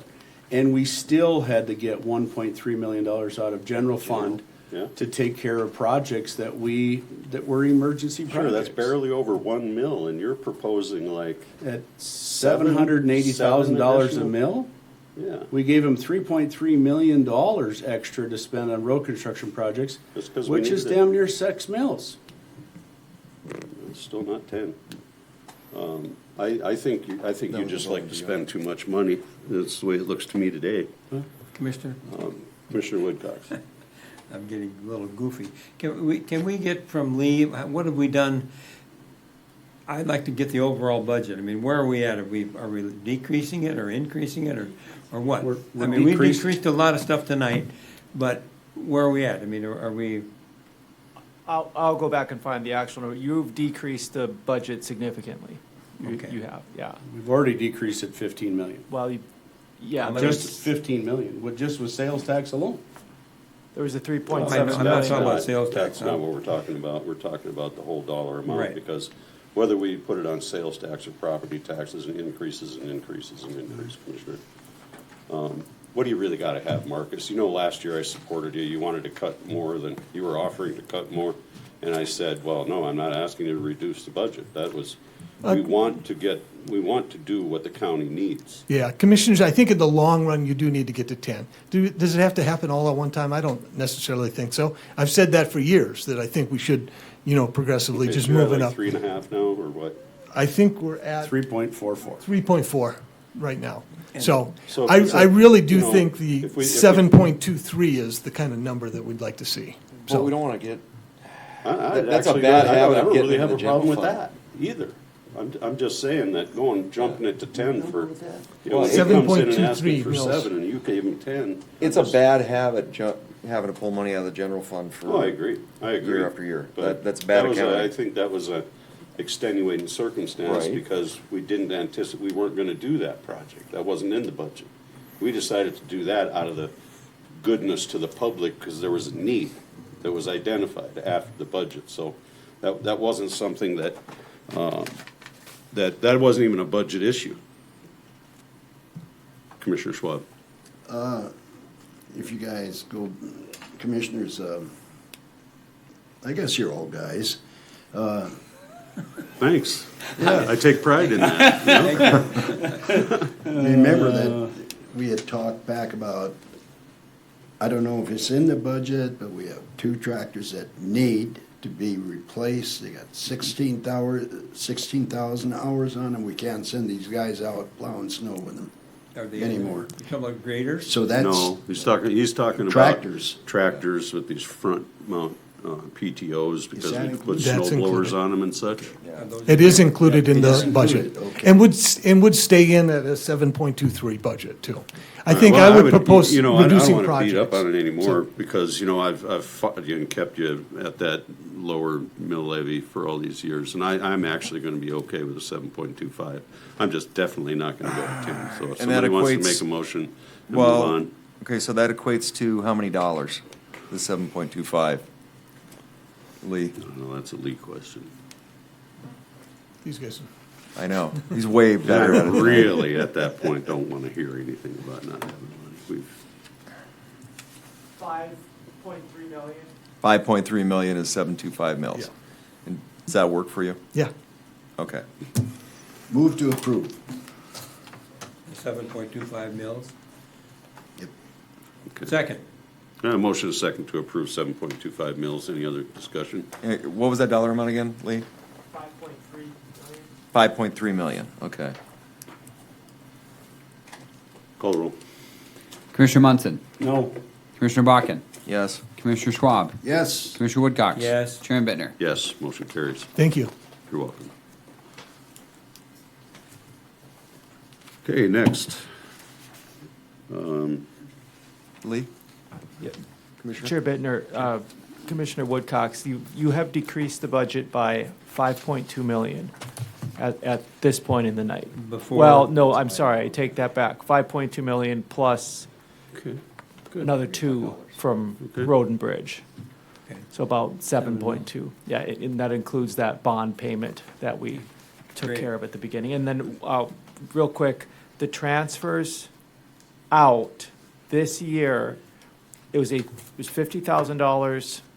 Now, I don't remember where, but the one that I wanted to mention for sure is there's $250,000 that we're transferring out of the general fund to the jail maintenance fund. And this is important because, well, two things. Number one is we have paid off the bonds now, and so we got our final ownership percentage. We own 83.07% of the jail. So our maintenance cost going forward is 83.07%. But up until this point, we had money left over in the old jail maintenance fund that we were using to pay our yearly share of the maintenance. So every year, we have an agreement with Morton where we pay $300 in total. And so our share of that now, as I said, is 83.07%. So up until this point, we've just been using this money that was just left over. Well, now that's gone. It's all allocated. It's not really gone, but it's all been allocated to our yearly fee. So we now have to start funding that as an ongoing appropriation, basically. So it's kind of a big deal because it's a lot of money. Now, we're not probably going to spend $300,000 every year, but we still have to set that aside in the pool per our agreement. So, Commissioner Munson, that might be a candidate down the road for a capital projects levy if we wanted to just, similar to what we just did in the highway department, get things that are capital related off into their own, part of the ledger, get things that are highway onto the highway levy type of thing. So I hope that helps. Okay, thank you. So we must have taken care of the county road and bridge, rest of these under that budget, right? Those are pretty straightforward. The highway gas and the special road bridge fund. Kidney Hall Road is a done deal. So we're done with the county roads? Yep. Because I got a lot more pages here. And highway gas tax is included, special road and bridge, McKenzie Hall Road, that's a no-brainer, other special revenue funds, Burleigh County Library. Mr. Chairman? Commissioner Whitcomb. That's one of my portfolios, and we discussed this one over the budget with Christine, and it was a minor increase of $6,000, I think, or something, $7,500. And so I approved it. I don't see anything unusual about it at all. Well, okay. I can tell you what I think is still unusual about it. This is entirely funded by citizens from outside the city limits, and a part of their operation is still taking books to sites in town. At least that's the last documentation I saw from them on their schedule. The bookmobile travels to some city schools, I think even Shiloh, They do. old folks' homes and things like that. And Commissioner, this is paid for by people outside of town. So providing those services in town need to be shifted to the appropriate cost centers. Mr. Chairman. Commissioner Whitcomb. I'm not sure that is paid entirely by the residents of rural. I am sure. How do you determine that? So we've always known that, Commissioner. Lee, is that correct? Do you know? Because I don't. Pardon me? I don't know the route. I believe we are paying the bookmobile, but I don't know the route. No, I'm not talking about routes. I'm talking about, is the city paying any kind of a mill levy for this, for the library? They do it for the library, but for this? I would think it's mainly a city. I think so, yes. No. No. It's not the question. No, that's not the question. It's a city library function. But the bookmobile, the county library that pays for the bookmobile is only paid by out-of-city residents. Christine's here. Chair Bittner, Commissioners, I misunderstood the question. That's correct. It is an out-of-town levy. That's Okay, correct. that was the Within the borders of Burleigh County, outside of the borders of the city of Bismarck. So it Okay, includes thank the ETA, but not the city. Correct. Right. Yep, okay. Right, so that's my whole point. And I've made that point every year for like 15 years and nothing has changed. So I'm simply not gonna support $378,500 untaxed on the citizens outside of the city for services that are rendered in town. It defies logic. There's a Commissioner very Schwab. minor amount that's rendered in town. No, I don't I'm gonna think have a so. big argument with that, Mr. Chair, because we do collect taxes in Bismarck too. So it isn't, I think we're stating that wrong if we say everybody out of town is supporting the in-town, because we're getting it, money from in-town. This actually doesn't bother me that much. Well, it matter of whether you want to support the bookmobile or not, that's the question. Well, I do support the bookmobile. Pardon me? I do support the bookmobile. I just don't support the entire budget coming out of county citizens. Because we don't have, even though you say that, Commissioner, there's no way to differentiate that. Because this is directly on the backs of county residents. Yeah, all of them, all 90,000. No. Why isn't it? County outside of city limits is paying this. Really? Yes. I didn't That's know. the whole Commissioner point then? Bittner is accurate. That's why I could say, That's what I'm Yeah, saying. It's where like you can't just say, now, if it was, okay. if it was that you were drawing some of that tax base and, from the city and we were actually applying it to this, then it would be a moot point. But that's not what's happening, see? And I just have an issue with that and always have, Well, I have an issue with it now too. Well, Commissioner Bakken. Christine's here. I'd like to visit with her about the route if possible. Is she here? Yeah. Oh, I Yeah, didn't she's see her, here. I'm sorry. She's hiding behind Yeah, two we've posts. talked about this every year going Yeah, back I know we however have. long. Nothing has changed. Christine, what's the route schedule in rural Burleigh County? And do you get to the rural schools? Yes. Okay. I'm gonna, hold on just a second.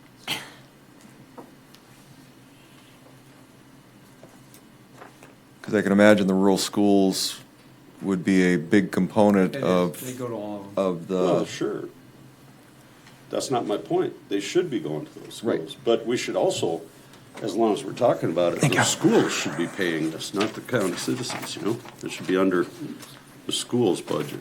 I appreciate the, this is not what the question was, but there you go.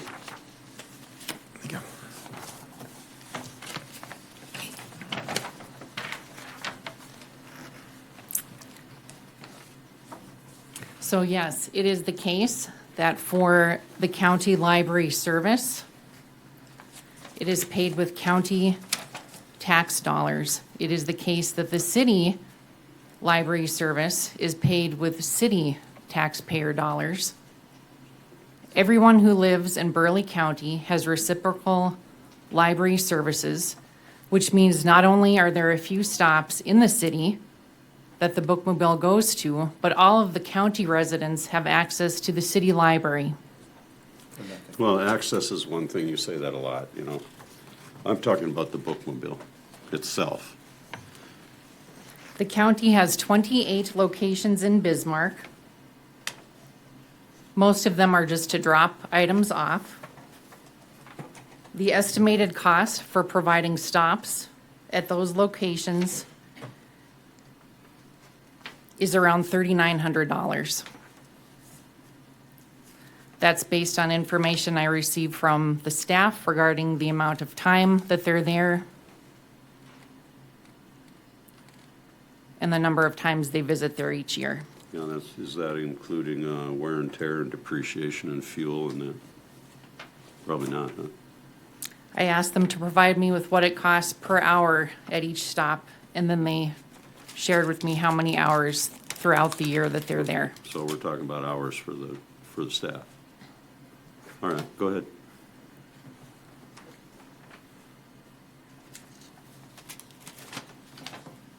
Why don't you continue on, what services do you provide to the people in rural Burleigh County? They go to all of the rural schools. They provide information and kits for all of the rural teachers. A lot of them don't have their own libraries. They stop at the post offices, the neighborhoods. They go to assisted living facilities. They have little free libraries throughout the entire county so that if someone's not available during a stop, they still get access to reading material. Those are free. Nope, they purchase items and put them in. They're for rural residents only. So you said there was 28 stops in town? How many stops are out of town? 44.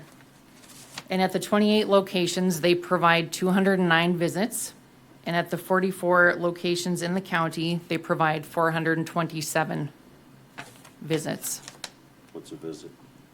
The number of times they go there in a year.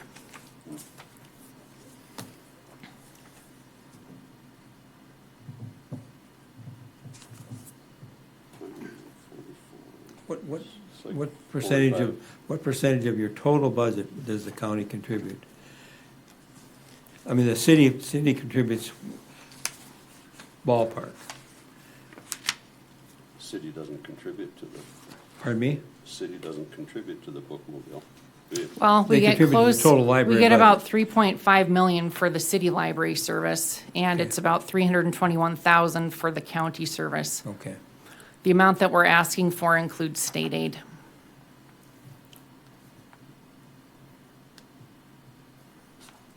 Our increase this, for next year is roughly 1.9%, and our budget still accounts for only about 1% of the total county budget.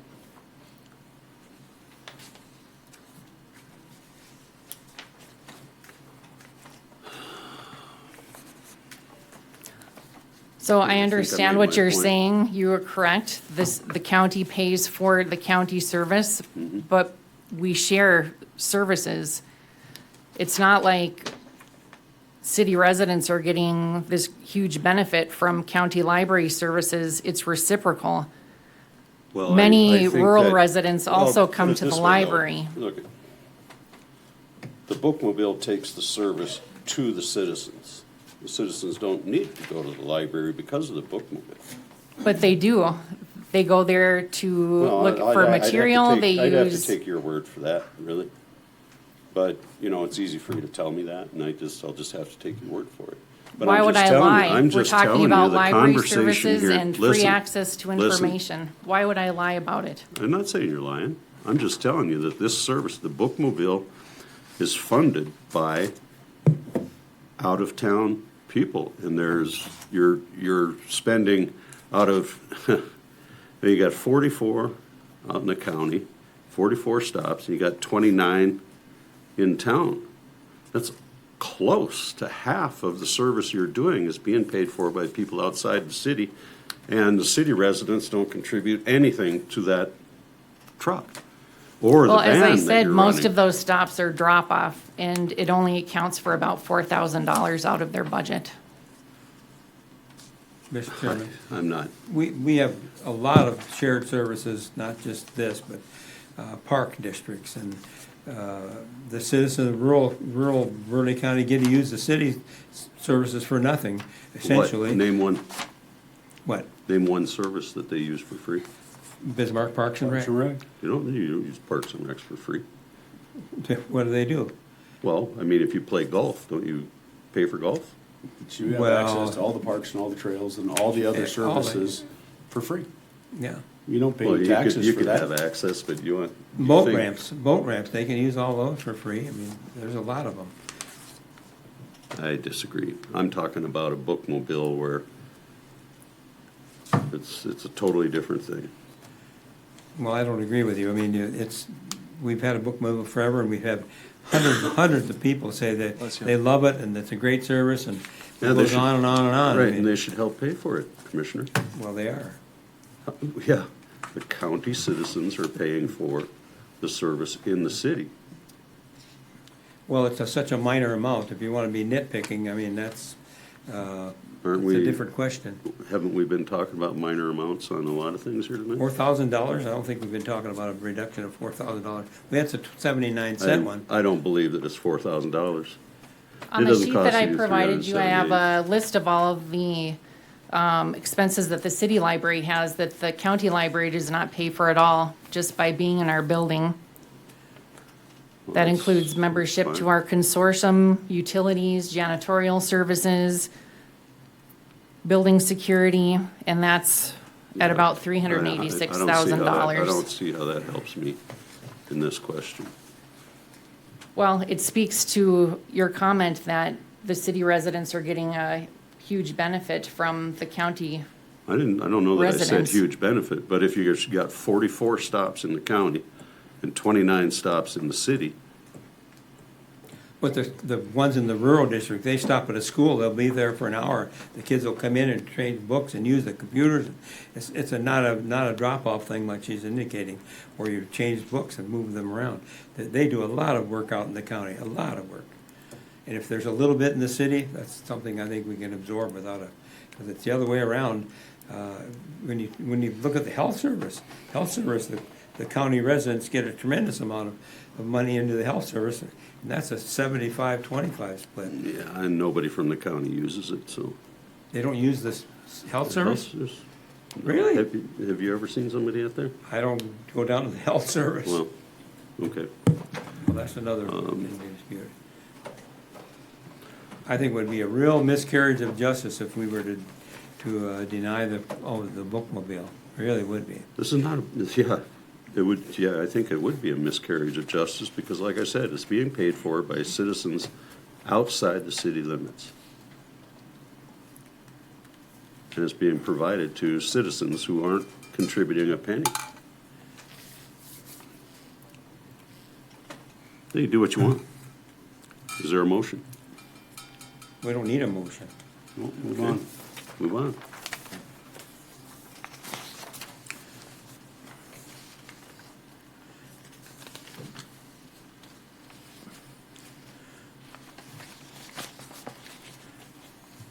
What page did we move to? 109, I believe. Yeah, 109. Senior center. Senior citizen. Senior citizens.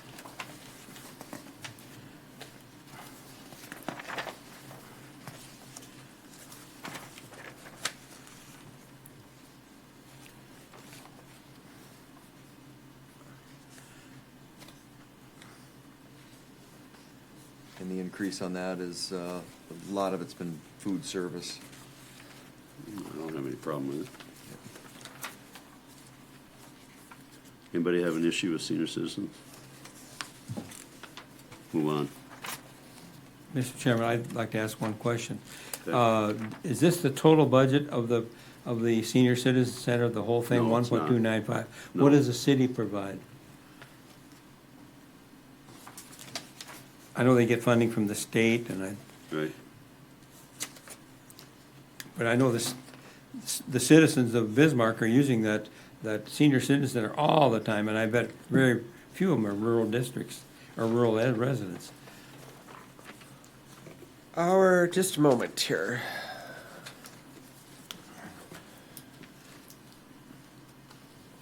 Oh, I had it pulled out and then here it is. The total budget at the seniors center is $3.4 million. So we're paying 1.3. And our request for mill levy is 1.27, but that includes the match from the state of 87.5%. So it's basically roughly a mill that we're asking for. The city owns the building, and then we periodically will get CDBG grant funds from them to do improvements.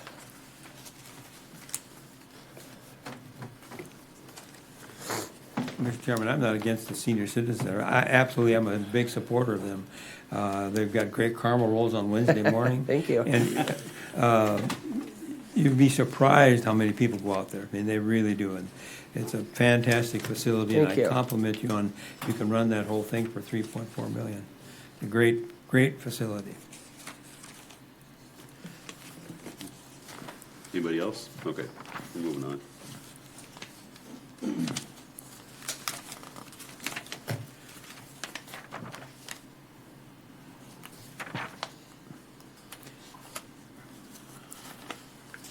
Gonna get to the bottom of this pile one of these days, huh? What page are you on? Hopefully today.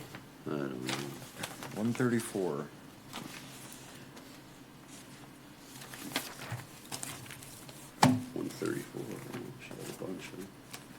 Now, this says closed fund and move to general fund. Is that correct, Lee? Provident Yes, Building? yeah. That's correct. I believe we had a motion at the preliminary budget hearing to do so. Okay. I can recap if you want, but long story short is we don't need the fund anymore. Right. Because we don't have any more rental. Correct. Income. So then my question is, on this sheet, you got $639.27. Is that in our budget, or is that? Is that in Fund 2010? No, it's 49. 49,182? Okay, that should be in the general fund budget, yes. Okay. Should be 1,001 and 49,182. So all we're doing is moving what was previously the Provident Fund over to the general fund. So So the that- dollars stay, it's just moving to the general instead of special. And then we're closing down that fund and back with transfers out, transferring the $500,000 fund balance over to the general fund. Okay. But just a quick housekeeping note, that's not the entire amount of the maintenance budget. Part of the maintenance budget is going through the courthouse, part of it is going through the jail. Part of the reason it's going through the jail is so that we can get reimbursed, through our agreement with Morton County, because we spend a bunch of time at the Yep. jail. So. Okay. So I don't think any action is necessary. Thanks, Lee. No. Veteran service. Made a decrease in that fund, or in that budget request from last year. Chair Bittner and Commissioners, could I interject about veteran service? Yes, please. If you recall earlier, I described how I calculated the mill levy in each fund. For veteran service, I think we're probably a little high on the actual mill because they have around 200 and some thousand in fund balance. And with my calculation, they're actually going to add about 50,000 to their fund balance at the end of the year.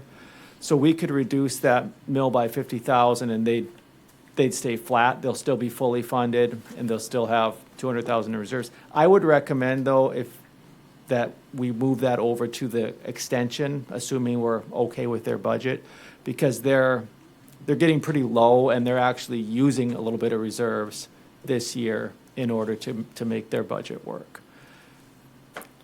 Alternatively, Sorry, are you transferring reserve funds from one we to would the other? we would reduce the levy in veteran services by 50,000 and then increase the levy in the extension by 50,000.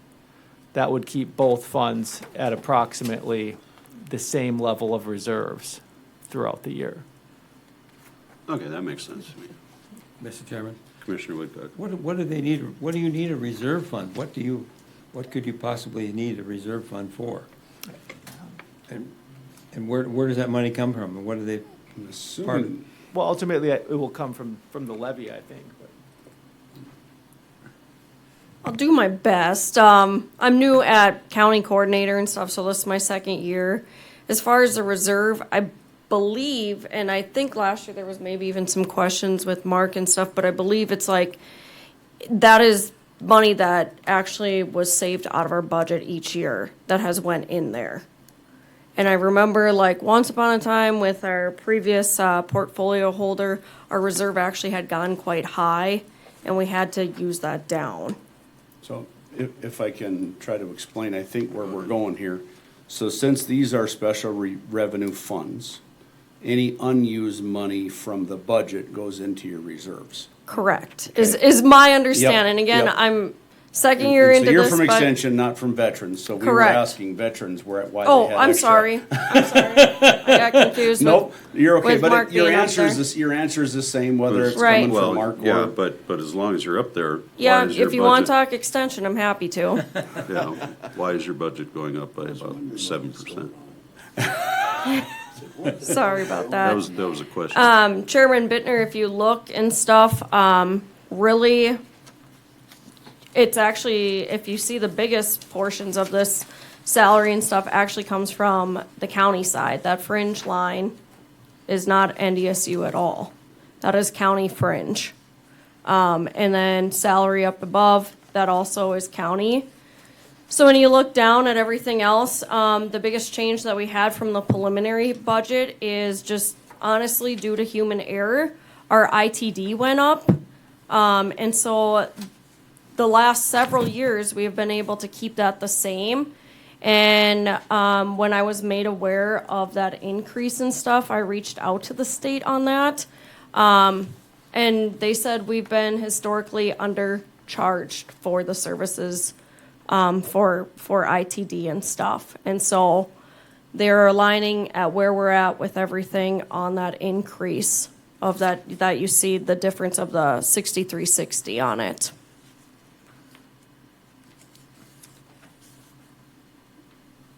But as far as everything else, we didn't make any drastic increases this year whatsoever. We moved $1,000 from one line item to another, and then I know at the preliminary hearing, we talked about increasing the 4-H premiums, and that has not been increased since 2021. So just to give you background, our entries for our achievement days this year was at 1654. In 2021, it was only at 735. And then also exhibitors, this year we had 180. Back in 2021, we had 101. And so the premiums back in 2021 were $3,328.51. This year, the premiums paid out was $9,268. And so I know Commissioner Munson, you had talked about that postage line at the preliminary budget. And just kind of going back again, like I said, I'm newer, but visiting about that. We also had a very surplus of postage going on in our office, and that now is starting to get down there. And so that's why we didn't want to change that postage whatsoever. I send samples off on behalf of citizens for diagnostics, plant diagnostics, and different things that have to go to NDSU. And then also we send out different surveys that we collect in the county that go back to state programs and stuff that they need those. So, other questions? Yeah, can you stand going down to a 3% increase? Because you know we have a 3% cap. Yeah, as far as that, I can't change ITD. If you look at everything else that's an increase, there's a building rental. I can't change that. I think we've already been through that. Simple question was, can you stand? I can't. I mean, instead of 7. I can't. Okay. When, again, you That look was at the the only major thing I parts, was- it's the county salaries and fringe that's going up significantly. And I don't put those numbers in there. Who does? I seen that in the budget when HR. I see. Thank you. Okay. That's all I had. Thanks. Yep. I think the question was for Mark. Yeah, that's where the question started from.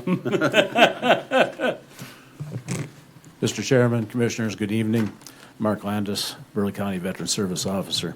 I will try to address the question regarding the reserve fund. It's really not something I pay any attention to. It was explained to me by a finance director, or one of our previous finance directors. But that's a result of money being returned that we don't spend out of our budget. We've tried to be very frugal and careful with our budget, not overspend, obviously. And each year we've been able to turn some money back. And so it accumulates in this reserve fund. That's the way I was told that it works. And it can be used at your discretion. And so that's really all I know about it. Okay, that's no surprise, Mark, and that's a pretty fair assessment of what's going on, because it's just a tax that's collected and it's not spent, so it's able to be used. Nobody is shorting veterans of any sort of funding, just to make sure you understand. Mark does a fine job. You know, I've worked with him a little bit recently, so anyway, so you would have no issue, obviously, if we moved 50,000 from the reserves or 50,000 from this and put it over to that one or something that doesn't. Just applying 50,000 reserves to our budget this year. Well, removing it from your budget and putting From it the to reserve. extension. Or from your reserves. Your reserve From the- into extension reserve to try to balance them out. No, I can't see any issue with that. Okay. At least that's what I thought Lee was asking Yeah, for. that was, Yep, yeah, yep. that's the question, Yep. right, Lee?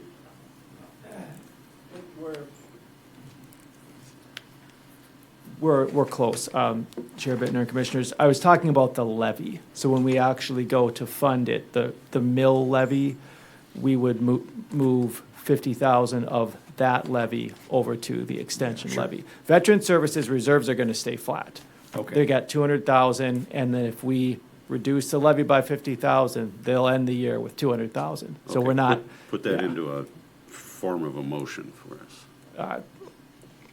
You could, I suppose, move that you reduce Veteran Services levy by 50,000 and increase county agent levy by 50,000. Can we do that? So Can we- moved. Can we increase? Yeah. Second.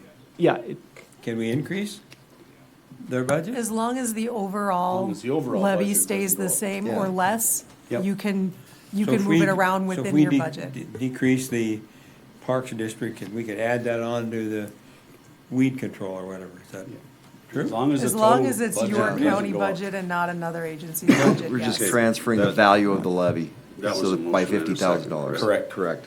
Call the roll. Commissioner Bakken? Yes. Commissioner Schwab? Yes. Commissioner Woodcox? Yes. Commissioner Munson? Yes. Chairman Bittner? Yes, motion carries. Thank you. Okay, county agent. That was Just did that. extension, so that, We just did that. Oh, Yep. Weed control, 138.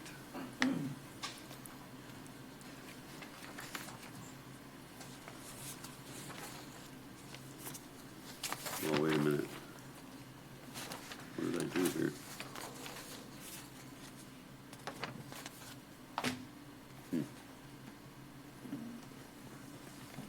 Looks good to me. Yep. Weed control? yep, as long as we're hitting our mills so that everybody gets their reimbursements like we're supposed to, I'm happy. Yeah. Darren, you want to add anything, or, no, you're good? All right.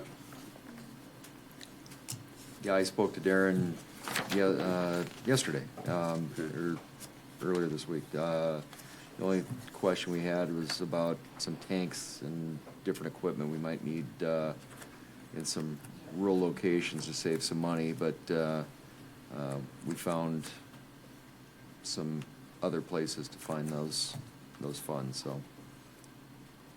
Next, Okay. This is next good. one's Missouri Valley Complex. Yeah. And I see there's another item here that didn't get changed from the preliminary budget. We had removed the $150,000 for Phase 3 infrastructure. So this should be 236.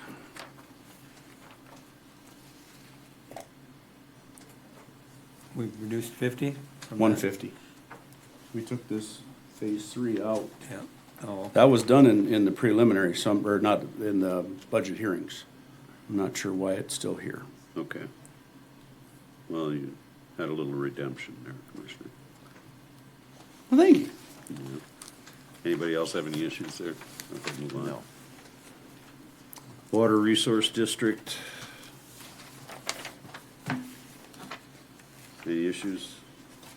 Mr. Chairman, that's one of my portfolios, and there's very little change in that. Went up 28,000. Okay, Same mill levy, all right. just because the mill levy You changed. comfortable with it? I am. Okay. Now we're getting into like Fort Rice unorganized townships. I don't know what.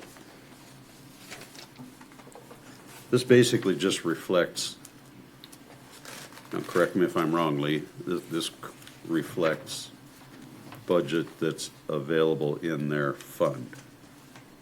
Is that correct?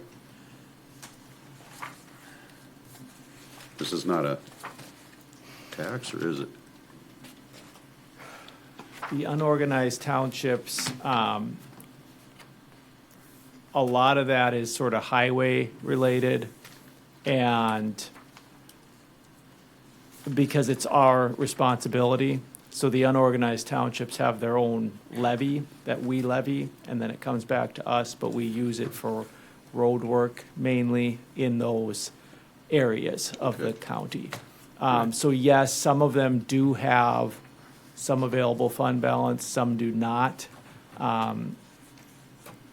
Some of them have an adequate levy to cover, the services, some don't. And that's Okay, why but- they're, But the unorganized townships, those are at the maximum levy. Correct. That's just what it is. correct, yes. So it's the maximum levy, and it's based on the value in that actual township. Okay. Yep. All right, so you got that one, they got Lincoln unorganized on 140. Thanks, Lee. That's- Burnt Creek, Next one is 150. okay. So just skip to that. Yep. Okay. We Job need to Development change Authority. this. This is the What cha- is This is the chamber, Huh? chamber EDC. I'm not sure why it's called Job Development Authority. That's our chamber. Chamber, yep. Well, I'll talk to Lee about changing that. Maybe just the title? Yeah, why would we call it Job Development Authority? Well, I think because we probably can't, I think because Oh. under the century code, you can only. Okay, well, we'll leave- You can only, We'll leave it alone I then. think you can only do a Yep. job development Right. authority. Okay. Because they'd probably twist your knickers if you. I don't know. Emergency fund, I'd say leave that alone. Yep. What is it? Who is it? Who controls it? What's it for? Emergencies? Well, that's for But pizza who- and beer, Commissioner. Pardon, beer? Well, then let's raise it a No, little bit. I'm But just here's, kidding. Let's here's raise the it. thing that's interesting with it is it's levied, but zero spent, zero spent, zero spent. What does that mean? Well, we're not using it, in other words, but what's it, who authorizes anything out of there? We would. Yeah, we would. Chair Bittner and Commissioners, we appropriate the amount in the fund. We make the appropriation every year so that if there is an emergency, we can spend the money without having to come back to this board. And what constitutes an emergency is defined in Century Code. So who's we then? You said we Um, can use it. Yeah, you, the Board of County Commissioners, could use that money in an emergency, but because it's already appropriated, you wouldn't have to come and do a budget amendment, for example, in order to start spending money. So it just, we just appropriate it every year, and then, flood fortunately, happens, we we haven't have had to use authority. it. Yeah, or kind of like you call in the helicopters when there's a big range fire or Right. something, that's Yep. kind of what gets used. Communications Center, I thought we already did that. Well, that was different. That was the, Yeah. this is the center that Mr. Bakken is working on, right? Yes. Yeah, not the Well, last one. Yeah. The last one was just the 911 fees that are collected Oh, yeah. and distributed. This is the actual center. Okay. Lee, I'm not sure why you sit down. I think this budget is the fees. The other one, I think, is the actual, it's either the center or it's what's left over, but this particular budget is the fees. So these are all, this amount of money is already covered. Okay. There's no levy needed. All It's, right. it's Okay. just fees. Let's just move on, thank you. What's SIRN? Statewide 2020. Interoperable Radio Network. Oh, good. That was good. And why did, I have a contract with. why did the Statewide. budget go from 2025 from 100,000 to 230,000? Replacing 911 sirens. enhancement, I have no what idea. changed there? You're busy. County Park, what's this now? Oh, you missed communications there? Yeah. 153? Oh, I thought it was the same thing. No, this is Now, there's our- two sheets in there with Communication Center 49, 120. Yeah. Yeah, okay. And that actually went down a little bit. That's rent for the building. It went down? Yes. How'd that happen? Well, I guess we'll leave it alone if it went down, County Park is the salaries for our park board members. huh? We get paid? No, they No, get. they They get do. paid. The other two members. Good for them. Detention center, maintenance and construction. Building maintenance, that's been tracking pretty much right there for Yep. a long time. I don't see any change in that. Nope. County recorder.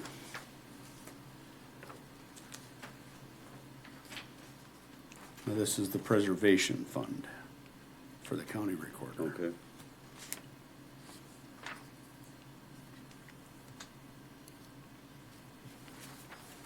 I'm good. Okay, well, I'm just curious. Under furniture and equipment, Missy, 37,500. She's not here. She was here. She should be here. I guess the question was gonna be, what furniture and equipment do we need for 37,500 when we're moving out of this place? And I don't know that we had decision. Going from on it. memory, but Yeah, I'm just answering because Missy had left, but I believe it was something to do with the replacement of her computers in the back. something to do with the scanners. Yeah, To so get the preservation everything- money comes from that, so she had some computers and scanners, if I remember right, just Yep. through a conversation I had with her. I remember scanners as well. That's from- used to preserve the old records. Right. Yeah, So that was an update to equipment. So that's what, that furniture fixtures is, I think it's all computer equipment for Yep. the yeah, scanning. I'm just gonna have a question about what it Yeah. was, so that's fine. It's not paid for by property taxes And it, anyway, so, and it stays with us. yeah. The preservation fund is you know how much money we got in that preservation fund? Like $250,000 or something like that. And we don't use it. Thought it was more than that, but. No, it- Sheriff's Department, animal care, I don't think there's any question on that. Sheriff's Department, miscellaneous asset forfeiture, I don't think there's any question on that. State's Attorney, whatever, there's no question on that. No. Furniture and equipment and miscellaneous, that's. State's Attorney drug asset forfeiture, nothing on that. You know, has anybody see anything else in that pile that's really, because I think we get into. You want special- something out of the pile? Yeah, I mean, we're Because the rest getting of down the special to, assessment district yeah. is. Pardon me? Okay, hazardous chemical preparedness, that's 5,000. What's that for? Sheriff In case for, you got a spill, Pardon me? chemical spill. Whose monitors that, or who? that would be It's under a just in Mary. Be under case. Mary. Next, Sheriff, page 162.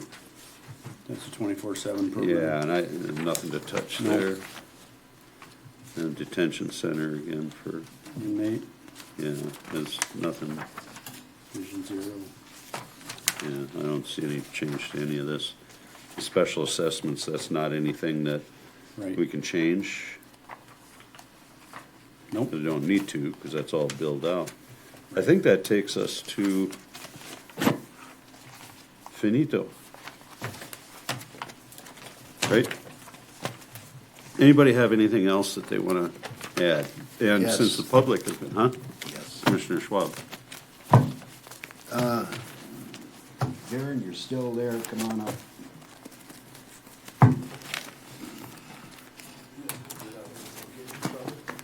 What can I do for We you? need this is for informational purpose, he can explain it, but we're gonna have to get to thinking about a building for our chemicals. We've talked, I've talked with Steve about this and back and forth, but, Mr. Schwab, but, getting this year under and getting through this one is where I'm really at, and going into it later, because the facility we do have that, we get through at the sheriff's department, it is a smaller area. Quantity of chemical, I can't get the whole year's worth in, but I've been purchasing as whenever there's a sale, so I'm kind of bunching it in there. And to move, you know, from there to a different facility or something wouldn't, we'd have to have, you know, no drains, we'd have to have everything with the spill kits and everything too, but it's just something that, you know, might be coming up in the future as far as, for the weed board and move on from there. Okay. Mr. Chairman? Is there any reserves? Do they have reserves? I don't know. I think they do. No, no. I don't believe there's any reserves Well, there. I think our reserve kind of is, you know, Darren buys a lot of chemicals, and then you get that money back, and it kind of rolls. Yeah, our So reserves. it's, the thing is, we're gonna need something about, I'm guessing like about a 4-stall garage or something like that. And the problem with that chemical is on account of spills, and it needs to be heated. But we may, Darren does shop and do a good job of that. We're gonna have to figure out if it's feasible to rent a little place somewhere so he could buy more chemical on sale or not. And So this Darren, when you're buying stuff on sale, there's a pretty hefty discount. Well, when you're following the stuff that's, it's actually on sale in September right now, and, like Milestone, for quarter Milestone, it's $67.50 or $67.75, whatever a quart, where last year was at $72.50. So I mean, you had a $5 wing there, but when you're buying chemical, every penny counts, you know. They do that in the fall, so they don't have that in their warehouses over the winter, and they have room for their stuff, for new stuff coming in. Then in the spring, they'd run something. Normally, the one in the fall does do a little better on pricing than the spring. But if a guy buys some in the fall and then gets another order in the spring, I mean, we're still saving dollars with the facility we have. But something bigger, a guy could take advantage of that fall sale and just not bump it up at all. So, I was talking to Steve earlier, I mean, but there's, like this stuff here, as the weed board also, I mean, we can, this fall, there's gonna be some, you know, I wanna get them come in here or have another weed board meeting so we can discuss some of these ideas and events and, you know, pricings and everything else with you guys as the weed board. Okay. Well, thank you for that. All right, any other questions? Not for me. All right, thank you. Okay, this is a public hearing regarding the Burleigh County budget. Does anybody else wish to speak on this budget? Does anybody else wish to speak on this budget? This is a public hearing. Third and final call. Does anybody wish to speak on the Burleigh County budget for 2026? Seeing none, I will close the public hearing. Commissioners, there's a kind of a series of things we need to do.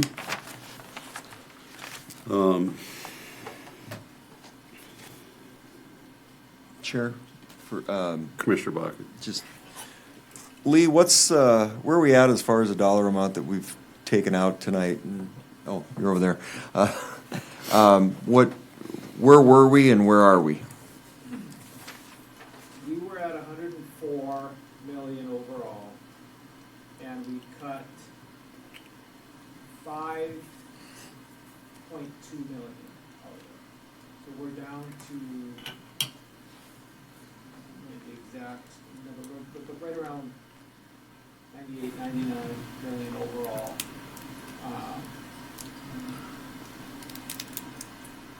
What did we lay last year? So last year, we did not have everything on the budget that we should have had. And we had things on the budget that we didn't need on the budget, like levies for the state medical, hospital, that's not our levy. So we can't just go out on the website and compare.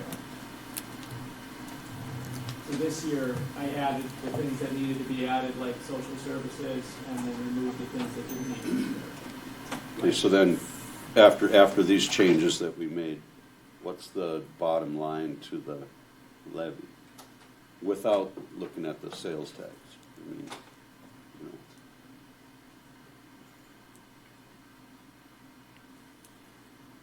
We've got 5.2.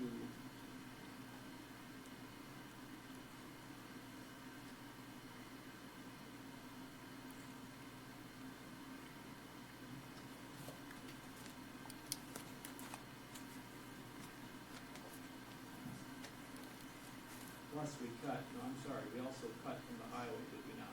Yes. Yeah, I think it's 7.25 or 7. 2.7 mils, 2.7.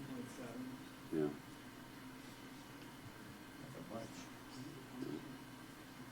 I apologize, the total is actually gonna be more like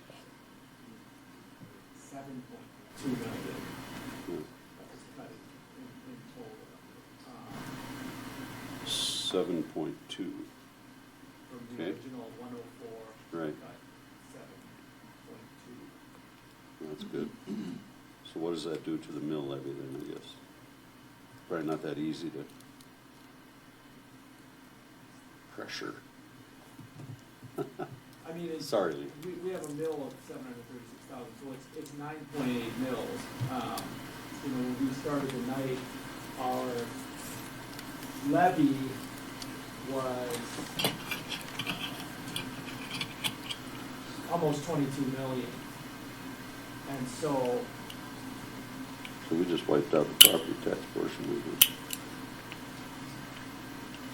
And we're not done yet. Don't think you're getting out of here at 10 o'clock. I said 8 o'clock. He's got his stuff put away already. Dreamer.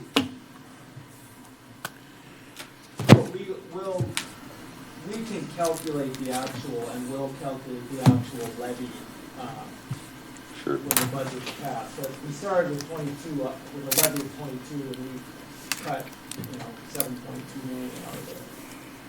Yeah.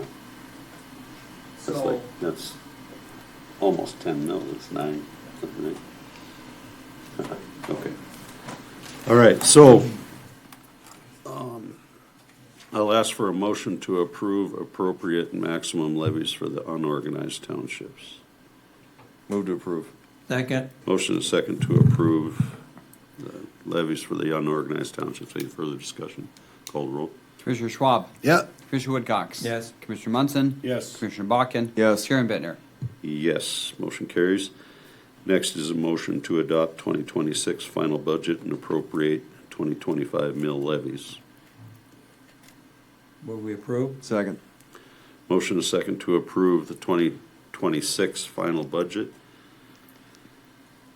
Any further discussion? Commissioner Schwab? We forgot our friends at the Garrison Diversion. That'll be in the budget, won't it? That's You know, I actually didn't not in see your- it. That's actually not in your budget. They set their own budget, and then they send the budget to the county to collect it for them. So you don't have a say in what their budget is. They have their own public hearing That's the regarding their problem. budget. We don't have a say. Yeah, but we get to But get we can much. work on that this winter, right? Correct. Yes. All right. Finally? Satisfied. Okay, you got me off my track here. Motion and second. Approve the final budget. Motion and a second? We have a motion and second. Okay, call the roll. Commissioner Munson. No. Commissioner Bakken. Yes. Commissioner Schwab. Yes. Commissioner Woodcox. Yes. Chairman Bittner. Yes, motion carries. I will back up to this is the last thing before any other business, but back to the discussion about property tax and sales tax home rule charter amendment. As I laid out in an earlier part of the meeting, when we had all of these discussions about moving to a sales tax, I didn't think about the fact that we were essentially giving away the ranch to out-of-county property owners and whatnot. They don't live here, they don't spend sales tax here, they don't, and it was not my intentions to give away property tax reform to people who come here and pull money out of the local economy. And so I asked the question of the state's attorney, and I think we can do a home rule charter amendment, but enough water is under the bridge that I kind of forgot the details.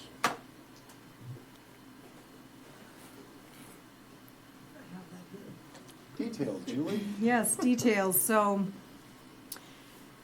in order to modify the amend, or if you want to amend the home rule charter, that's under 11-09.1-06, and that can be done by a proposal of the commission. If the commission does approve that proposal to amend the home rule charter, then it gets published in the newspaper, and then it goes to the electorate. So it goes to the next vote. So it goes to the people first. Yep. So I think we should do that, commissioners. I think we should pass a motion for a home rule charter amendment for the sales tax to apply to primary residents with, can you do county owners, or can you only do? I can draft something. I think I understand what Yeah. you want. You just want that to go to residents and property owner residents, not commercial business owner resident, or commercial business owners. How about Right. non-residents, But commercial commercial- non-residents, we don't want. So I can draft a that's not couple what- versions, and then you Yep. can take a Okay. look at Burleigh what it County- is you're looking for. Yeah, I was Burleigh County focusing. commercial would stay in. as I don't a- know. My focus was on primary residence property tax. Here comes that. Uh-oh. Mr. Chairman and Commissioners, I would caution you to make any decision here this evening until we have guidance from the state of North Dakota, because you would be creating a secondary property class for each type of property class, which is not, in my opinion, as a tax director, is not legal. Because if you're gonna collect two different types of property taxes because you're using property tax relief for residences that live in the county versus residents that don't, we would have to have two property classes, and I believe there is some case law for that. So I would make sure that Julie checks with the states, or with the Attorney General's office. I'll be looking into all of it. Okay, thank you. Never thought of that. Well, I think that's why the state did, from what I heard, that's why the state did the primary residence credit. But how about, does that include? Well, that means apartment- primary Apartment residence. rentals, apartments, would that be included as a primary residence, or? I don't know. But the I state don't was know. very clear, their property what's their tax relief parameters, yeah. was primary residence credit, Right. period. So it doesn't apply to, Apartment houses? it wouldn't apply to somebody that lives out of state or out of the county, because if it's not your primary residence, How about the white drug right down here? They still would. it's not a primary residence. Okay. I'm talking about it. Are we gonna get a chance to discuss Primary. that and vote it on, I hope? Right. Well, we Yeah, will, we're gonna yeah, wait that's for it. after, but the And it's point was. basically how you would apply that reduction off of the tax bill. That's what we're looking at Yeah. doing. Instead of making it a blanket all the way across, it sounds like the proposal would be to just provide that credit against the taxes to, kind of similar to what the state's doing. Okay, that's all I had on that. Any other business for the good of Burleigh County? Is there a representative of Summit Carbon Solutions They here? left No. half an hour ago. All right. We're adjourned. The bar across the street.